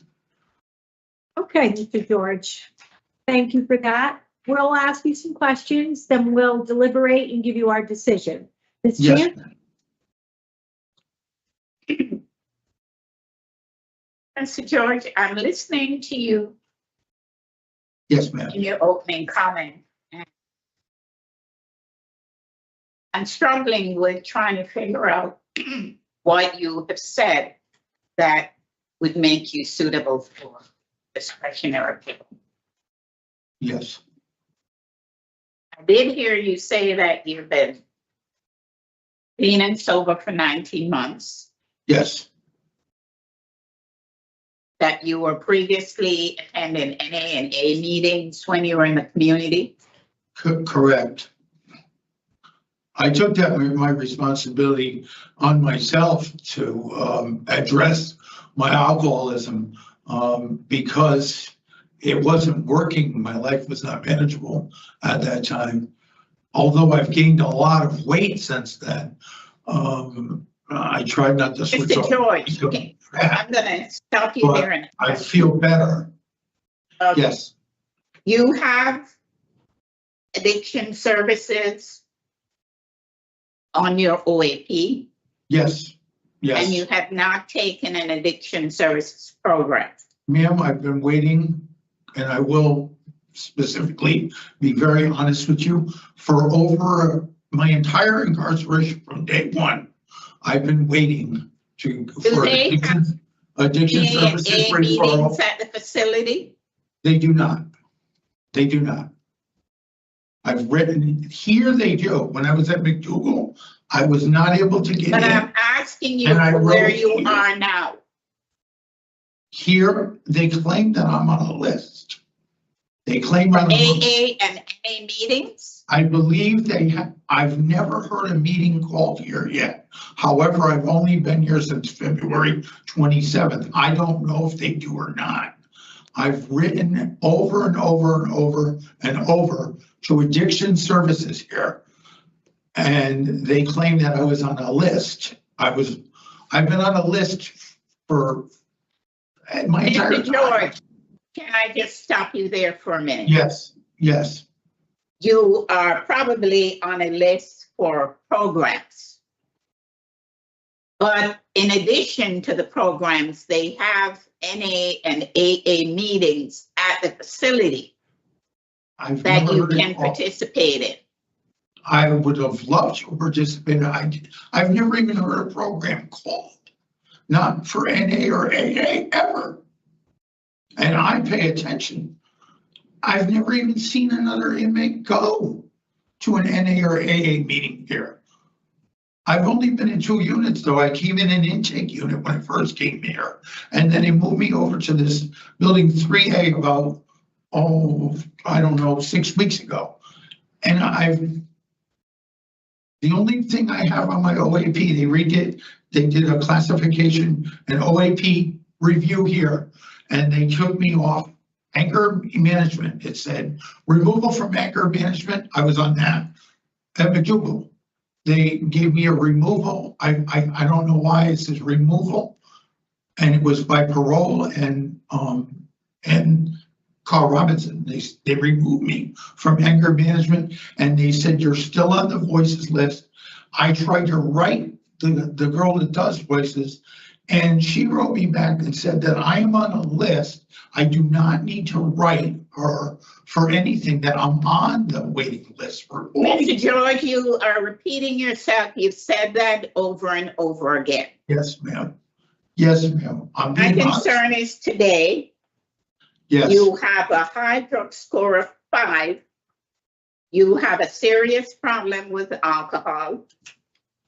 You have an extensive criminal history. Okay? And they have NA and AA meetings there. I don't know why you aren't aware of them. But if all day long you're reading self-help books, that could be part of the reason why. Yes. I thought they have a great library here, which is fantastic, thank God. And so it's concerning to me, Mr. George, that, you know, just in looking at your history, with the charges that you have under you have assaults, threatening, interfering, assaults. I mean, yes, ma'am, I'm aware of that. That's a long time ago. I've not been incarcerated in a long, long time. I'm almost 60 years old now, ma'am. I mean, I've been taking care of my mother for over 10 years now, and I have not been incarcerated. I've not been incarcerated in a very, very long time. I believe it's 15 years or more. I'm not sure. I'm almost 60 now, so I believe it's over 15 years. Somewhere in that bracket. Maybe it's 14 years, somewhere around there. So why do you think you're there now? I'm here now because I started to drink again, being a caregiver for my mother and becoming overwhelmed. It's not an excuse. I made the choice to drink. However, I've been continually addressing the problem. You know, for now, I'm proud to say 19 months. And I fully intend on attending AA classes at every chance I get. I have several great meetings in the New Haven area that I attend, which I'm looking forward to doing that. I also saw on the news last night, which I thought might be beneficial to me, that they just opened up a Goodwill reentry program in the New Haven area. It was on the news last night, and I wrote down the number for that. If I was granted parole, I would take I'm glad advantage of to that. hear that, Mr. George. Now, you indicated that you are the caregiver for your mother. Correct. Now, Who is your protective orders against? it was with my mom and her boyfriend. Her boyfriend passed March 13th, Charlie passed away. That's with the protective order. He passed, unfortunately. He died of liver disease. Unfortunately, he was 66 years old. He passed away March 13th on us. And it's a sad loss. What is your release plan that you have in place for when you go back in the community? I'm very blessed in the situation that I have a family that has a moving company, which I've been doing my entire life. I want move to hear furniture for a living. about what you're going to do for relapse prevention. My relapse prevention, ma'am, is to attend AA, and hopefully I can handle the George Street. I can go there and ask them for, it's called an outpatient. They have an outpatient for 3 to 4 hours a week I can go. And that strictly focuses on AA. They're not AA meetings. They offer individual counseling, which is about 4 blocks. Okay, let me stop you again. Have you ever had a sponsor? Yes, yes. Oh, yes, ma'am. So what happened if do you utilize that sponsor? Yes, now I will be able to utilize a sponsor again upon release. When was the last time you spoke to the sponsor? I spoke to my sponsor about 3 days before I called the police to bring me back into court because I had a failure to appear and I needed to address it. I was tired of the situation of trying to take care of my mother and Mr. George, what are your urges and cravings? My urges and cravings? What are they? What makes you want to drink? What makes me want to drink is when I'm dealing with too much pressure. I'm no longer my mother's caregiver. Thank God we have outside caregivers through her insurance. We tried to do it with me for a number of years, and there's female things that I wasn't able to take care of her with bathing her and stuff like that. And she wanted me and me only. She's an old school Italian. Have you tried to contact your sponsor to let him know that you need to reconnect with him? I write my sponsor all the time. With the phone situation here, he has a very difficult time. He's 76 years old. He has a very difficult time hearing, but I write him at least once a month. I write him. His name is Oscar Townsend, and I can give you his address and his telephone number if you'd like. I don't need his address, Mr. George. I'm concerned you're on a flat sentence. A flat sentence? What is a flat sentence? You were sentenced to 3 years. Right. With no parole or probation to follow. Correct. And I will ask you, I think it's very, very suitable for me to be on. I really could use supervision. I mean, if I was to have to discharge, I can discharge. Of course I can. That's not beneficial to me. It's not beneficial to society. I'm not a threat to anyone.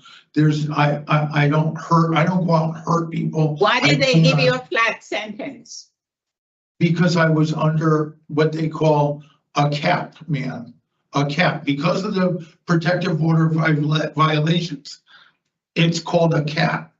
The cap is between 1 day and 5 years. I was on a 1 day to 5 year cap. And the judge was working with me because of my mom. My mom was at every court every single day. Okay, in her wheelchair. In her wheelchair. And telling the all judge. set. Thank you for answering my questions. Yes. Thank you, Ms. Chance. So, Mr. George, I was looking at your violation of probation report. You're also testing positive for cocaine. I was way back. That's when I was on probation. That was yeah. Over Stop 2 for a years second. ago. 2023 is not way back. Okay. 3 years ago. Yeah, it's okay. but you were using alcohol and cocaine. All right, Yes. you're a 5, you need to take an addiction services program. All right, Ms. Turner? No questions. All right, we're all done with the questions, Mr. George. We're gonna deliberate now and give you our decision. Okay, what do you, what is Can you the? not say anything, Mr. Oh, George? okay, yes, ma'am, Just be patient. yes, ma'am.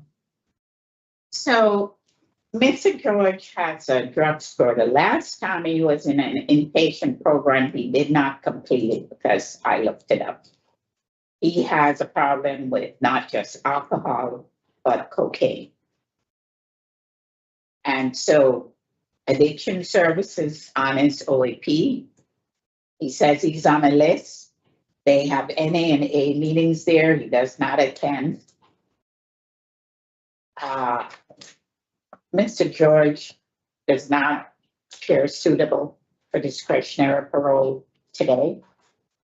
I believe he's been approved for the OC halfway house. Ooh, denied. They denied him. Denied. Wow. It's first thing under file attachments. I'd be willing to rehear him So December or January, give him 6 months.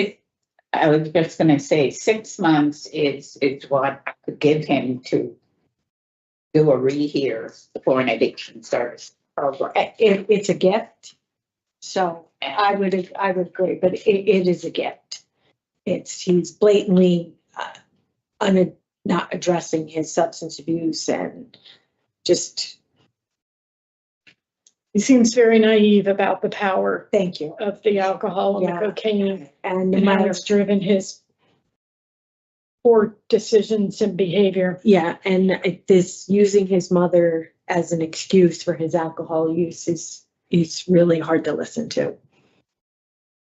So saying that he's stressed. And then at the same time using her because to get parole. So it's anyways, but I think Mr. George will definitely benefit from an addiction services program. He's a 5. He should definitely get into something.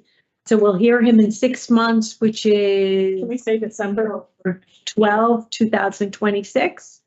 That still gives him 7 months. If he gets paroled, it will give him almost 7 months to enter. December 2026. Does that work for you, Ms. Chance? Sure. Yeah, great. All right. Inadequate institutional program participation. And evidence of change. All right. And I had an adequate release plan because he needs to know what he's gonna do when he goes back out. Yeah, a 60-year-old man working for a moving company and with all the weight he admits he's gained is perhaps not realistic. Yeah, and 11 failures on community supervision is another struggle for him, but we want to pile on, I guess.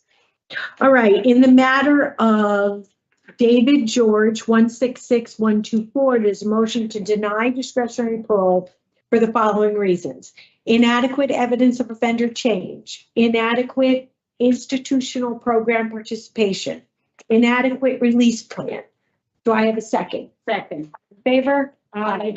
The panel would like to hear Mr. George again in December 2026, recommending that he participate in the programs that are listed on his OAP, which include Voices, Addiction Services, and any other positive programs that he can get himself into, come back with a relapse prevention plan and a release plan. So we will see you in December 2026, Mr. George. Now, are you folks gonna refer me to this? We're going to put in our written decision that we'd like you to get into the programs. Yes. So it's not a referral, but it's a strong recommendation. All right. They'll put me in. Do I need to write anybody? No, I don't think so. All right. So you'll take care of it. Well, we will put it in our written decision. I see. Okay. Good luck to you. Thank you. You're welcome. This includes the hearing for David George, 166124. Excellent.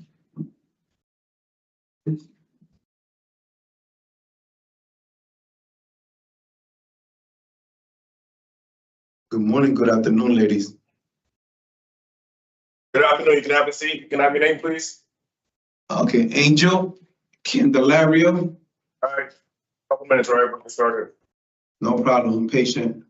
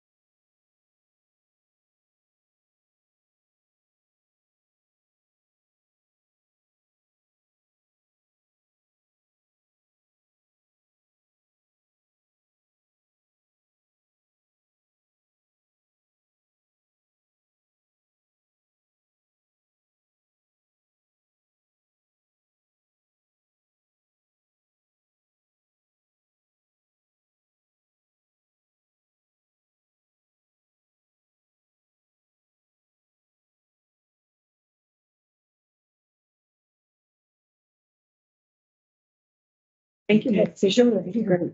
Good afternoon. My name is William Space. Today, April 28th, 2026. So this is the hearing of the Connecticut Board of Parole and Parole. Following board members are present this afternoon by stating their names on the record. Certified they reviewed all statutory required documents and available pertinent information in preparation of the hearing. Good afternoon, Deborah Smith Palmieri. Joy Chance. See Turner. Please state your name and inmate number for the record. My name is Angel Candelario. My inmate number is 261084.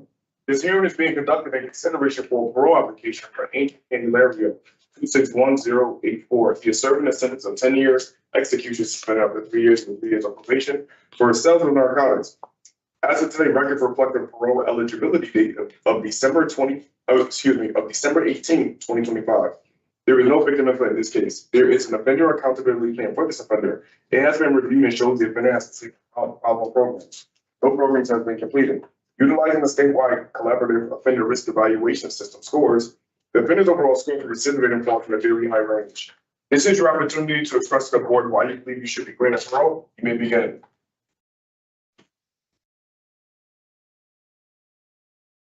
Mr. Candelaria, do you want to make a statement as to why you think you're suitable for parole today?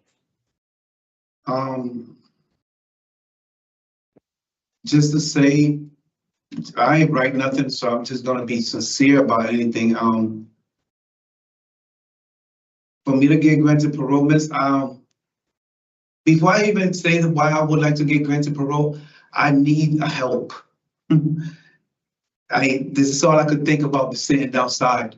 I need the help of an IOP program. I was in Willer Clinic before, and Willer Clinic helped me get myself situated with a resume, with a job, with a social worker. Knowing that I'm going through an emotional up and down because of the loss of my mother, I do need, one-on-one therapy. I have not mourned yet. I don't know how to. And, that's it. Okay. All right, Mr. Candelario. So let us ask you some questions and we'll kind of weed things out a little bit and then we'll see what we can do here. So you are charged with sale of narcotics. You sold to an undercover officer, correct? Yes, ma'am. Okay. Were you using drugs at the time? Yes, a little bit, not excessively, but yes, I was. So why were you selling drugs? It starts off with my mother being diagnosed with cancer. She needed help, and myself knowing that I have no job at that moment, and I had nothing, so I just needed money, to be honest. All right, but you were still on parole when you were selling drugs. Is that right? If I recall, I probably was. Yeah, I think I was on parole. I don't remember. Okay. I mean, your parole doesn't look like your parole was violated, but your parole didn't end until October 2022. And you sold to this undercover officer in August. Yes. Okay. Yes, ma'am. Thank you for the reminder. I didn't know. I forgot. Okay. Well, we're just kind of making a big picture here.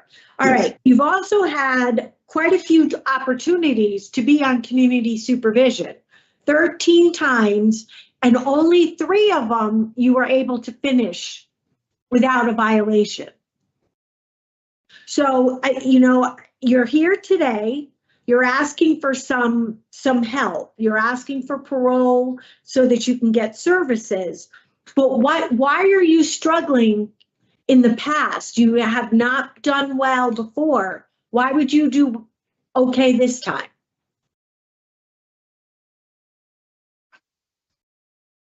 I have nowhere else to go, miss. Okay.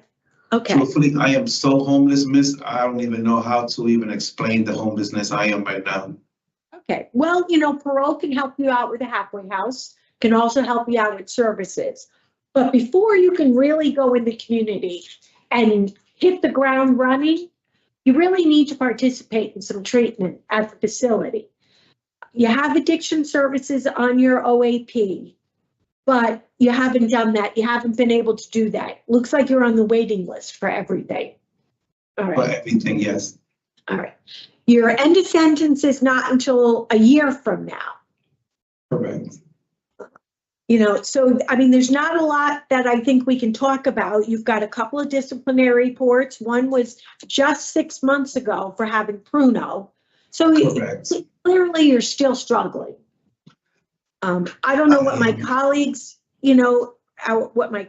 think, but, I think probably the best we could do today is maybe bring you back for another hearing after you've done an addiction services program, maybe the new thoughts, and you come to the hearing with, you can still be homeless because we'll help you out with a halfway house, but you have to have a plan.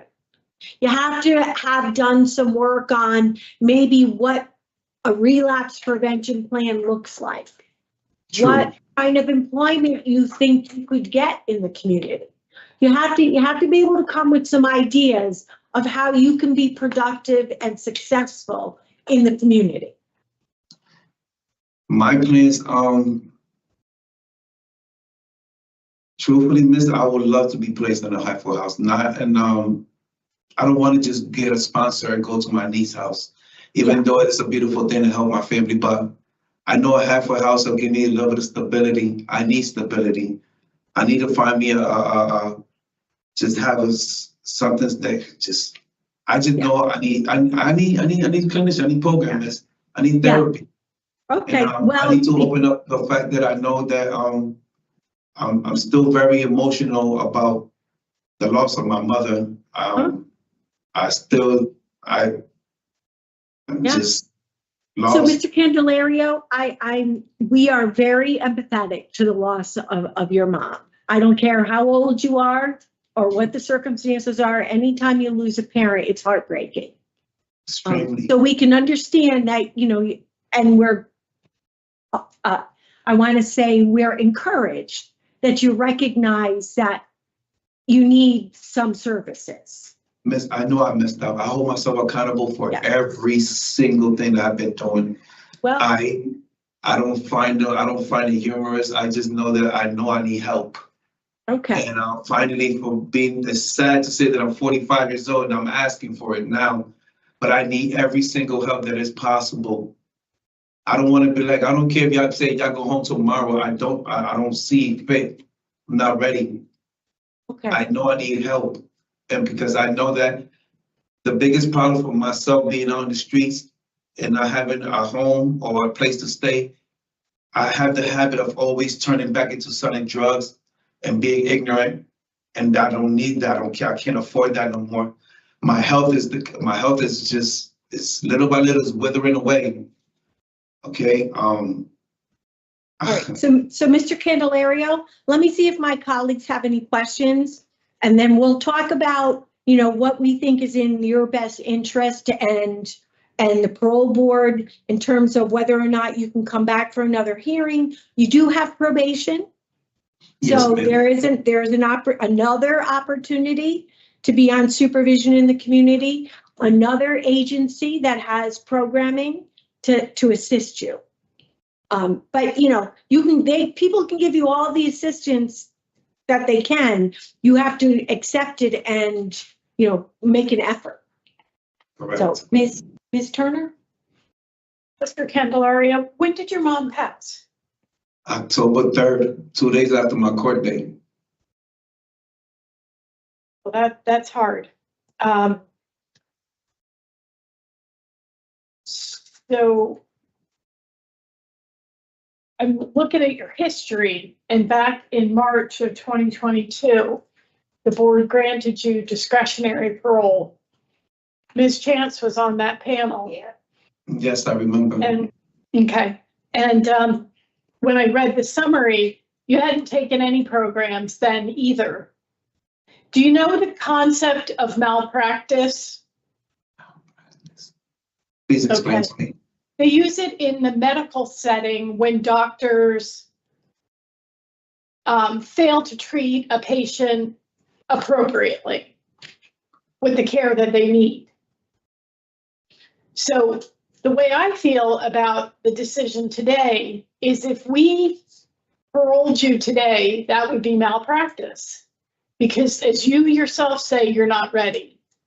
Yes. So I am interested in bringing you back. I see a lot of potential in you. You have a very big heart. And I believe you want better for yourself. So even though DOC has already approved you for a halfway house, I hope you'll stay and do the programs that are going to make the difference in you turning your life around. Because it would be really easy. They're going to open a get out of jail free door for you to a halfway house. And that looks pretty good because your biggest fear is being homeless. Yes, it is. But your ability to be successful in that halfway house and stay in that halfway house is directly linked to your recovery. So you got to do the work on recovery, develop a plan so that you can live clean and sober and achieve the goals that you have for yourself. What do you want to make of your life?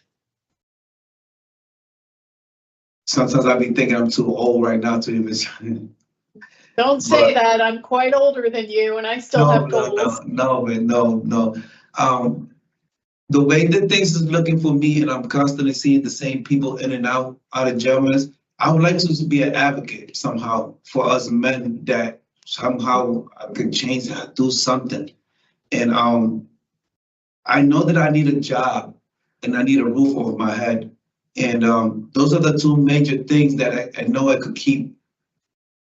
It can help me in a path of trying to stay sober or at least motivated or have a purpose. Because I need a purpose. I'm hearing stability and, I need a purpose. And meaning. Yeah. I need a purpose. We all need meaningful work. And I was working for a warehouse from 2023 to 2024. until my arrest. And I wasn't outside no more. I was doing homework. The new catchphrase, homework, home then work, home then work. And I was working from 6 p.m. to 7 a.m. And by the time I get home by 8:30, 9 o'clock a.m., miss, I was already worn out. Walk my dogs, take care of my mother, do errands. By the time I go to sleep, I only have about 3 to 4 hours, and I'll catch an Uber, go to work. And I enjoyed it. That was my first time in my adult life knowing I was not screwing up. Structure and a routine. Yes. Yeah, those are That was my really first helpful time. ways to live life with structure and have a routine. Even When I was sometimes when the young- routine gets a little boring. It's Miss, still, exactly. yeah, I was it young, still I was lends young and meaning ignorant. to your life. Yes. Yeah. Yeah, I Okay. experienced that, and I want to do that, but at the same time, I want to get back involved into the Capitol. When I was in the Capitol doing the motivational speaking, little rallies, you know, passing bill here, So being a what I'm going to lobbyist. say to you, Mr. Candelario, is it does sound like we're going to bring you back for another hearing. So while you're waiting for the programs on your OAP, sign up for MA and AA meetings. Look into CCAR. Do you have a tablet? Yeah, Okay, hit the button for CCAR, learn about it, get a recovery coach, become a recovery coach. That's what you're talking about doing, helping other people. So do it in the arena of, addiction. yes. So we'll see you back here, and I wish you much success and no more Pruno. No, ma'am. And Miss, I appreciate you. I appreciate you. I told you last time I was gonna try to do college, and I had a little hiccup, and then but I started doing college all over again. I did Trinity College, and I've been involved for 16 months. But hopefully, my credits, I could do something when I go home with them. Absolutely. All I right, never forgot- I get a never few more forgot you, under your Miss. belt. Yes. Thank you. Thank you. Nicely done. Ms. Chance? All right, so I think we're all on the same page. It seems like we want to bring Mr. Candelario back. I have 6 months is October 2026. That gives him 6 months of discretionary parole to lead him into his probation. Inadequate institutional program participation, inadequate release plan, and I had poor performance while in community release. Sure. Yeah. Okay. All right. So in the matter of Angel Candelario, 261084, I make a motion to deny discretionary parole for the following reasons: poor performance while on community release, inadequate institutional program participation, inadequate release plan. Do I have a second? Yeah. All those in favor? Aye. The panel will rehear Mr. Candelario's parole in October 2026, recommending that he participate in any of the programs that are on his OAP. He develop a relapse prevention plan and a release plan. We don't need a motion. And no DRs. All right. Good. So we'll see you back here in October. Thank you, ladies. Good luck to Thank you very much, both of you. God bless you, okay? Mr. Candelario? Yes, ma'am. Talk to the staff there and see if you can't meet with somebody in mental health who could give you some guidance on grief work, how to cope with the grief and loss. You can start those wheels inside. If you feel comfortable talking to somebody, asking for some guidance. You don't have to go it alone, sir. Thank you. Thank you for the advice. Thank you. Ladies, have a blessed day, all three of you. This concludes the hearing from Frank. Candelario, 1084.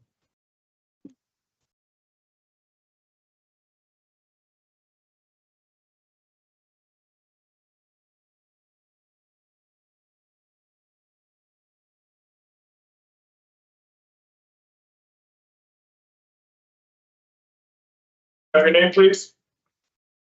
Mark Douglas.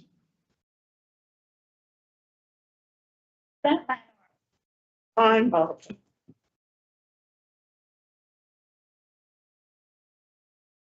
Councilor Williams, did you want something?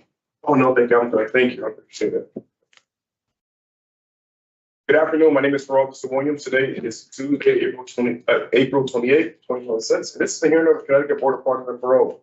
The following board members are present this afternoon, and by stating their names on the record, certify they have reviewed all statutory required documents and available pertinent information in preparation of this hearing. Good afternoon, Deborah Smith Palmieri. Joy Chan. Nancy Turner. Please state your name and inmate number for the record. My name is Mark Douglas, 306-322. This hearing is being conducted in consideration for a parole application from Mark Douglas, 306-322. He is serving a sentence of 6 years execution suspended after 2 years, 1 day with 3 years of probation for criminal possession of a firearm. As of today, records reflect the parole eligibility date of April 22nd, 2026. There is no victim input in this case. There is an offender accountability plan for this offender. It has been reviewed and shows if and has completed the following programs. No programs has been completed. Utilizing the statewide collaborative offender risk evaluation system scores, the offender's overall score for recidivism falls in the very high. This is your opportunity to express to the board why you should be granted parole. You may begin. Thank you for the opportunity, first of all. Reason I feel like I deserve parole, I have a few. First and foremost, I'm fully conscious and aware of the bad decision that I made. It was a poor choice. I made poor choices.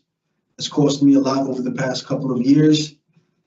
And I'm also mindful of how it affected others in regards to that situation. From the beginning of this process, I've taken ownership and accountability of my actions. I'll give you examples of that to the best of my ability. You see, the incident happened around December 8th or 9th. I was arrested February 20th. In between that time, waiting for the warrant to be issued, I was constantly contacting the authorities, in anticipation of the warrant. When the warrant finally came out, I didn't hide. I didn't prolong it. I voluntarily surrendered myself to authorities at that time when it came to my door, my residence. I spent about 8 months approximately in county lockup while I was dealing with the case. The only reason that I actually made bond, I received word from my landlord that they didn't want to renew my lease and they wanted to renegotiate terms of rent, etc. So I made bond and I was out on GPS 24-hour supervision for 14 months. During that time, I had to report to a PO once a week, submit urines twice a month, as well as a home visit once a month. I complied with all of that.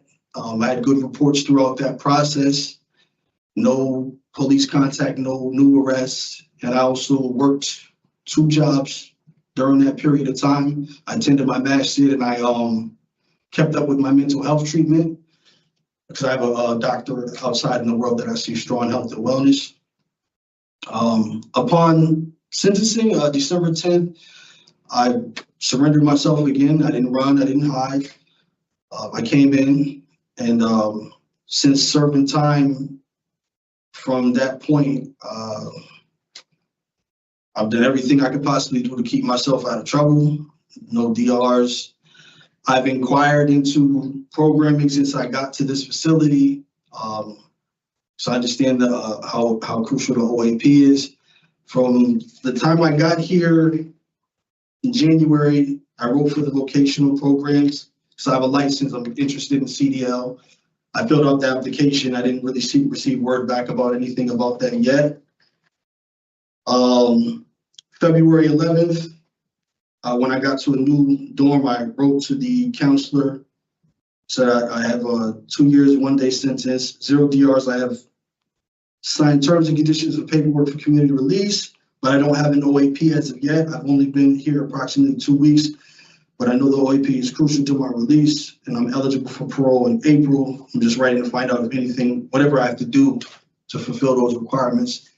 I continue to write after that. I'm sure you have some of the requests that are submitted to the Officer Williams. Yeah.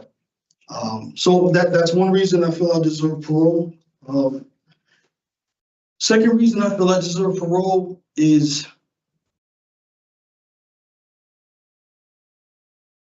I have a strong support network. I have a strong support network outside of here. And I have a stable and safe place to call home. You know, and a lot of people come here, they discharge, they don't have anywhere to go, or they're walking into the unknown. I'm fortunate enough to say, I'm not don't fit that category. I'm a member of my masjid. I have a mentor. I've been with Strong Health and Wellness. They do substance abuse treatment and mental health treatment. I've been with them since February 17th. It's February 2017. I'm sorry, I got a lot of anxiety going on. So, I have a job upon release. I work with LAS parking. I'm also a certified flagger. I've been doing that for a while. My certification doesn't end until 2027. And I do have a job still with LAS upon my release when I come out. It's like during the season is when they start doing the work for parking and valet, as well as the flagging, doing the flagging during the season with construction companies, things of that nature. And I'm also an active father. I have a 16-year-old in Florida. I have joint custody. I lost contact with her during my last time in prison, which was, I got out in 2013. Her mother moved to Florida, and I lost track of her. I eventually found an address for her, and I went to court for joint custody and visitation rights, things of that nature. I was awarded that, and I found her maybe about 3.5 years ago or so. I'm in constant contact with her. I fly her out sometimes for like summer, parts of the summer, holidays, school breaks, and I'm financially supportive. And she's actually expressed to me that she wants me to move down here so that she can live with me. But Okay, Mr. Douglas, you've done a really good job of kind of telling us where you're at and how you think things have changed. How about if we start asking you some questions and we see where this goes, okay? Sure. It'll help with your anxiety too. We do know that, you probably submitted a lot of requests. We see that you're on the wait list for programs. All right, so Ms. Turner will begin with questions.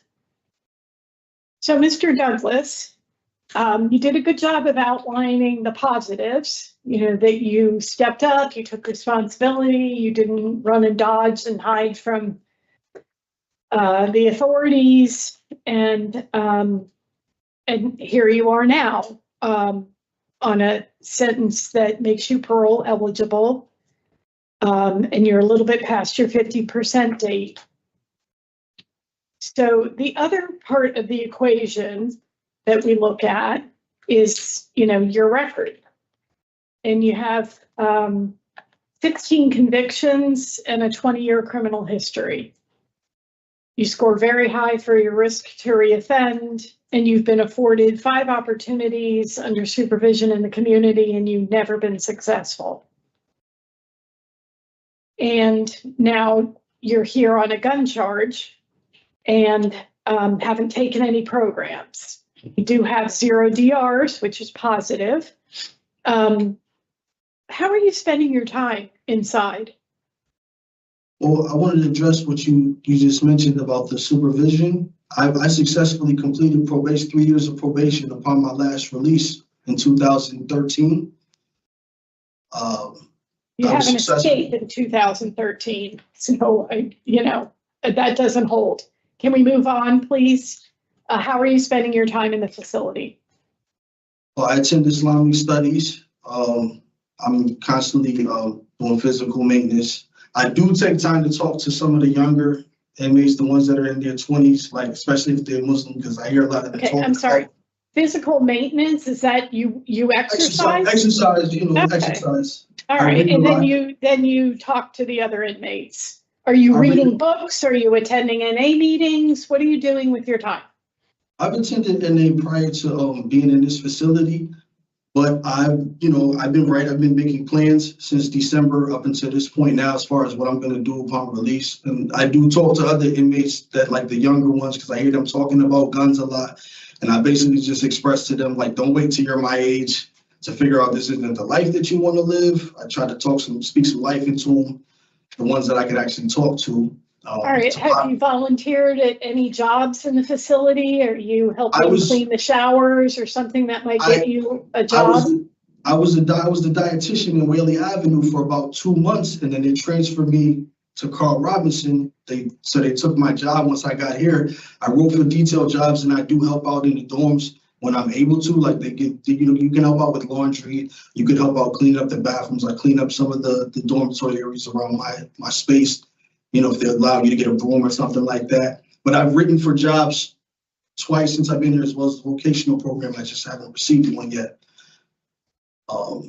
Why did you have a shotgun? Protection. I was actually the victim of a targeted shooting, a robbery in 2021, late 2021, 2022. And after that. Did you get the shotgun? Where did I get it? Mm-hmm. I bought it from a mutual acquaintance of mine. Okay. Did you take it to the range and practice how to load it and discharge? And I barely ever brought that outside the time that I got caught. I had that in the house, and I purchased it because I felt like a shotgun is more or less something for protection of the house, not like a handgun or an automatic weapon or something like that. All in all, it was a poor choice. It was foolish to have it. I'm a felon. I'm not supposed to have it, obviously. And I understand how that could impact others. Like somebody had to take time out of their day to pause their life, call the authorities, because I created a situation that was unsafe. And I'm disappointed. I'm disappointed in myself. The parole officer indicates that you would carry illegal firearms when you were in the community. Did you have access to other guns? No. So, who was living with you in this home where you were storing the shotgun before you put it in the U-Haul? I had, it was my second wife. We're separated now. Any kids? No children in the house. I have 5 cats though. Did your wife know that you had a shotgun? My second wife, she knew that there was a shotgun in the house. I kept it in the basement, more or less.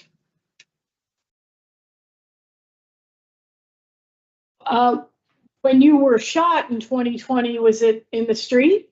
There's a correction. I wasn't shot, but I was an attempted robbery and I was shot at. I fled the scene.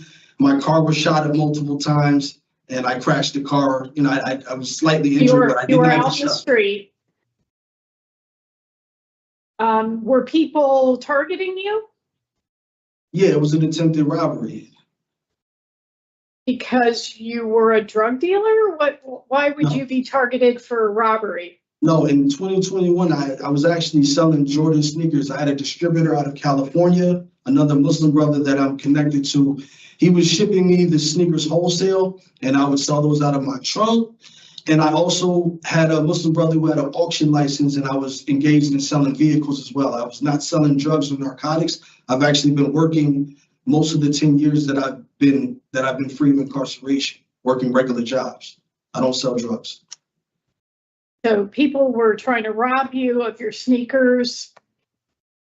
I mean, the area I was in, it's not a great area, but I was selling Jordans out of the back of my trunk, and they're expensive sneakers. I've been there multiple times. I did have a nice car at that time. My vehicle was kind of nice, and they basically tried to set me up. You called attention to yourself. Were you also selling your sneakers online? Yes, through Facebook Marketplace at times, because the person that was sending me the sneakers, that was shipping them to me, had a store online at that time.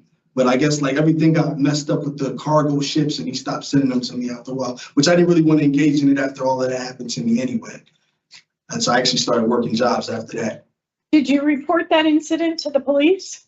Yes. Yeah, it was reported because when I pulled back up to my residence, it started there because I fled the scene and I came. Okay, I don't really need the details. Okay. It's not that relevant.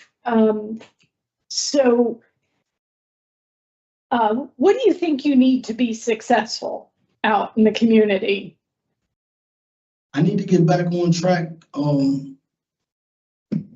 I needed to get back to the basics. But like I said, during the time that I was out on bond, I reconnected with my mental health provider on a regular basis. I've attended therapy sessions, anger management, cognitive therapy, behavioral groups, and I've kept in constant contact with them up until the time that I was reincarcerated. I don't know if you have that information there. Do you have that letter that was submitted? From who? Strong Health and Wellness. Yes, there was a letter. I also, I heard your answer consists so far of therapy. What else do you need to be successful? I need to go to work and I need to stay home. The only reason that I was even out at the time when I was out, I was having serious problems at home. I was in the middle of a separation and I didn't want to be home. Okay, Mr. Douglas, you're really oversharing. If you can just let me ask the questions so I can get the information that I'm looking for, that would help this go a little smoother. Okay? Okay. Okay. So you are addressing your mental health needs there in the facility. How are you feeling about your mental health? I feel good. I feel optimistic. I'm fully aware of my choices and my decisions at this point, how they affect myself and others. Okay. So is your plan when you're back in the community to find another provider and continue on with your medications? I'm still a patient with Strong Health and Wellness. When I'm released from here, I see them weekly. And like I said, I also have employment and I'm engaged, right? I see. So you said you understand how your criminal behavior affects others. So in this instance, the police obtained a search warrant for the U-Haul and found the shotgun. Who do you think was affected by your choices in this case? Personally, myself, obviously, the whoever felt the need to call the authorities that was connected to the people that I were with because they felt unsafe. You know, police had to take time out of their day to address a situation that was foolish and frivolous that I didn't need to have myself involved in the first place. It affects my daughter as well. It takes time away from her that I could be spending and continue to develop a relationship with her. I have pets and I have a strong support network of people that are right now taking care of everything that I'm supposed to be taking care of at home, financially, you know, my bill, helping me with bills, making sure that my home is stable. And, you know, all of that burden is on them all because I made bad choices and they're good enough to look out for me because I built those relationships with people. And society, you're very fortunate. Society as a whole, you know, I can't be running around with weapons for no, like the situation could have been so much worse. If I did feel the need to have to defend myself or if something went left, I could be stuck in here for decades or lose my life or somebody else lose theirs. Mm-hmm. Right, because if you're willing to carry a firearm, you're willing to use it.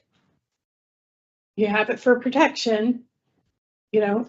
You're not going to carry around an unloaded firearm and think that you are protecting yourself. And without any training with the firearm, you put everybody around you in danger. You never know how much or how little pressure on the trigger before the gun discharges. They all handle differently. It was a foolish thought as well, because in my mind, I said to myself, just even having this, if something did occur where somebody was trying to do something to me or I came across a situation like that, just the sight of this, you know, would probably scare them off or run them away. But all in all, it's just a dangerous, risky situation it was unnecessary for me to have. You're making an unreasonable gamble that they also are not carrying. They see a gun, they're going to pull out what they have. It's probably loaded, and then you're dead in the street over a pair of sneakers. So, okay. Thanks for talking with me, Mr. Douglas. Thank you, Madam Chair. Thank you, Ms. Turner. Ms. Gia? Right, I don't have any questions either. Oh, I'm sorry. We haven't been able to reach your proposed sponsor. So, she's been waiting on the phone call, and she said that she never received the call. She left messages on the answering machine for whoever deals with parole. Because she told me the same thing. I'm in constant contact with her every day. It's my first ex-wife. And she said, okay, I'll call, and she left messages and didn't On see. April 14th at 11:15, Officer Williams left a message. Again, on April 15th, Officer Williams left a message at 9 a.m. Attempts have been made, sir. Do you know what phone number he's calling? The one that you provided to him. But we're done with the questions, so we're going to move on. We can sort that out offline. You don't want to put phone numbers on Sure. in today's hearing. It's all No, public. I forget this is public. Okay. Yeah, it's all good. All right, Mr. Douglas, we're going to talk about your case now, so you can listen. Do not interrupt. All right, Ms. Turner, what are you thinking? Well, it's been quite a journey. There are, just a sad number of negatives in Mr. Douglas's column.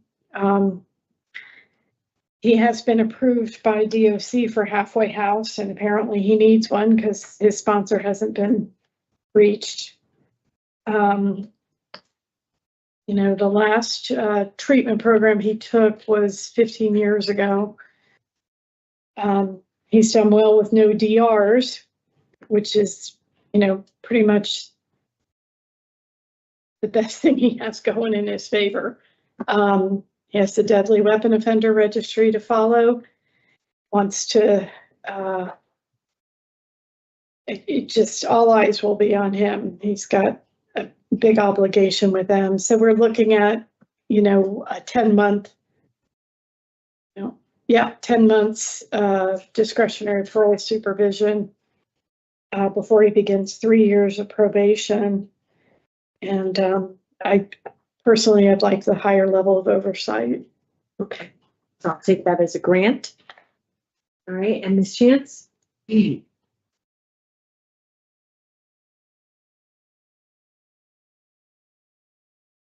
sounded good today. I really didn't have him going on today. But he sounded a lot better in person than he does on paper, so I guess I would go along with the discretionary. I agree. I thought Mr. Douglas sounded a lot better today than my review of him on paper.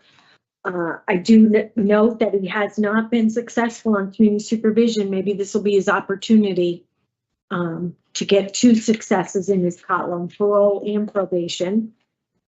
He does, I like the idea that he's already got mental health treatment lined up, and that it's a continuation from his prior time in the community. Also the fact that he's got employment situated. I think those are pluses. He has, I think he sounds mature, and I'd like to give him an opportunity. So I'm also in agreement.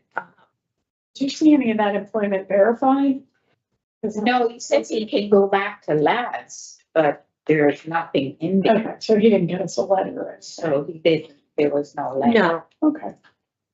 But Just in terms of writing the decision, I didn't want, and I wanted to be sure I wasn't overlooking. yes, so I usually just write the possibility of returning to labs and knowing labs. Well, I do. And I write it that he claims he has a job unverified. Okay, so we're going to do halfway house if needed. Mental health evaluation and treatment because he's a 3. Yeah. I don't have any victims and no co-defendants. Anything else? Nope. Okay. So in the matter of Mark Douglas, 306-322, I make a motion to grant discretionary parole on or after April 28, 2026, with the following stipulations. Halfway house if needed, and mental health evaluation and treatment as deemed necessary. Do I have a second? All in favor? Aye. Well, Mr. Douglas, we wish you the best of luck. This is your opportunity to kind of turn things around for yourself. I appreciate that. Can I ask a question now? Okay. What do I need to do is in regard to reaching out to my sponsor, because I talk to her every day. Okay. She said I have Well, to talk. Go ahead, let parole. I'll call you in tomorrow and I'll call you down and go over everything with you. Sure. Okay. Right. She works after 6, so. I'll call you down tomorrow when I'm in it. Okay, All right, good luck to you. thank you. You're welcome. This concludes the hearing for one Douglas 306-322.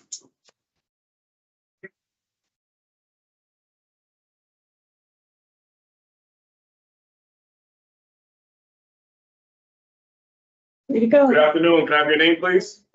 Neil Spardone? Perfect.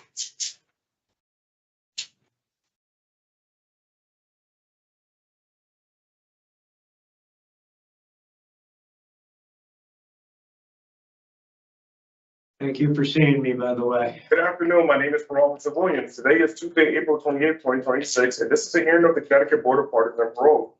Following board members are present this afternoon, and by stating their names on the record, certify they reviewed all statutory required documents and available further information in preparation for this hearing. Deborah Smith Palmieri. George Chance. Nancy Turner. Please state your name and inmate number for the record. Neil Spardone, 354115. This hearing is being conducted in consideration for a parole application for Neil Spardone, 354115. He is serving a sentence of 8 years execution suspended 3 years for 3 years probation for violation of harassment, violation of protective order, assault third degree, and violation of protective order. As of today, records reflect a eligibility date of June 20th, 2026.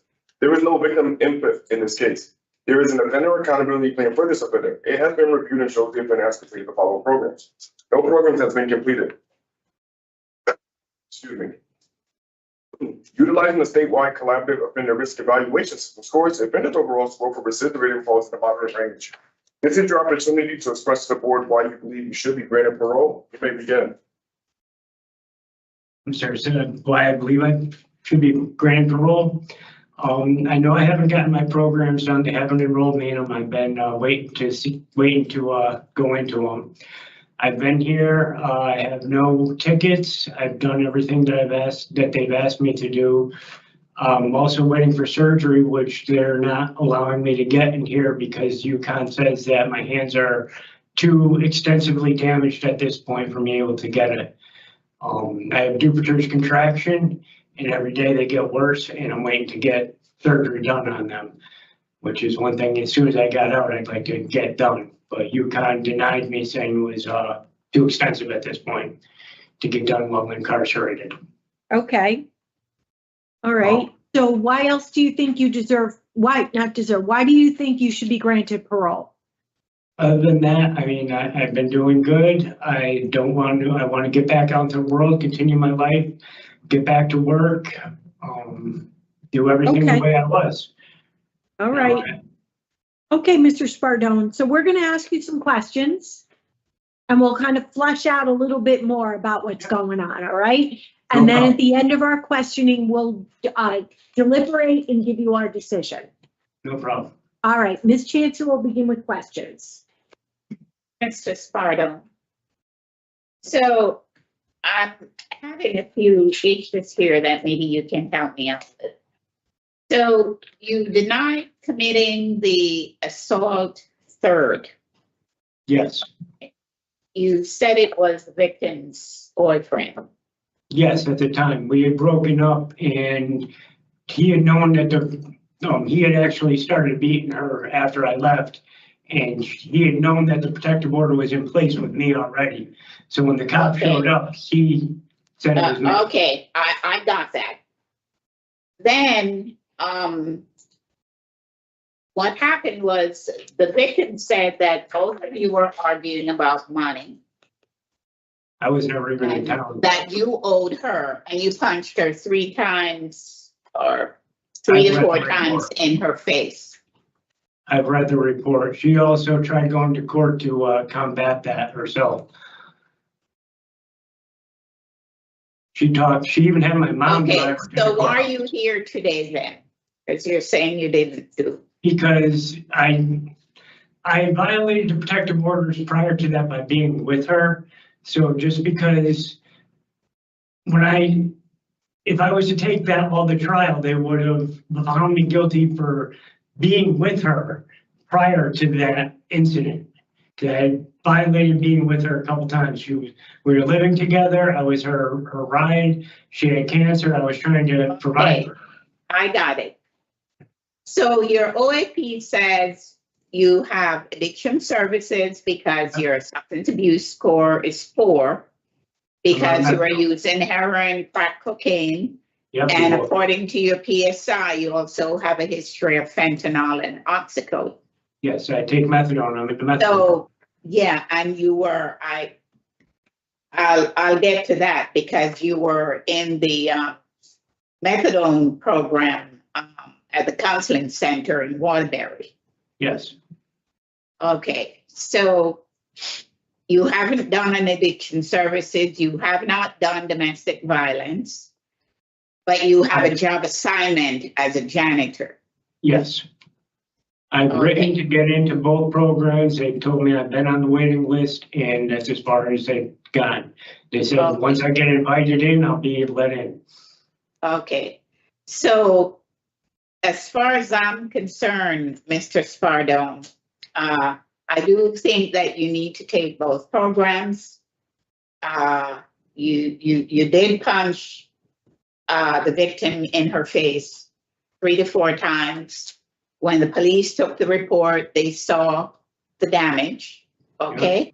I appreciate the fact that you're working as a janitor and that you want to go out to take care of your medical and mental health.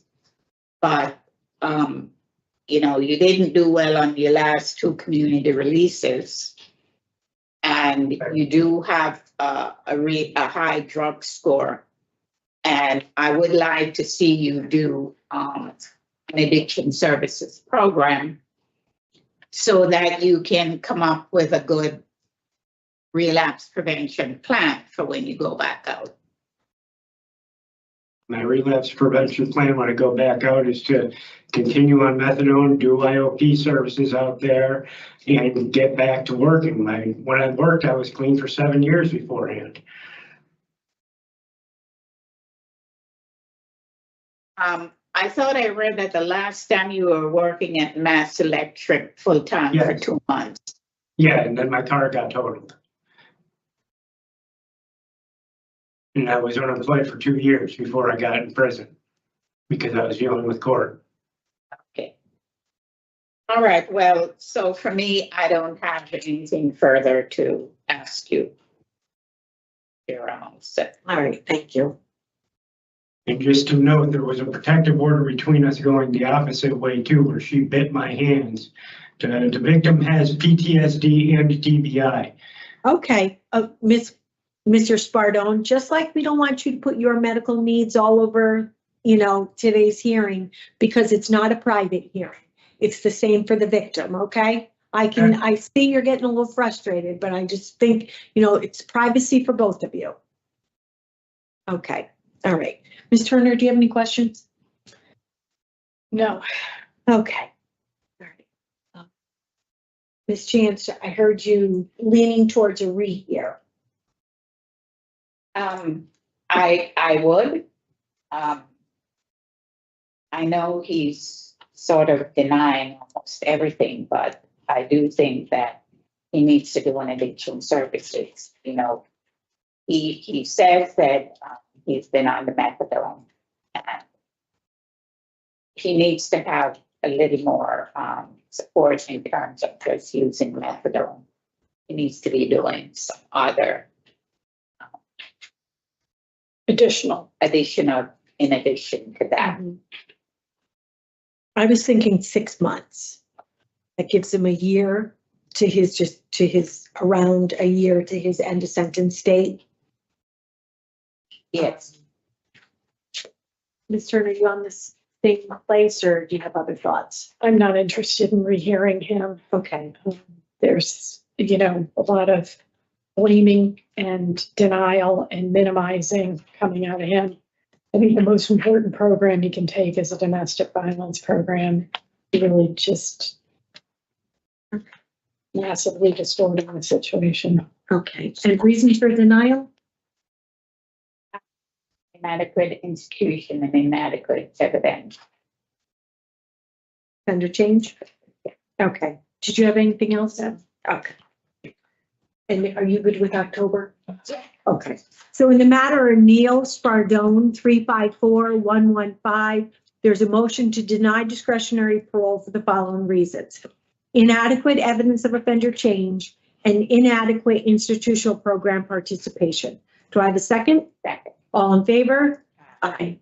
And then the panel members, Chance and myself, Smith Palmieri, are interested in having Mr. Spardone come back for another hearing in October 2026, at which time we recommend that he do an addiction services program, the domestic violence program, and any other positive program that he can get into before that time and remain DR free. All right. So Mr. Spardone, we will see you again in October. Thank you. You're welcome. This includes a hearing for Neil Spardone, 354.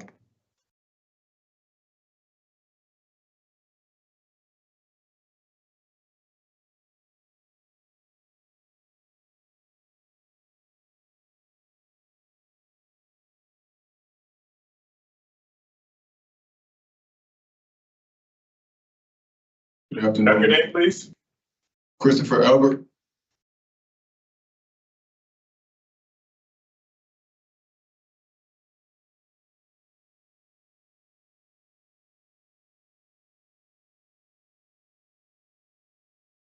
Good afternoon. My name is Officer Williams. Today is Tuesday, April 28th, 2026, and this is the hearing of the Connecticut Board of Pardon and Parole.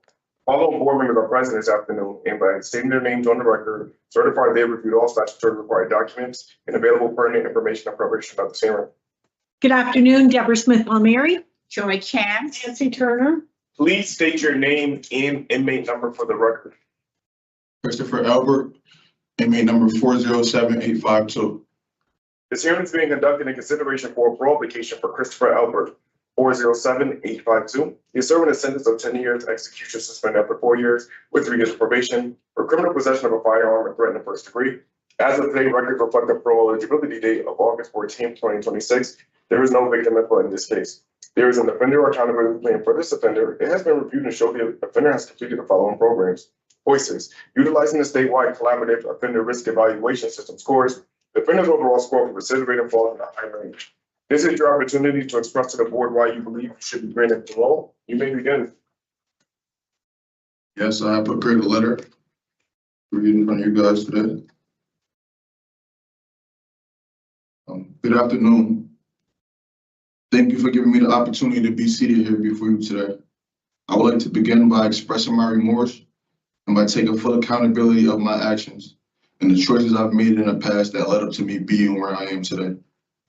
Since being incarcerated, I've had the time and structure to reflect deeply on my behavior and the impact of my actions on others. I sincerely regret my actions and would like to apologize to everyone who has been affected emotionally, physically, and mentally by the crimes I've committed. This experience has not been easy, but I can say it has been necessary in order for me to confront who I was and who I want to become. It has taught me the importance of making responsible choices and understanding consequences before acting. During my incarceration, I have devoted my time to rehabilitating myself and working on becoming a better person by participating, volunteering, and successfully completing all programs allowed to me by the Department of Corrections, such as Voices, Tier 2, and now starting Jericho Circle on the 30th of this month. All programs which give insight on things of importance like addiction recovery, coping mechanisms, impulse control, and other valuable life skills. I've also established discipline and a sense of routine by maintaining a job as the unit janitor and remaining DR free. Voices had made me aware of what a victim is. A victim isn't just someone whom an act of violence has been committed against. A victim is anyone personally affected by a crime, such as friends, family, and your community. I now recognize how my decisions have affected not only the victim, but also my family, my community, and even my own future. And I would once again like to apologize. Tier 2 has informed me that addiction comes in various ways. It is not just classified as being an intense drug user. The thrill you receive from committing a certain act of violence is equally as addicting. Addiction can easily create a false sense of reality and cause someone to become addicted to a certain lifestyle or a way of living as well, and I feel as if that was the problem I had. With all of this knowledge, I have come to understand the respect for others, for the law, and for myself. My goal is to now live a lawful, productive life, contribute positively to my community, and to never repeat the mistakes that brought me here. I am very fortunate to have an incredible support system who provides me with the reassurance and confidence needed while I am determined to change the narrative of my life. With the support of instructors from Lincoln Tech, I plan on using my HVAC certification to help me obtain an apprenticeship position as an HVAC technician. And with the continued support of my family and friends, I am very confident that I will have so much to offer to society if given the opportunity here today. I respectfully ask that you consider my progress, my remorse, and my commitment to change when reviewing my case. I understand that trust must be earned, and I am prepared to continue proving through my actions that I am capable of being a responsible and constructive member of society. Once again, I would like to thank you for your time and consideration. Okay, Mr. Albert, thank you for that. I mean, it was very nicely written, covered a lot of information there. You know, listening to you read that, you sound very put together, very articulate. And then I look at the charge before us today and what you were on for before when you were 16, the assault with the firearms. And, you know, it's hard to reconcile the two people. Yeah. So I read that this is a road rage incident and that somebody threw a bottle at your car and you brandish a firearm. Yes, that's true. Okay. Then when they arrest you, you have an extensive amount of ammunition in the car, an extended magazine on the firearm, and this is all over a cup. So I guess you need to help me understand why you, after having been on probation, for having committed 2 assaults with a firearm, why you had another gun in your car. Okay. Well, I would just like to say, like, due to like personal fear and past traumatic events, I feel like, you know, gun violence has left me feeling uneasy and anxious in certain situations. And, you know, like losing friends, seeing people injured, killed in front of me, kind of like viewed how it changed how I viewed the future. You know what I'm saying? It causing me to worry about the safety of myself, my friends, my family, you know, and then I felt like I had like the weight of the world on my shoulders. But now that I've done this time, I realized like the only way I can change that is due to like changing my people, places and things, meaning the people I deal with, the places I you know, go on a daily basis, and the things I do on a daily basis. I know like there's no excuse for what I've done in the past, and I'm not wanting to make excuses. I take full accountability for everything I've done, but I'm just, you know, just asking for a second chance to just prove that I'm the person that I'm willing to become, you know. Okay. Well, you know, you're only 26 years old. That other incident, you were 16 years old. I always struggle, and it's not just you, when someone says, well, I had that gun for personal protection. You know, I was afraid for my family. I mean, what were you going to do with that gun? Were you going to shoot somebody again?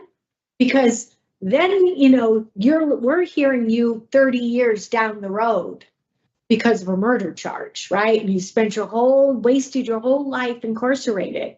I mean, I just, it's hard for me, again, to reconcile that thinking with logic. Maybe that's the way to put it. So what were you in? Well, you were not working. What were you involved in that made you feel like you needed to protect yourself? Like I said, just no criminal activities of any sort. It was just, you know, like I said, me catching that case at 15 years old and, you know, doing the time I did for the previous charge. I just, you know, like just personal fear, like anxiety, you know, of losses and grief. But like I said, like having that firearm wasn't the right way to go about things. Like I feel like, you know, conflict resolution programs, anger management groups, things of that nature is a proper way to go about the fear and the things of that nature. But yeah, and why so much ammunition? You know, I mean, who did you think you were going to battle with? It wasn't like, no explanation for that. Yeah. I apologize for having that. Yeah. It wasn't more so like war or anything of that nature. Just like I said, I knew I didn't need to have all of that. It was an excessive amount of fire ammunition. There was no need for me to have that firearm. It was just my way of thinking at the moment. I can't change that. But me doing this time, this 18 months I've been here, I have the time to change my mindset and the way I view things and the way I go about protecting myself and handling situations. At that moment, I didn't have the mindset I have now. So I'm here in front of you today, just asking for an opportunity to prove that I'm able to become a constructive member of society. So you were not working at the time, No, am I right? No, I was about to attend school. I went to school I went to Lincoln Tech for HVAC. Yeah, I saw that. But did you start school after you were arrested? Yeah, I was already enrolled. I started school 9 days later. I was already enrolled. So I was, preparing myself to go to school because I had to go to school from 7:30 to 3 in the afternoon. So, my schedule would have been busy. Okay, all right.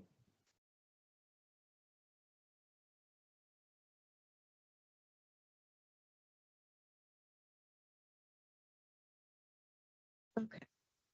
You're in school, you did the HVAC program. Yes, I ma'am. saw that. So that's what you were doing while you were out on bond? Were you doing anything else? Going to counseling or? I was just focusing on that and, just helping my family, supporting my mom, making sure everything's good around the house. I was looking for employment, but a lot of the job opportunities I was willing to find were during my school hours. So it was hard to kind of juggle that.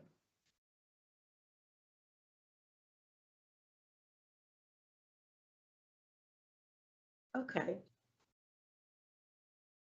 So you have a 4-year sentence with 3 years probation. Yes, ma'am. You've done about 18 months because you were out on bond, right? Yes. When are you starting the Jericho Circle?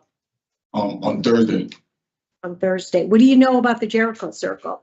I know it's a good program, help me with emotional well-being, offers coping mechanisms, better thought processes and strategies and ways to overcome my feelings and my impulse. Yeah, it's a really good program. Yeah, for somebody your age especially. You haven't done the New Thoughts program yet, right? That's still on, you're still waiting for that? I have a request right here, actually. Yep. But I know they said it was on my way, Pete. Yes, it is. Yeah, I have a request right here, honestly, to show why I haven't. I had wrote New Thoughts, and they said I had wrote them on November 4th of 2025. Okay. I told them I've been writing for the past few months, expressing my interest in taking and completing the program and wondering if I would be able to be put in the next available program. Okay. They responded back to me and said, you do not have New Thoughts on your current OAP. You are on the volunteer wait list and will be fit onto a program in order of volunteers list. All right. Okay. So I also read that you were doing some treatment for anger management and impulse control. Were you doing anything treatment in the community for that or since you've been in? Truthfully, honestly, no. When I was on probation, I had did some things. So Okay. it kind of offered me, coping mechanisms. All right. As far as like, listening to music and changing my thought process and, how to just like isolate myself and isolate my thoughts. So you realize that you realize you have 2 gun convictions now, right? Yes. Yeah. And you're only 26 years old. Yes, ma'am. Yeah, that's really serious business. You regardless of what happens today or down the road, if you continue down this path, you'll find yourself either in federal custody doing time out in Oklahoma someplace, or doing a state sentence for 10 years next time. And that's not my intention. So I hope not. You have a good career path ahead of you. I think it's impressive that you finished school. I know trade schools are not that easy. They are a commitment. So, all right, Mr. Albert, I'm all done with my questions. Let me see what my colleagues have to ask about. Ms. Turner? Mr. Albert, these people that you had this conflict with in the car, did you know them? No. You didn't know them from around the community? No. So as my colleague pointed out, this is your second gun conviction, and your sentences are only going to get longer. Your last sentence was 5 years with 2 to serve. Now it's 10 years with 4 to serve. You have the deadly weapon offender registry ahead of you, and I hope you'll take that seriously. Yes, ma'am, I will. How are you going to deal with the past trauma and the anxiety without carrying a firearm? I plan on, doing conflict resolution programs, anger management, things of that nature. If I'm given an opportunity on parole, I can ask my parole officer to put me in those programs. And if you're not? I will do them here if I have to. If given the opportunity to, I will. Okay, those are two completely different statements. If given the opportunity, I will. If I have to, I will. No, I mean, I'm going to say like. Please don't. I want to talk to you. Yes, ma'am. So, do you understand that it's to your own betterment to take these programs? I mean, you sat before the judge and you said it was like an impulse and anger thing. Yes, ma'am. And, after deciding to shoot 2 people, in your youth, you clearly didn't get a handle on this problem.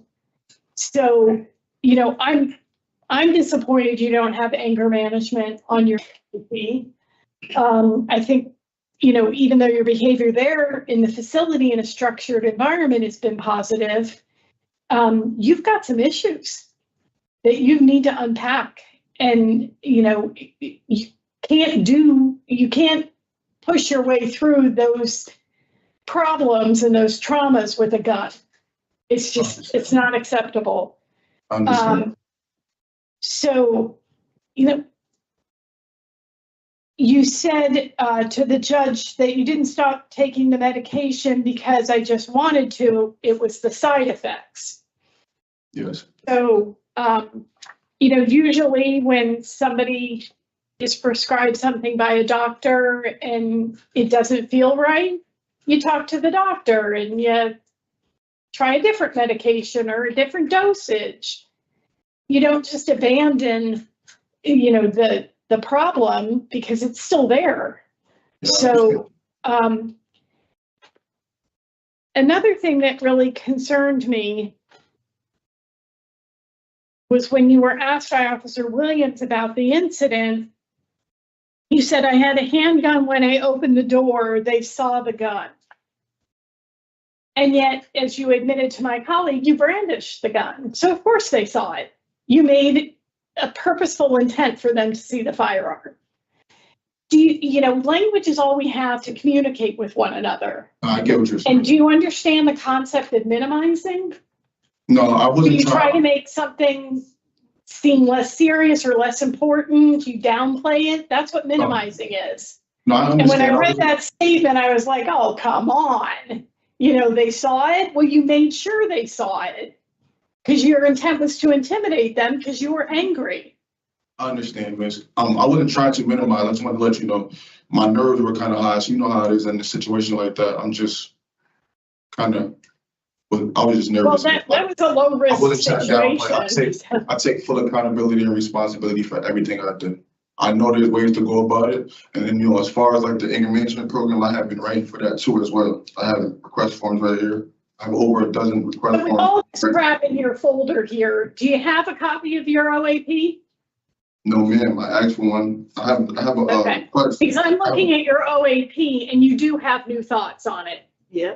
Hold on, So it's Ms. very disappointing that you would have gotten that response from the counselor there in the facility. And I would encourage you to still ask for it. You're not eligible until the middle of August. I understand. Can you just put all that aside for a minute while we're talking? Yes, ma'am, my You're not eligible until the middle of August. So you've got a good window of time to get a few more programs under your belt to position you to be successful. And I'm going to encourage you to do anger management and new thoughts. Yes, ma'am. Because, this has been a persistent problem for you, 10 years at a minimum. And the anger issues, and you need to understand what's going on for you and come up with some ways to cope that don't involve impulsivity, anger, aggression, and crime. Yes, ma'am, I understand. Yeah. You have 6 years. I want to remind you of the sentence hanging over your head. And, if you violate probation, you could be made to serve those 6 years in the facility. So you haven't been successful on probation in the past. And so you need to put forth a really solid effort. If you're granted parole today, your parole officer is there to help you be successful. There's somebody who has access to resources and programs that will help you. But you have to develop the relationship with the parole officer. They're not just there for accountability. And they have arrest powers. So you screw up and they find you and they bring you back. It's not a long process of documenting all your missed appointments and dirty urines and going before a judge and getting a warrant and coming looking for you. Yes, ma'am, I understand. Okay, good. I mean, Mr. Elbert, you have tremendous potential. Thank you, I appreciate that. Don't ruin it, like these, you got to get a handle on your issues. Because in the moment, you don't make the right choices. So I hope you'll be successful. But understand you still have work to do. Yes, Nobody's ma'am. perfect. And I understand. Can I touch bases on the anger management thing with you, if you don't mind, real quick? what do you want to tell me?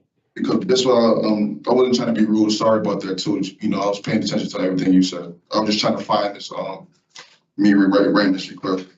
So this is a request I wrote on September 17th of 2025, writing to my unit counselor.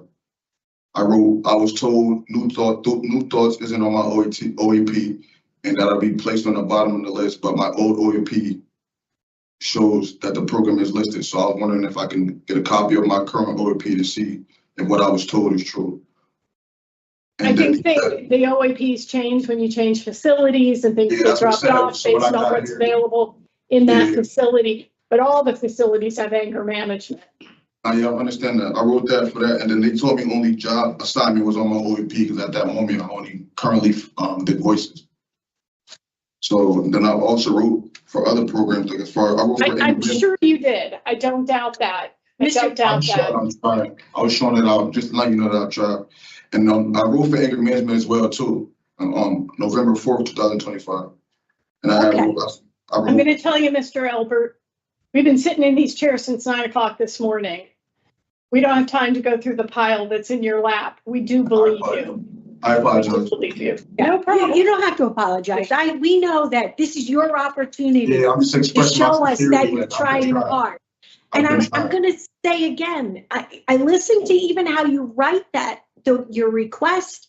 You're very articulate. It's just so disappointing that this is, how you respond to situations. So let's see if Ms. Chance has some questions for you. I'm sure she does. I don't have any questions because between you and Ms. Turner, questions and I have your answer. I do have good hopes for Mr. Elbert, but I do agree that he could do with the new thoughts and the anger management. Yeah. Okay. All right, Mr. Albert, we don't have any other questions. Let us discuss your case and we'll give you our decision in just a few minutes. So you just sit there. We'll be back with you. So as I said, I'll say it again, you know, the opening statement was very well written, very articulate. When I was viewing this, my first question was, he was out on bond, what was he doing? You know, I want to know if people are being productive. And he was going to school, he finished the HVAC program at Lincoln Tech. I think that's, you know, really important, give him great opportunities going forward in his life. It's a career. Yeah, to support himself, be independent, be proud of what he can accomplish. He did do the Voices program. I thought he got what we wanted him to get out of that. He had some good insights. The tier program, I'm hopeful that he can continue with the Jericho Circle. We've heard good things about that. Also, an opportunity for especially young people to learn how to communicate and express themselves. You know, it's hard to reconcile that he's already been on probation for a firearms charge at such a young age, and here we are again. So this is 2. You know, I was very undecided coming in, and still, actually, to tell you the truth, undecided. As Ms. Turner pointed out, his parole eligibility date is not until August, so there is still time to do new thoughts and participate in the Jericho Circle. So I think for me today, I would be willing to grant discretionary parole, knowing that he still has a few months to do those programs. We didn't talk about his release. His mother has agreed that he can come home. She will sponsor him again. And, you know, I'm sure that he can find an apprenticeship with an HVAC program. So that's where I'm at. I am also supportive. I'm kind of surprising myself that I'm supportive because on paper, this is just ridiculous. I was coming out of a shop yesterday evening and there were people in the parking lot in conflict with one another. And it looked like a parking situation. And you just never know. And it made me very uncomfortable and very concerned. And you know, we just need to take everything down a notch. And I want to make sure that Mr. Elbert understands that for the rest of his life, he's prohibited from having firearms and ammunition. Yes, ma'am, I do understand. Okay. I've also, sorry, I didn't mean to cut you guys off. Let us finish, okay? All right, Ms. Chance? I agree that he could spend the rest of time there completing the thoughts and whatever other parts of the Jericho Circle. I would have liked to have seen him, the difference between now and then. Well, and the beauty is we can stipulate anger management. I do have it as one of my stipulations. Yeah. Along with mental health. Thank you. All right. I'm sorry. I also have a general no contact. We did have the name of the victim who was with the driver. The driver was a juvenile, but the victim, I'll just give the initials for now, is AR. Yeah. And I'll give you the spelling if you need it. Yeah, I have that. We don't have the juvenile though. Right, because okay. If the juvenile, but we do have that one victim name. And the co-defendant that was in the car. You know, she was a passenger. I didn't think of her as a co-defendant necessarily. Okay. Are you still involved with Ms. Williams? Yes. Okay. All right. Don't put her in jeopardy. No, Don't put her in jeopardy. I wouldn't miss. Well, you did. I know. I won't do it. Okay. So in the matter of Christopher Elbert, 407-852, there's a motion to grant discretionary parole on or after August 14th, 2026 with the following stipulations. Mental health evaluation and treatment as deemed appropriate, community-based treatment for anger management, and no contact with the victim AR. Do I have a second? Second. All in favor? Aye. All right, Mr. Albert, you did well today, and we're encouraged that you can go out in the community and live a nice, quiet, productive life. I appreciate All you right. guys. And if you can do new thoughts and participate in the Jericho Circle before you get out, you'll be even that much stronger Yes, in ma'am. terms of what skills you need, okay? I appreciate you guys. All right, Good luck. good luck. This Thank includes a hearing for Christopher Albert 407-852. This is, Thank you. conclude the hearing for Carl Robinson today. Thank you. You guys have a good day.